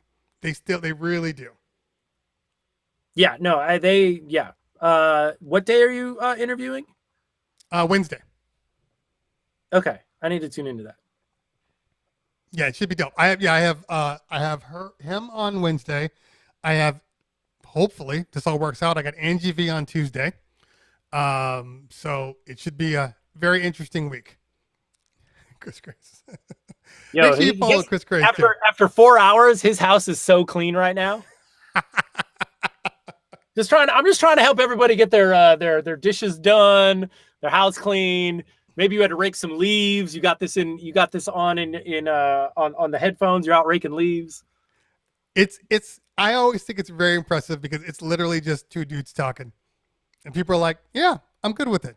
But it's funny because I think we're changing though, because when I look at YouTube videos, I always look at long form videos. I'm not really a big fan of short videos anymore. So if you have a 15, 20-minute video, like I will just turn it on, have my headphones on, and just let it play, in the background. Sometimes I'm actually happy that I don't have to look up for another video for 15 minutes. Yes, that too. Like, I'm just like, cool, I could just put this on, rock with it, and, Yeah. And then at some point I get sick of that and I start looking up video game long plays. And I'm like, cool, now I don't have to come up with anything for the next 4 hours. I'm just going to leave this on. You know what I haven't seen? I haven't done. I used to be a huge video game guy. I had to put it to the side. I really did. What did you play? I played two types of games. Either sports games, so Madden, basketball, that kind of stuff, or I played shooting games. Gears of War, a little Call of Duty. Gears of War was kind of my thing. I've always felt that like Call of Duty and stuff, those are sports games. Agreed. Not to say that like people dying and shooting people is a sport, but how we interact and engage with them is like sports. Yeah. No, you're right. You're right about that. And then like movie type things like Uncharted, The Last of Us, like those are like some of my favorite like interactive narrative sort of things. Yes, but I love games. This is why I've always loved sports games, because you can turn on a sports game, play a game or two, and turn it off and not have to think, oh, I just got to this ending part. I want to keep going. Yeah. So that's why I've always liked games. Yeah. But I had to put it down because time, man. I needed to focus on other things. I don't let myself play video games. I love video games. I don't let myself play them because I wouldn't get anything done. Agreed. Except when the next Legend of Zelda game comes out, I'm not even gonna stream that week. Just gonna play that.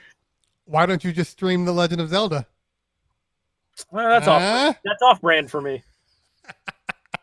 Everybody needs to have a break. It needs to have some space that's their own. Like, yeah. My son keeps trying to get me. He's like, we should get on because Miss Ninja has her little gaming day where she'll play with a whole bunch of DJs, and I'm like, yeah, she does, and I'm like, I'll do it, but not until I make partner. I'm not trying to mess up my numbers. Like, I have to keep my numbers at a certain point right now. At first, I didn't care, and then when my numbers got close, because I think I'm at like 64 or 65 on average, I'm like, I can't mess up the number right now. So I barely even DJ unless I know that, because my DJ numbers are lower. What is making partner going to change for you? Nothing. Absolutely nothing. All right. It is just. Then you need to not worry about your numbers. You're doing good shows. Just worry about that.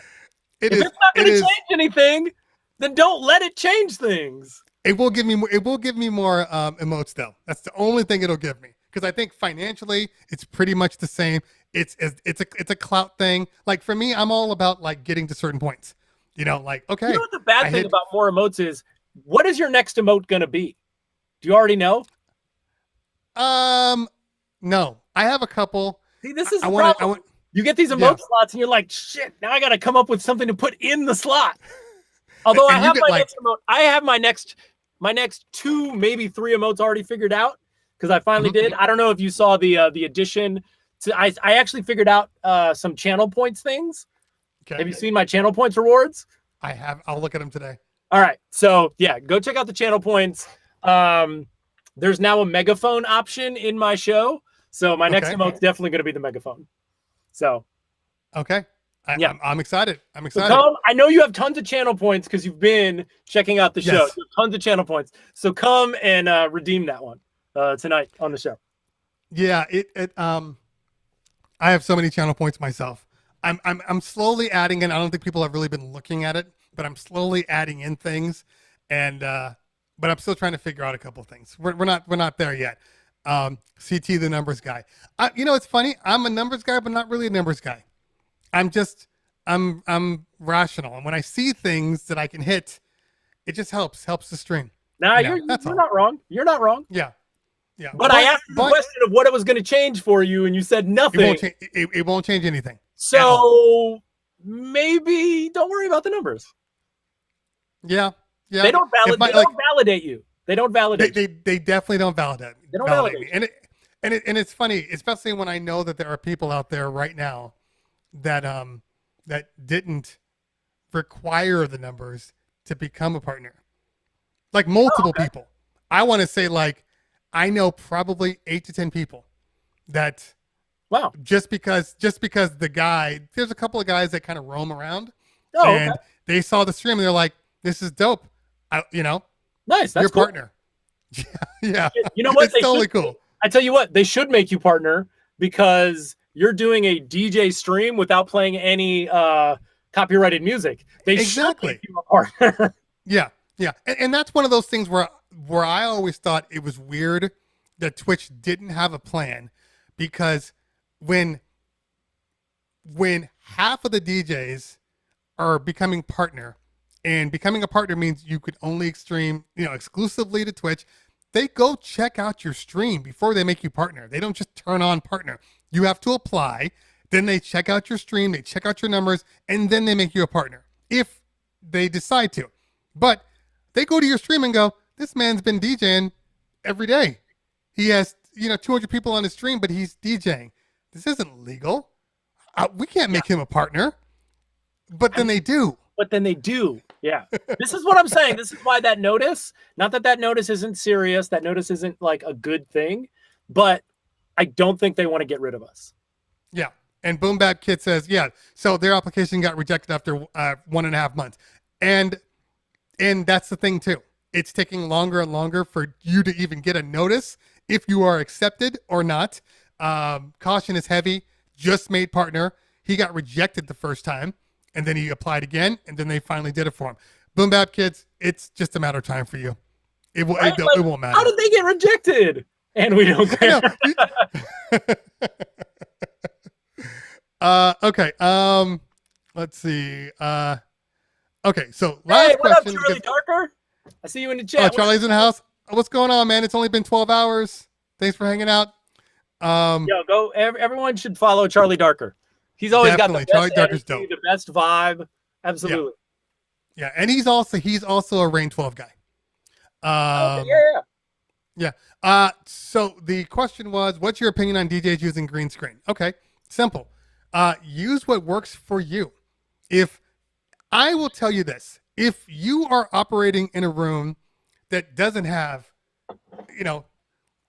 pictures and lighting and all these things that you can use to kind of spice up your background, if you don't have that, or you have your bed and a whole bunch of crap everywhere and your walls are ugly and different colors, put up a green screen.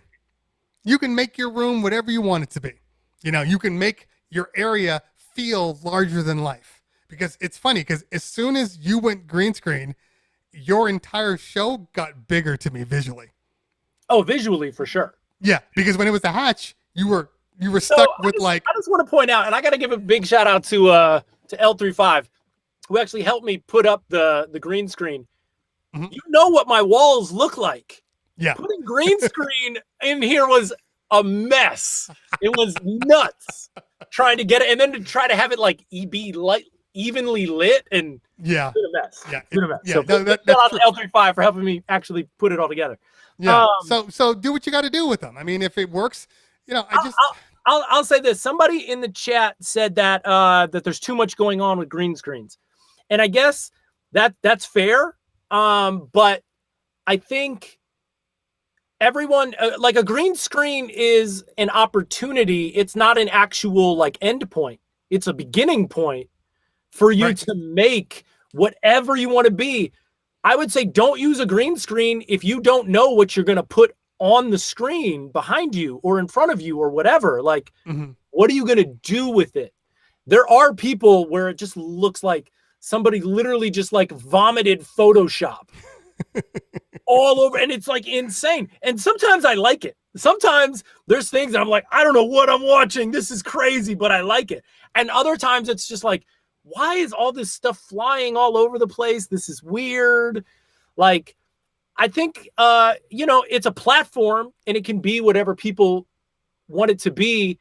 And I think that the feedback of oh, it's too crazy and whatever, that's fair, because people are oh, cool. It's they open Pandora's box and they just take everything and they put it on. To me, the idea is just like you would want with your DJ program. What are you going for? What's the end goal? it's an aesthetic thing that you're doing, just like what it sounds like matters, what it looks like matters. So Right. yeah, get a green screen, but realize like people are now looking at something specific that you have to create and you have to present. You have to tell people what they're going to look at now, instead of, maybe just cleaning up your room a little bit. Yeah. Right. Yeah. And I've been on the fence both ways. I've done green screen. I've done regular. And the green screen, to me, the problem with green screen for me was I always wanted to do more. And because I wanted to do more, which meant I was going to be taking more time to do more. And that now I'm struggling. Like I did, my first one was Matrix. I did a whole Matrix scene where I was in the mirrors and in the computers, and we literally watched the whole movie as I did that. Okay. Very cool. Yeah. Yeah. But that's a lot of work. Like I had to pull the video in. I got to cut it all up. I got to make the loop points. You're telling me I've spent a lot of time doing visual stuff for my stream. I've enjoyed learning new things. I've enjoyed doing it, but it's been a lot of time, right? Exactly. I did a guest stream on Private Stock Records like a week and a half ago, and I did a whole new look in Resolume just for their stream because I wanted to try some new things out. Mm-hmm. So I did a whole thing that I used once. I suppose I could use it again, but I'll probably just apply what I learned from doing that to other things. But gotcha. Also, the other thing is the concept of green screen can mean a lot of different things. On Halloween, I dressed up in an all green suit with the green screen.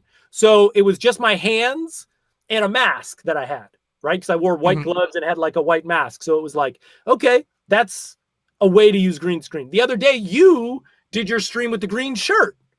Right. Or that was you, right? It was a shirt. That was me. Yeah. Yeah. And I loved it. I was like, yo, this is fresh. Just the pacing of the visuals and what you picked out. I was like, this is really cool and so easy. You wore a green shirt. So I think sometimes you got to look at like kind of bang for the buck is like, you only got so much time.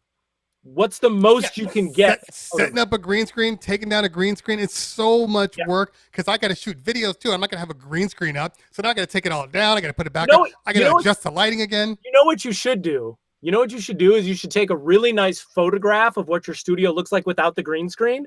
I've done that. Then green screen it and then just put the photo up behind you.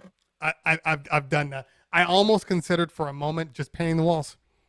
But if I'm not doing the green screen, I'm not going to look good with green walls like that. It's going to be a clash. That was my big green screen reveal. Was I had taken a picture and it looked like I was just streaming in my normal studio. Yes, right. I just clicked it off. Yeah, agreed. Let's see here. Okay, we are definitely ending this show. As much as I love you, man. Yo, you stop asking me questions. I'll stop answering them. Let's see. Misty Mountain says, what did she say? I think some DJs are trying to create a green screen to give a club atmosphere, but when they're not engaged with their viewers, it's like having a viewer stare. Yeah. A lot of when Twitch first started getting a lot of DJs, that was the thing. I'm DJing on a stage and there's a whole bunch of fake people and it's a whole club environment. They got our fake lights and all those things. I love my fake people. My fake people are the most fun, ridiculous thing ever. But your fake people are different. Like my favorite guys, Jim and I posted it out. DJ Scene, he's been using kind of the same visuals since we started. Yeah. I still am not tired of them. They're just dope. How he does it is dope. Simple and effective. Like he's getting a lot of bang for his buck for sure. Exactly. But then there's people you can go extreme, like Buck Rogers. Who's also using Resolume, Yeah, but his stuff. I actually didn't know that, but yeah, is he? Yeah, he is. Yeah, okay. Yeah. I said this before, and I'll say it again. And if Buck Rogers was here, I would say it to his face, and he'd probably agree. When he first started, he was using the graphics and the green screen to do his community, to do his communication. I will let my visuals do the talking, but he wasn't talking. and his numbers were super low. He's got it figured out now. Yeah, right, exactly. Then he started talking to people. Yeah. He started engaging in the chat. It wasn't like but before I was like, man, I wish he would just like talk. Like there'd be all these questions, and he'd be like, yeah, whatever, and just keep doing his thing. And just like, and then now he actually turns, talks to the chat. It's so different. So different. I love the show. Green screen people are loyal. Okay. Mojax, we are getting off, man. We are getting off. I promise you that. It's just been a very engaging conversation. You don't understand what I'm going to have to deal with. I'm going to... She grew a mustache in time. I'm going to walk outside of my room, and the first thing out of my wife's mouth is going to be, she'll look at her watch. She's going to look at her watch and then just like walk away. I'm sorry. Well, yeah, I tell you what, we're both located out in LA, so we should just get coffee. You know, right? Exactly. I know we won't have this audience, and really, thank you for everybody that's checked out this really long stream. I do appreciate it. It's cool to have everybody here hanging out, especially all the questions. It's just helping my road to partner. You know, 4 hours of this. But if we go too long, we're actually going to be hurting your numbers. So I know it's going to keep dropping. Tiva asks, when's the 72 review coming out? Probably not for another 2 weeks, in all honesty. I will start doing pop-ups, and you'll start to see the Rain 72 setup, and then we'll go from there. So enough about me. Ladies and gentlemen, throw the ones in the chat if you've appreciated all 12 hours with Tim, period. Throw the ones in the chat. The serious masterclass. And obviously, this went definitely longer than it was supposed to, but the convo was amazing. And that's the most important part, that we get good convo. By the way, I just want to give a shout out to my girl. She is J Rose. I saw her in the house. Thanks for hanging out today. Everybody out, literally, there's nothing more that I can say. I mean, what time did we start? You literally ran out of things to say. I feel like I've won. I've conquered this. Oh no, you haven't conquered me. I just challenge. I feel my internal clock ticking, my internal life clock ticking, and I'm like, I got to get off this thing and maybe do some dishes or something. And also because I got to finish editing this Serato studio video. There you go. Get that done. All right. Yeah. I started at 10. No, it wasn't 10:50. I think I started at 9:50. Because I got because I got you on at around 10:20ish, I think, somewhere around there. So a long time. Yeah. I don't know. Why are you bringing up old shit? I don't know. I know. Seriously, this is kind of like it was so long ago. It feels like when we brought up that quarantine started in March. Like, did we really start at 9:50? Yeah. It's been that long already. It's all good, man. Thank you for having me on the show, man. I really appreciate it. I'm glad we got to chance to chop it up. Likewise, man. It's been a great show, and we are gonna raid my boy, Mr. Paris Paul. All right, we're up. Before we hit that raid real quick, I stream each and every Thursday and Saturday, 8:00 Pacific time. Please come through. Feel free to say what's up. Tell me that you saw this interview. Tell me that Cleveland Terry is your favorite streamer. And thank you to all the mods for, handling the chat. I appreciate it. Thank you, Cleveland, for having me on the show. And I hope I get to see a bunch of people in real life at some point. I would be so excited if I was out somewhere and they were like, yo, I saw you on Cleveland Terry's interview show. That would be dope in real life. I'm looking forward to when this happens. Yeah, whenever that is. I mean, keep the faith. We're keeping the faith. All right, we are setting up this raid right now. Hang out with us. My only thing is Earwax in the house. What's going on, man? Hey, what up? My only thing is just when you get over there, make sure you represent. Throw out my emotes. Throw out the raid. Let them know where you're coming from. And hang out. If it's not your thing, bounce. But just we want to send as many people as we can over. That's what's good about Twitch. That's what's good about the community. That's what's good about DJs being for other DJs. So hang out with us. We'll set this thing up, and as the raid is clocking down. So one more time, Shout out to Grown Up Cut Up, aka Tim Dot, and let's roll. All right. Peace, everybody. Thank you, man. Okay, let's turn off the stream here.